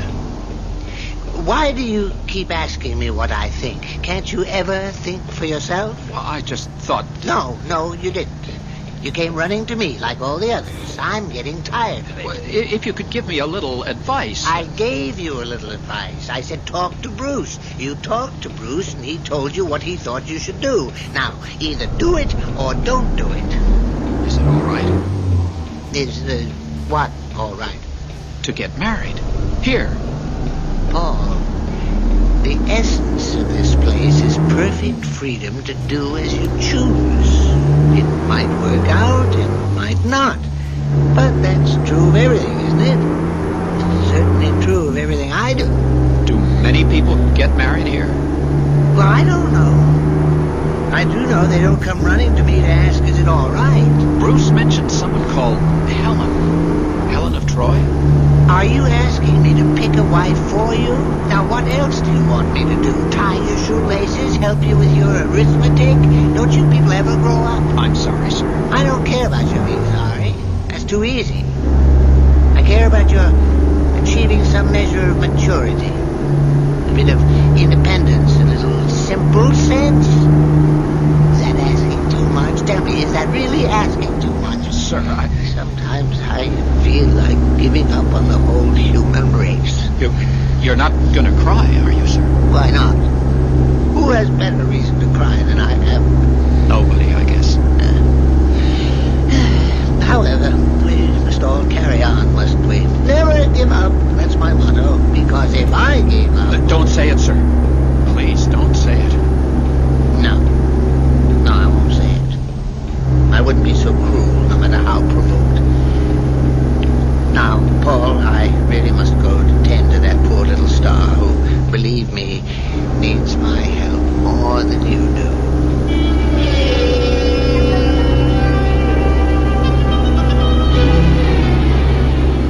Irene, it's me.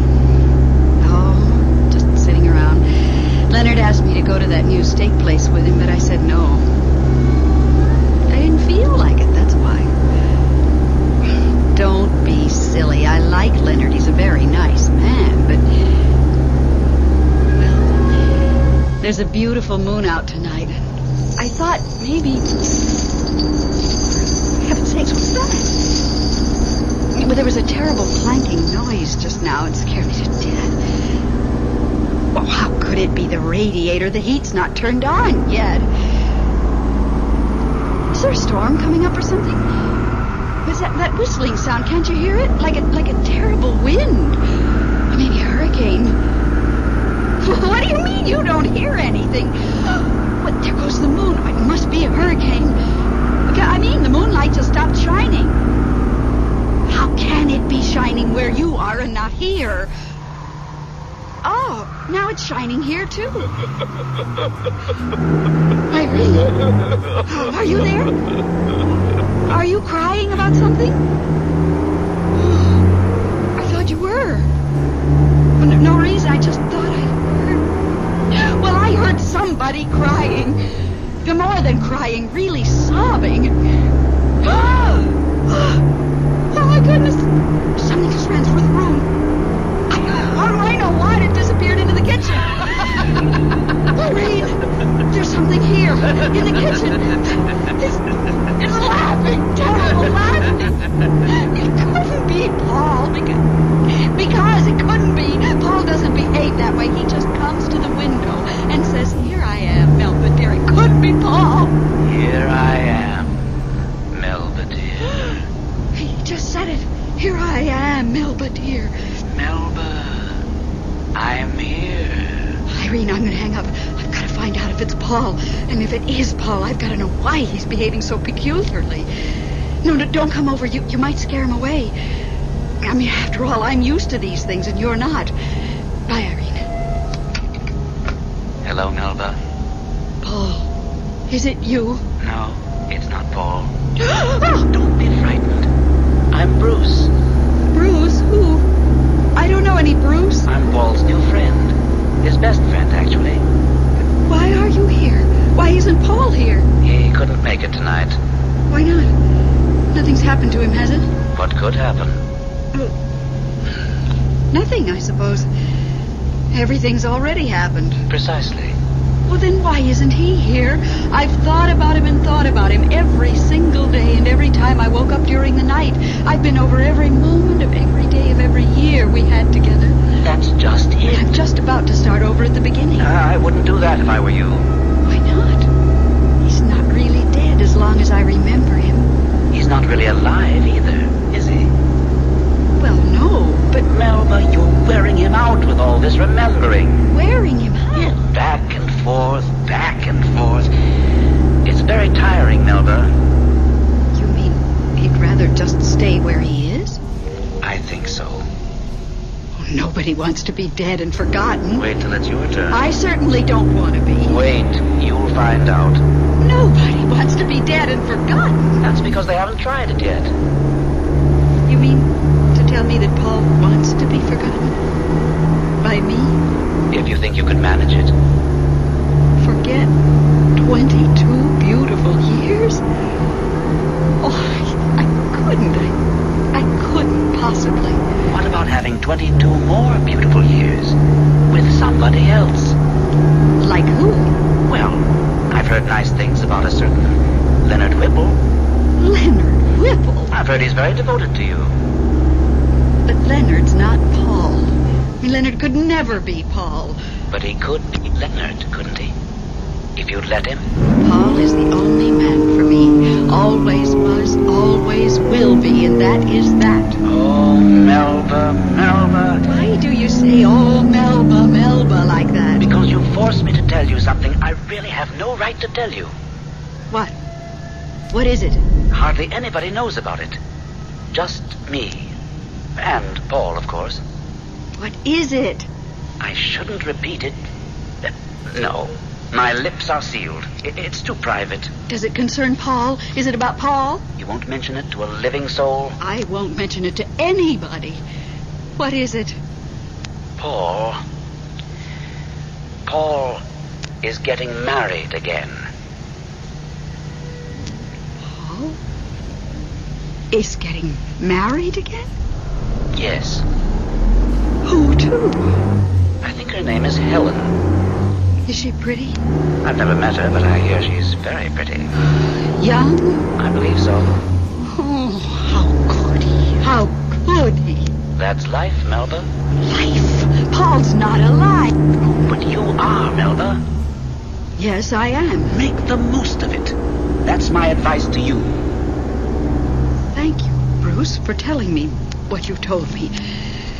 I really appreciate it. You're quite welcome. I don't suppose Paul would ever have told me himself. Oh, eventually he would have. Maybe. Maybe not. Well, if you see him, tell him I hope he's very happy with his Helen. I'll do that. Nice to have met you, Melba. It's very nice to have met you, too, Bruce. Are you still sitting down or standing up? I can't quite tell. Does it really matter? Well, I'd just like to, I don't know, shake your hand or something. Not necessary. Not necessary at all. I could see you to the door. No, let's just part this way. A fond adieu to you, Melba. A fond... Oh, he's gone. Just disappeared. Well, that's the way with ghosts. Who needs ghosts anyway? With all their comings and goings and the way they talk. Who can understand them? Hello, Irene? Irene, you are absolutely not going to believe what I'm about to tell you. You simply will not believe it.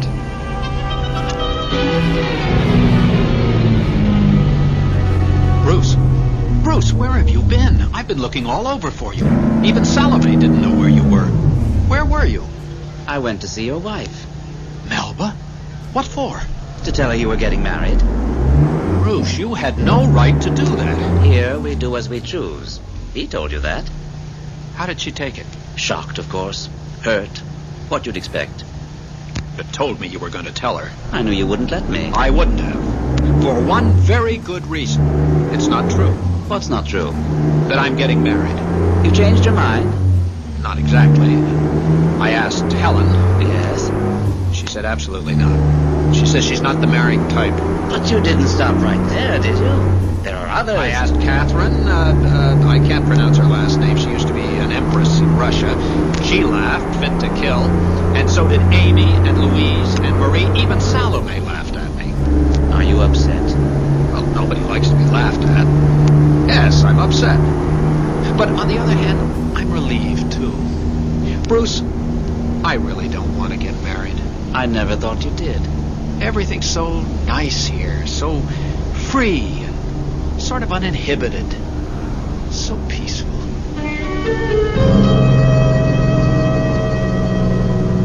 Leonard, it's Melba. You don't mind my calling you at your office, do you? That's good. How was the new steak place? You didn't go? On account of me, you didn't go? Well, I must say, Leonard, I spent the evening doing various things. Things that really needed to be done. Like, I got all Paul's clothes together and packed them in boxes. Tomorrow I'll send them to some deserving charity. Listen, Leonard, I was thinking, as long as you didn't go to that steak place, why don't you come over here tonight and I'll cook you the best steak you ever tasted. And hash brown potatoes. Would you like that? Oh, good. Well, come early, and we'll have a martini first. Well, good for Melba. Good for Leonard. And good for Bruce. And for Paul, too. Good for everybody who faces up to a problem and solves it the best way possible. The solution may not be a perfect one. Solutions seldom are. But at the very least, they are an attempt to use the sense we were born with. And that's all God asks of any of us. I'll be back shortly.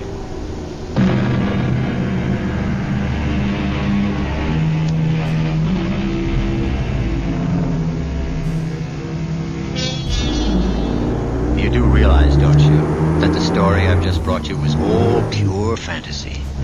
I don't know any more than you do what happens to us once we have resigned this terrestrial life, and you know as little as I do. Unless, of course, you are a ghost. Oh, if you are, I wish you'd get in touch with me. I have gobs and gobs of things I'm dying to ask you, well, for one thing, are you happy? Our cast included Lenka Peterson, Elliot Reed, Robert Dryden, and Gordon Gould. The entire production was under the direction of Hyman Brown.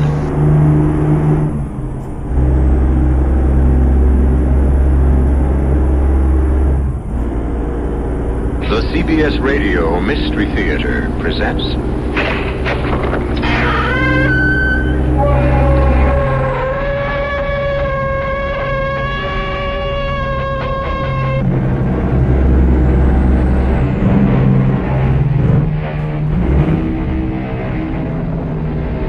Come in.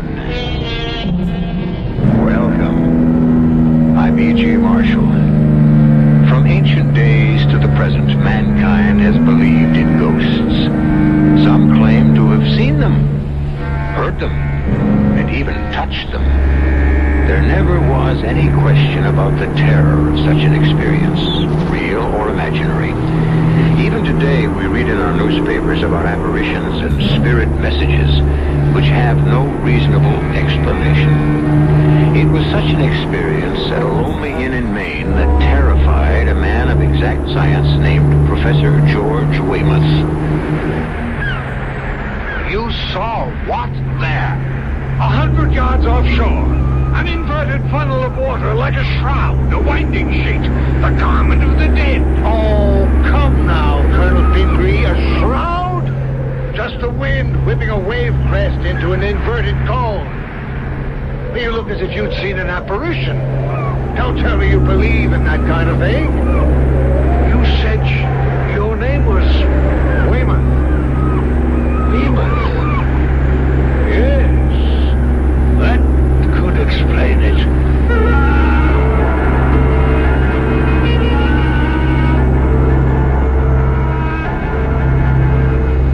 Our mystery drama, The Five Ghostly Indians, was written especially for the Mystery Theater by Roy Windsor and stars Robert Dryden and Court Benson. It is sponsored in part by Anheuser-Busch Incorporated, Brewers of Budweiser, and Sine-Off, the sinus medicines. I'll be back shortly with Act One.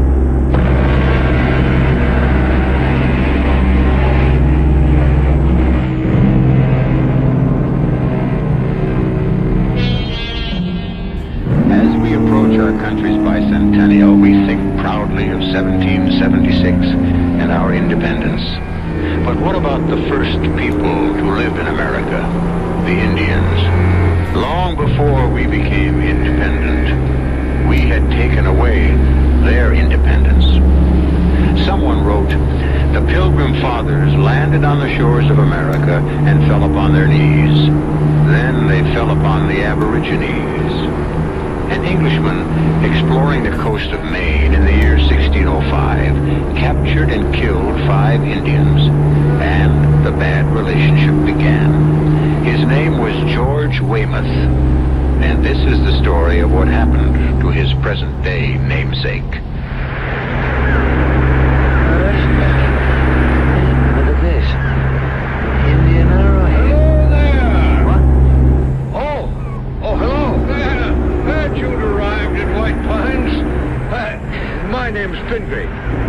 Caleb Pingree. How do you do, Colonel? George Weymouth. You don't mind me butting in this way?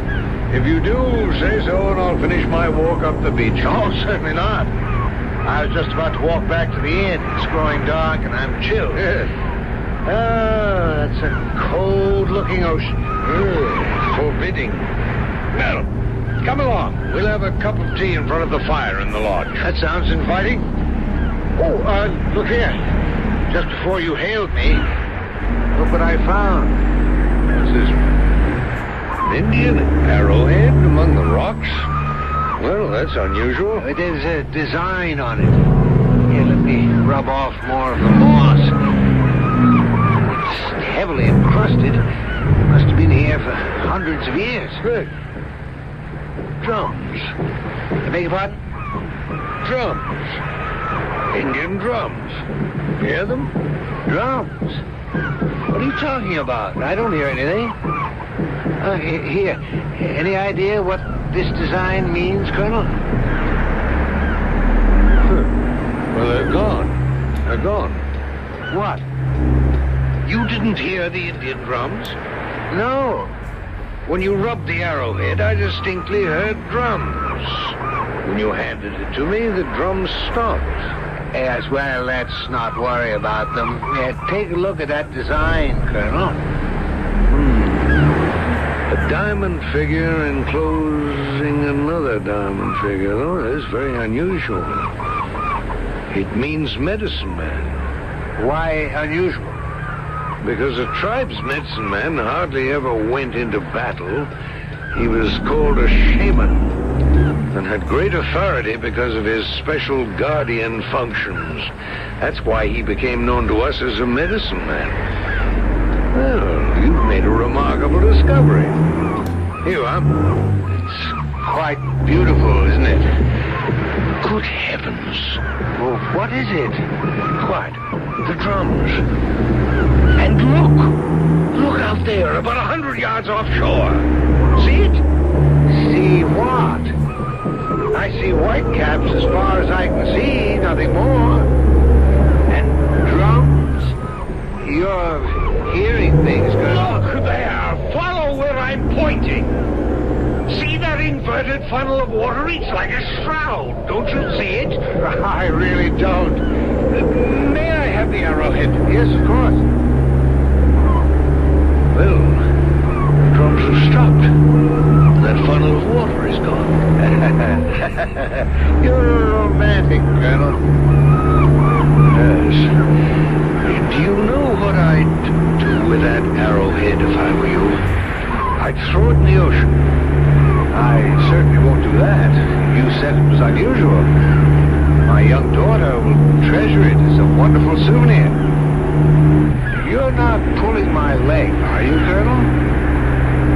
I assure you I'm not. What did you say your name was? Weymouth? Yes. George Weymouth. I'm an assistant professor of zoology. Weymouth. Yes, that could explain it. Explain what? Do you know anything about the history of your surname? No, not too much. There have been Weymouths here since the Revolutionary War.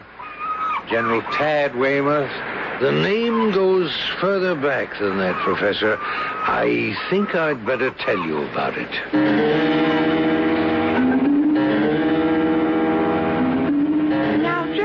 That nonsense out of your mind, Boggs. What nonsense? I saw them, and I heard the drums. Yeah. I'll mention it to Colonel Pingree.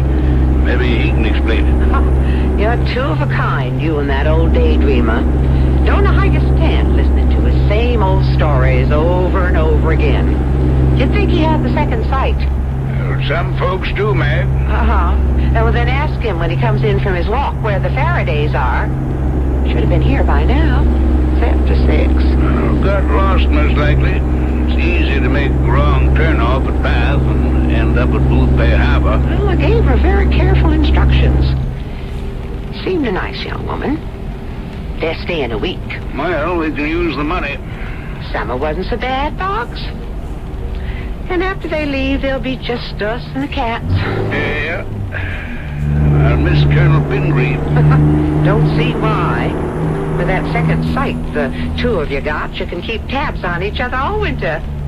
Drums. I tell you, Meg, as sure as I'm standing here, I heard them. And I saw what I saw. 5 Indian braves dancing round a boiling pot and dipping their arrows into it. Yeah, that's what I saw. On that side road, coming back to Phippsburg from Popham Beach. The drums were rolling, and there they were, right in the middle of the road, heads down and dancing in a circle. Lucky you didn't run them over. Well, I'd best be getting to the kitchen. The colonel and that professor ought to be back soon from the beach. Maybe you'd better build up the fire and offer them some tea when they come in. What's that professor's name? Weymouth? Why? Weymouth. Seems to me... Oh, Boggs, now what? Never mind, I'll speak to the colonel. Well, you keep your ears open for the telephone. If the Faradays did get lost, they'll be calling in. It's almost dark now. And it's hard to find the place. Oh, it feels good in here, girl. Well, the fall will feel better. I want to change my shoes. My sneakers got wet. Or shall I order hot tea? Yes, thank you. I'd like a cup, good and hot. Good. Evening, Boggs. Evening, Colonel. That's a grand fire. Yeah? Mag thought you might like a cup of hot tea. Your good wife is absolutely right. 2 cups. Professor Weymouth would like some, too. Sure thing. Sit down. I'd like to ask you a question, Boggs. Sure. I got one for you, too. Oh? Well, let me have yours first. You know the side road from Popham Beach back to Phippsburg, about 4 miles away? Yes. And I told Mag about what I saw, but there's no talking to her. She just laughs at me and declares I might be a little loose in the top story. Well, I know that your good wife feels the same way about me. She means no offense, Colonel. No, of course not, of course not. I understand that. Well, after I picked up the lobsters and the clams in Popham Beach, I drove the old truck back toward Phippsburg. Now, about a mile from where I turned off to the White Pines, I heard drums, Indian drums. And I saw, clear as I'm seeing you, 5 Indians dancing round a boiling pot and dipping their arrows into the stuff, whatever it was. You see. Well, what do you make of that? Well, I heard Indian drums, too, Boggs. I knew I was right. Where'd you hear him, Colonel? On the beach, about a half an hour ago. But I saw something else. About 100 yards offshore, I saw an inverted water spout. Looked like a limp sheet held up by 2 fingers. A headless ghost. What'd it do? Well, when Weymouth handed me the arrowhead, the drums stopped, and the dancing ghost vanished. Arrowhead? Weymouth found an arrowhead among the rocks down by the beach. An arrowhead amongst the rocks? Well, it must have been there for centuries. More than 3. I'd say it dates from around 1605. Now, how the deuce do you know that? Weymouth. You're from an old Downeaster family. Does the name mean anything to you? Yeah, but just barely. Well, I've been thinking about it ever since Weymouth picked up that arrowhead. It had belonged to a medicine man because it had a design on it, a figure of a diamond within a diamond. Probably from the Etchemin tribe. Back in 1605, an Englishman named George Weymouth explored the coast of Maine.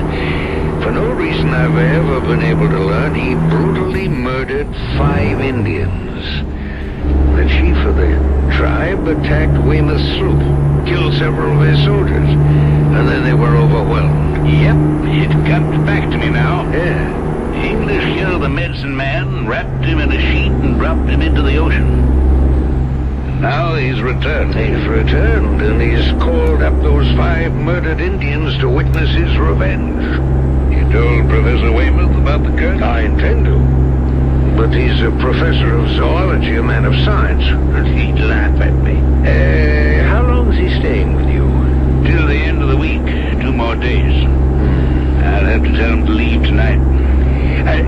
Let me handle it. If he'll give me the medicine man's arrowhead, he won't be threatened, and neither will White Pines. Evening, Colonel. Where's the... Oh, there he is. Here comes the professor. Evening, Professor. Hot tea. Just what I need, Miss Boggs. I got chilled down that beach. Evening, Mr. Boggs. Evening. Thanks for the talk, Colonel. Oh, you two been yarning about those Indian drums and them fine dancing Indian braves. They're real enough, Meg. Now, don't tell me, Colonel, that you still think you heard drums and saw an apparition offshore? Your name is Weymouth. Over 300 years ago, your ancestor, George Weymouth, cruelly murdered 5 Indian braves and killed the medicine man of their tribe and buried him at sea. When you picked up that arrowhead, you triggered the guardian spirits of those Indians, and they have been awakened. Indeed. To what purpose? Revenge, Professor Weymouth. I don't believe it, Colonel. With all due respect to folklore. I didn't expect you to believe it.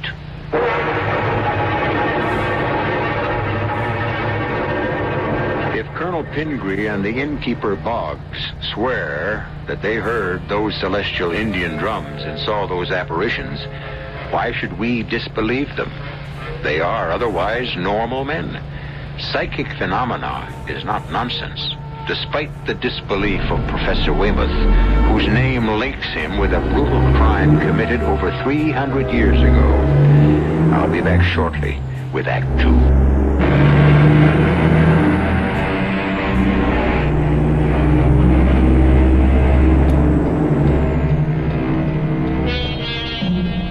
It might be that some Downeasters have retained imaginations more lively than our own because our 23rd state, Maine, has a rugged climate, and its people never forget it. In the sparsely settled wilderness, it would be easier to see ghosts of Indians from long ago, in the forests, in front of a blazing hearth. Professor Weymouth might scoff at folklore, and so does Mag, the innkeeper's wife. But not Boggs, the innkeeper. He and Colonel Pingree know what they heard and saw. Boggs? What was that talk about an arrowhead? Weymouth found it. That's when the trouble began. Oh, Indian drums, dancing Indians, a ghost on the water. Oh, you and the Colonel, you're some pair. 7 o'clock, still no Faradays? Lost, probably. Well, you'd think they'd telephone. Well, I'll serve the Colonel and Professor Weymouth and put the other steamers and lobsters in the icebox. I think I'll go outside. Look around a little. Now, you be very careful. Don't want some Indian to scalp you. Couldn't run White Pines alone. Now, one of these days, Mag, you'll believe. I'll be back half an hour or so. Keep an eye out for the Faradays. Yep. Well, you can eat any time Mag is ready to serve, Boggs. Coming right up, Colonel. Good. Oh, you look concerned, my friend. Nope. Just annoyed. Young couple named Faraday was supposed to arrive at 6. I haven't heard a word from him. Well, it's easy enough to get lost on these back roads. And I'm going out to look around. We just got that one light out front, and they could drive right by. Had any luck, Colonel? I'm still not convinced, Boggs. The arrowhead is mine. I'm reluctant to give it up. It means trouble, Professor. So you say. But I'm a man of science. Folklore is charming, but I don't believe in it. We know that myths were created to explain certain practices and beliefs. But when reason is applied, they disintegrate. As much as I'd like to believe your story about the Indian drums and the apparition on the sea, I can't. Well, then, Professor, I'll have to... No, Boggs, not so fast. Take your stroll and leave this to me. But I don't know, please. And I'll say good night to both of you. Night. Oh, I offended him. I'm sorry. No, don't worry about it, Weymouth. Hopefully you'll be away from here without incident in a few days. Hopefully?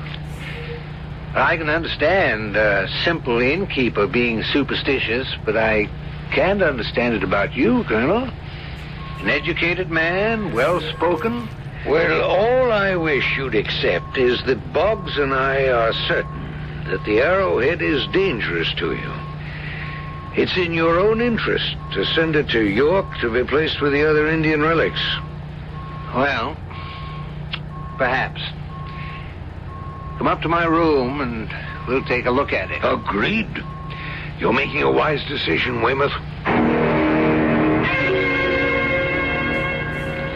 Maybe we'd better turn around, Ben. I'm sure I took the right road out of Bath. We drove through Winnegans and Arrowsick. We should have telephoned from Arrowsick to tell them we'd be late. Well, let's keep going. According to the map, Phippsburg ought to be, well, only a few miles from here. You'd never know it. It's like being in a wilderness. I haven't seen a sign for miles. And it's pitch black. Scared? Well, it is kind of spooky. Well, there's nothing here to harm you.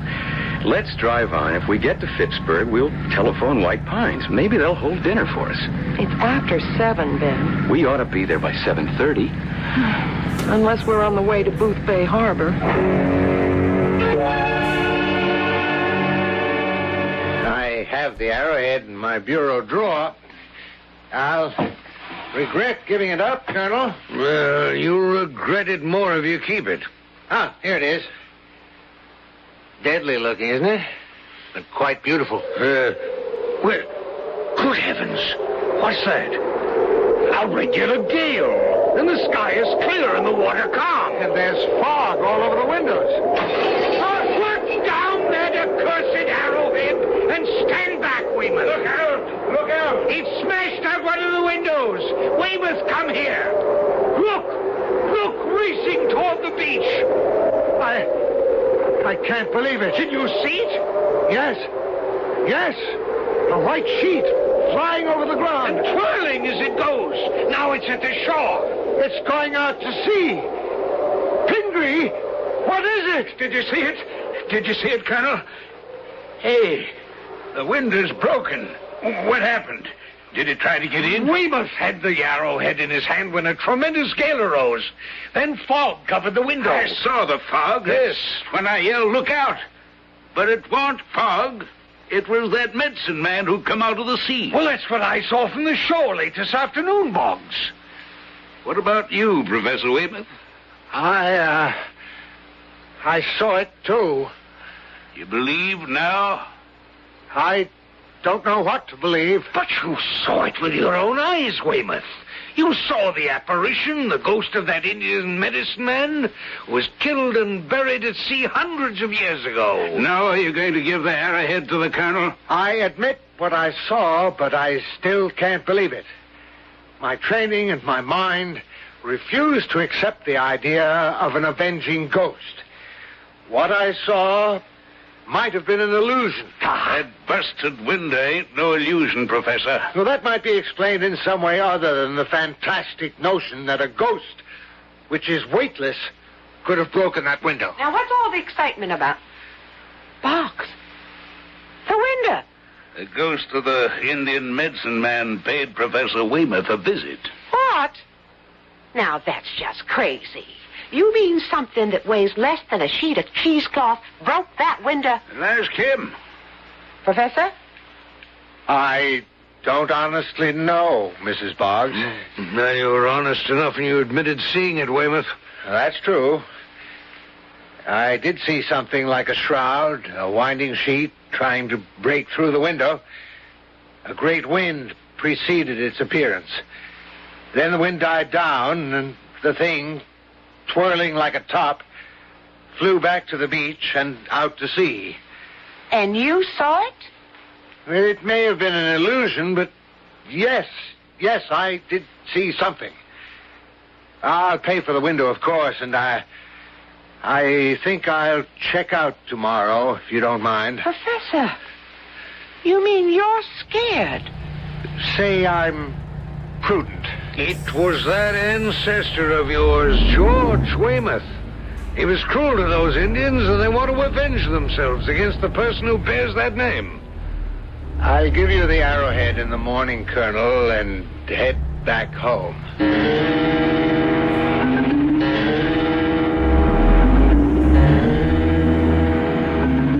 About 10 more minutes, Fran. I'm glad we telephoned. She was so nice, Mrs. Boggs. She'll have the steamers ready and then the lobster. Perfect. I could eat for hours. Ben, slow down. Ben, stop. What is it? You sound terrified. Look up their ahead. You see them? Huh? Don't you see them? Who's them? You mean you don't see them? I don't even know what you're talking about, Fran. The Indians. What? Indians. 5 of them. They're dancing around a big pot. And listen, drums. Indian drums. Hey, come on, you're pulling my leg. Indians dancing around a pot. I don't see a thing as far as the headlights carry. You all right, Fran? Of course I'm all right. You mean you really can't see them? They're dipping their arrows into the pot as they dance around it. Toledo, you must have flipped. I assure you, honey, there's nothing in the road. Nothing. There is. I tell you, I see them. Hunger can make a person see things sometimes. I'm hungry, but I'm not starving to death. Darn it, Ben, I see them. Are you telling me I've come off the spool? Well, what do you want me to do? Shoo them away? I don't know what we should do. Well, I do. You close your eyes. I'm driving on. Indians or no Indians. I want to get to White Pines.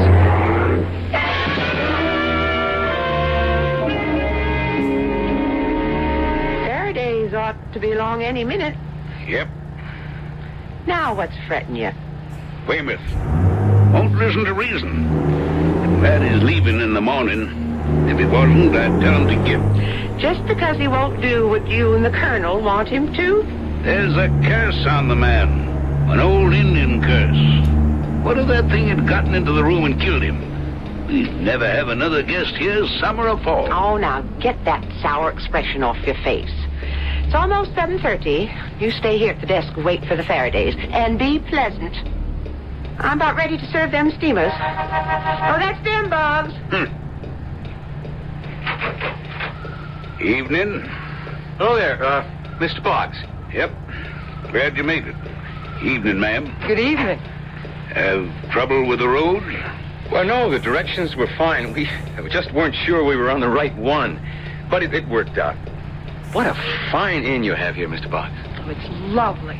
Look at that lodge room, Ben, with logs blazing away in the fireplace. Fran, why don't we go in and have a drink in front of the fire? I can bring in our bags later. Never mind the bags. I'll fetch 'em. If you'll give me your keys, I'll park your car off the road. My wife will get you a drink, and you can have dinner any time. Steamers and lobster. Hope you like 'em. Perfect. Nothing better. All over you're scared, darling? Oh, Ben. Something go wrong on the way down? It's too silly to mention, Mr. Boggs. Oh. Well, I'm not a pride man myself. My wife saw 5 Indians dancing around a pot, dipping arrows into it. Hunger pains, I told her. Did you now? Silly, wasn't it? Depends. You'd better sign the register, and I'll have her come out and fix you some drinks.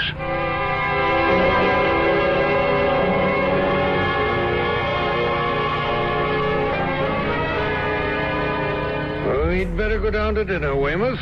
Right. It's after 7:30. Still got your appetite? Oh, yes. I'm recovered now. Quite an experience for you to tell about back home. A phenomenon. I can't quite yet encompass what happened. Well, accept it. Give me the arrowhead and tell your story on a wintry night to that little girl of yours. Of course, it's not a story, not fiction, because it really happened. It was strange.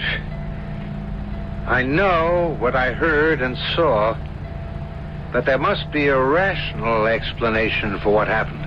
Including the breaking of the window? Even including that. It must have been some freak kind of pressure. I have nothing to fear from mere ectoplasm. Well, maybe you don't have anything more to fear, but don't count on it.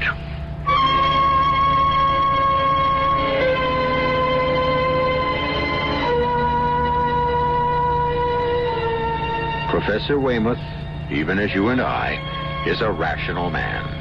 He accepts only what he can touch or see. His mind rejects the possibility of ghosts. But is there anyone who doesn't know of a haunted house? Haunted by what? A specter? Yes, indeed, Professor Weymouth. For all your education, you cannot prove they don't exist. I'll be back shortly with Act 3.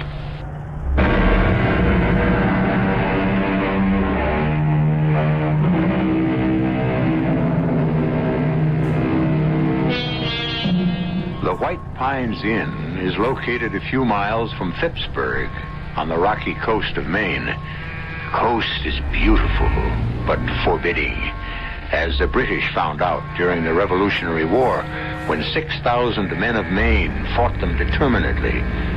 Maine remembers those days of hardship and remembers her even earlier history. The first settlement in 1620 on the Saco River, the Abnaki and Etchemin Indians of the Algonquian family. And who is to say that the spirits of those dead do not still inhabit those huge forests of white pine, fir, spruce, and birch? Excellent dinner, Mag. Excellent. Oh, thank you, Colonel. Oh, very good. Best steamers and lobster I ever had. Yeah. Not to forget the Indian pudding. Well, that's real enough. Nothing ghostly about that, Professor Weymouth. You want coffee here or in the lodge room? Well, let's have it in front of the fireplace, Mag, if you please. And introduce yourselves to that nice young couple they're finishing up. Name's Faraday. Yeah, I'll do that. Faradays seem as content as we are. Good evening. Good evening. I'm Ben Faraday. This is my wife, Fran. How do you do? I'm George Weymouth, and this is Colonel Caleb Pingree. Oh, pleased to meet you, sir. Yeah. Colonel, will you join us? Well, thank you. I'm glad you arrived. Boggs and his wife had begun to worry about you. You lose your way?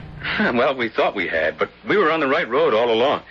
And then the sun dropped out of sight, and it was so dark, I just crept along. Oh, we had an unexpected adventure. Then they wouldn't be interested. Well, certainly we would, Mrs. Faraday. Up here, anything unusual is welcome. It gives us something to talk about. Just seeing new faces is a treat. Especially yours, Mrs. Faraday. Why, thank you. Where are you from, by the way? Lewiston. You? Brunswick. I teach zoology. The colonel here just enjoys life. I suspect he's got a chest of old gold in his attic, and he's a mine of folklore about the Indians who used to inhabit these forests. Well, that's not quite true about the chest of gold, but Indian legends are my hobby. And we've just experienced another one. What? Well, it's true enough. Even Professor Weymouth has to admit what he saw. You saw something, Professor? I think so. When? Late this afternoon. Well, why are you looking so startled? Mrs. Faraday? Excuse me. You, experienced an Indian legend? 4 cups, cream, sugar. I'll leave the pot. No, thank you, Mag. Are you all right, young lady? You're kind of peaked. Oh, Indian legend. So that's it, Colonel. Got another listener to those Indian legends of yours. Oh, my dear Mag, I've Now, don't let the Colonel pull your leg, Mr. Faraday. He and my husband, Boggs, sees things where they ain't. If fair ought to give me the creeps listening to the two of them. Say what they want to. There's no such thing as ghosts. What about the broken window, Meg? Well, that's just a freak swirl of wind. And the twirling shroud that scudded out to sea. Well, I didn't see it. Now, I'll thank you not to go scaring these young folks. You are not going to believe this, Mrs. Boggs. Go on, friend, tell them. Well, not far from here, when I thought we were lost, Ben stopped the car. And the headlights cut a tunnel of light far down the road, and then I saw them. People see things when they're hungry. Maybe I was imagining things, but I'd swear I really saw them. 5 Indians dancing around a pot or cauldron and dipping their arrows into it. You have no doubt about what you saw, Mrs. Faraday? I saw them as plain as I see you. Well, Professor, I was inclined to disbelieve you and Boggs, Colonel, but this story of Mrs. Faraday's cannot be discounted. You saw the Indians. Did you hear drums? Yes, distinctly. What's this all about? Revenge. Revenge, Mr. Faraday. What? Revenge for what? You'd better tell them, Pingree. You'll excuse me. I need some fresh air. I'll see you later, Colonel. He looks terribly worried, Ben. Yeah. Because he's the intended victim of an Indian's revenge.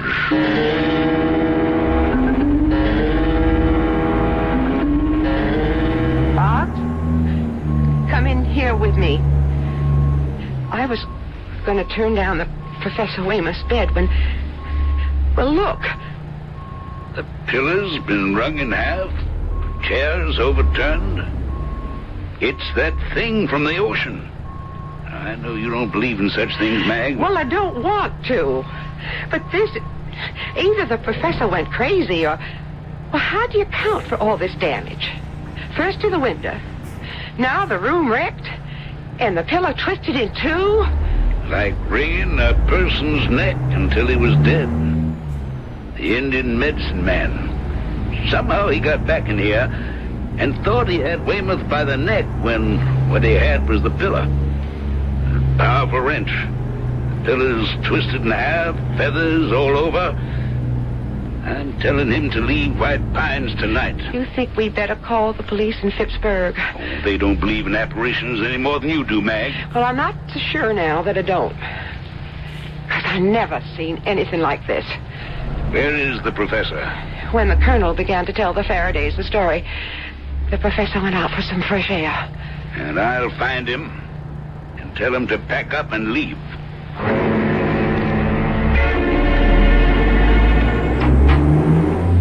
Oh, Mr. Boggs. Like to have a word with you, Professor. Enjoy your stroll, Weymouth? I just stood outside and breathed deeply and looked at the sky. Mag went upstairs to turn down your bed. The room was a shambles. Chairs overturned, the bed all rumpled, and the pillow wrung in half. What? I haven't been near the room since dinner time.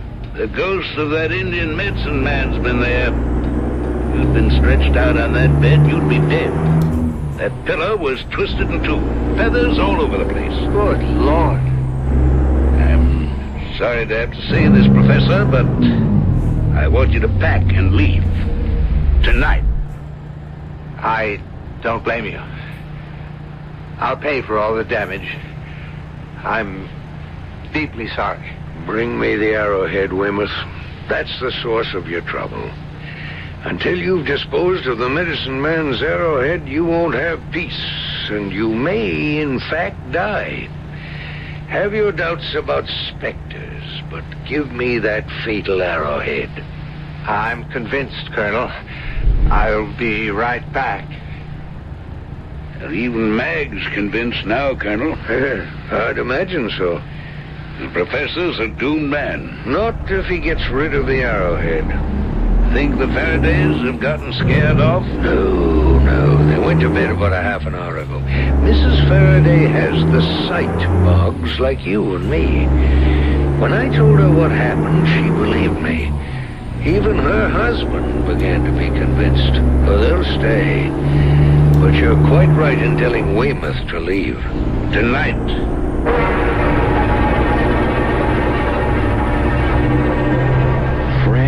Stop fussing and come to bed. I'm not fussing. I'm just thinking about what the colonel told us about George Weymouth. how he murdered those 5 Indians way back in 1600 something. Yeah, but it's just crazy to think that some old medicine man is out to murder the professor. He didn't kill those Indians. Why is he to blame? Just because he has the same name, that's all. You believe that? Yes, Ben. Oh, my goodness. What is it? Look out there. On the water, see it? Yeah. Something's rising from the water offshore. It's a water spout. No, it's not. It's upside down. It looks like a sheet, and it's turning round and round. And it's floating this way, towards shore. What is it? It's that thing the colonel told us he saw. The ghost of the medicine man who was buried at sea. It's coming towards the inn. Ben, I'm afraid. I'll get by. No, don't leave me, Ben. Look, it's on the shore, and it's coming up the hill. And listen to the wind.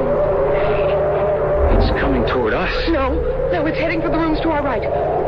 That's where Professor Weymouth is staying. It's after him, Ben.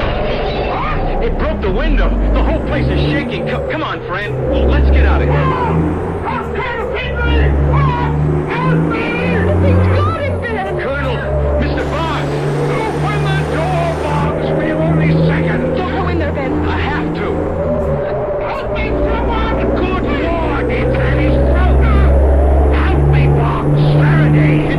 It's like canvas. Come on. Pull it away from his throat. I picked up the arrowhead to bring it downstairs. It's dragging me toward the window. It's twisting round his throat. Hold him round the middle of him. He'll be dragged through the window. Meg, find that arrowhead and throw it out the window. Hard with the arrow. Throw it out the window. Throw it, Meg.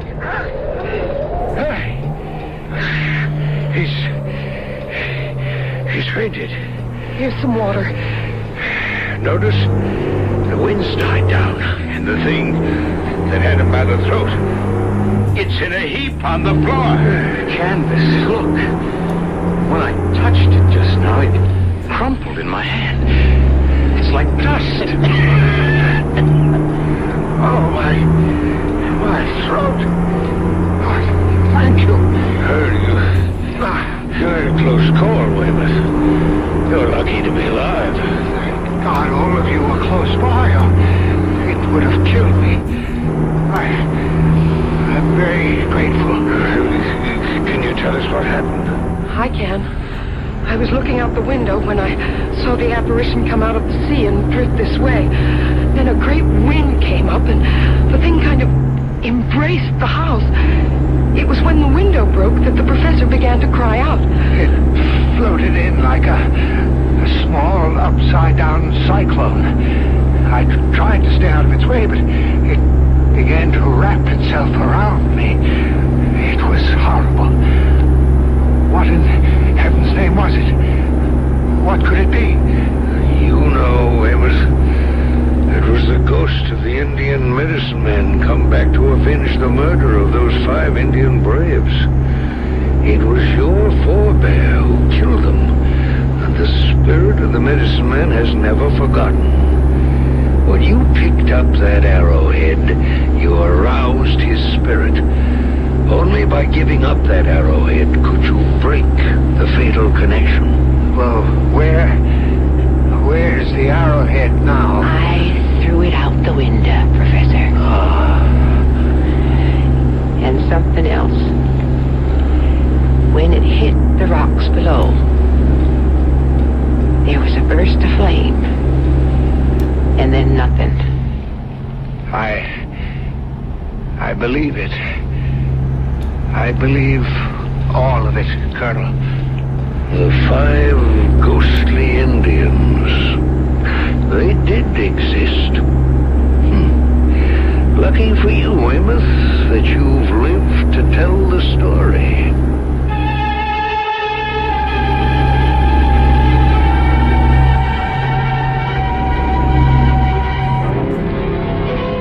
The dread of the supernatural goes back to earliest man.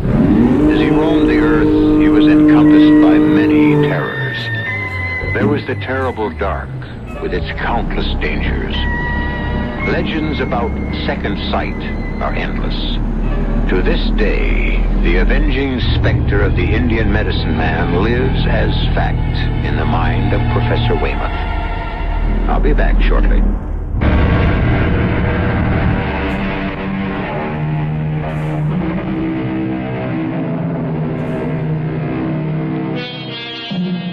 The fascination of terror is as ancient as the human race. It is stronger than our intellect, stronger even than our fears.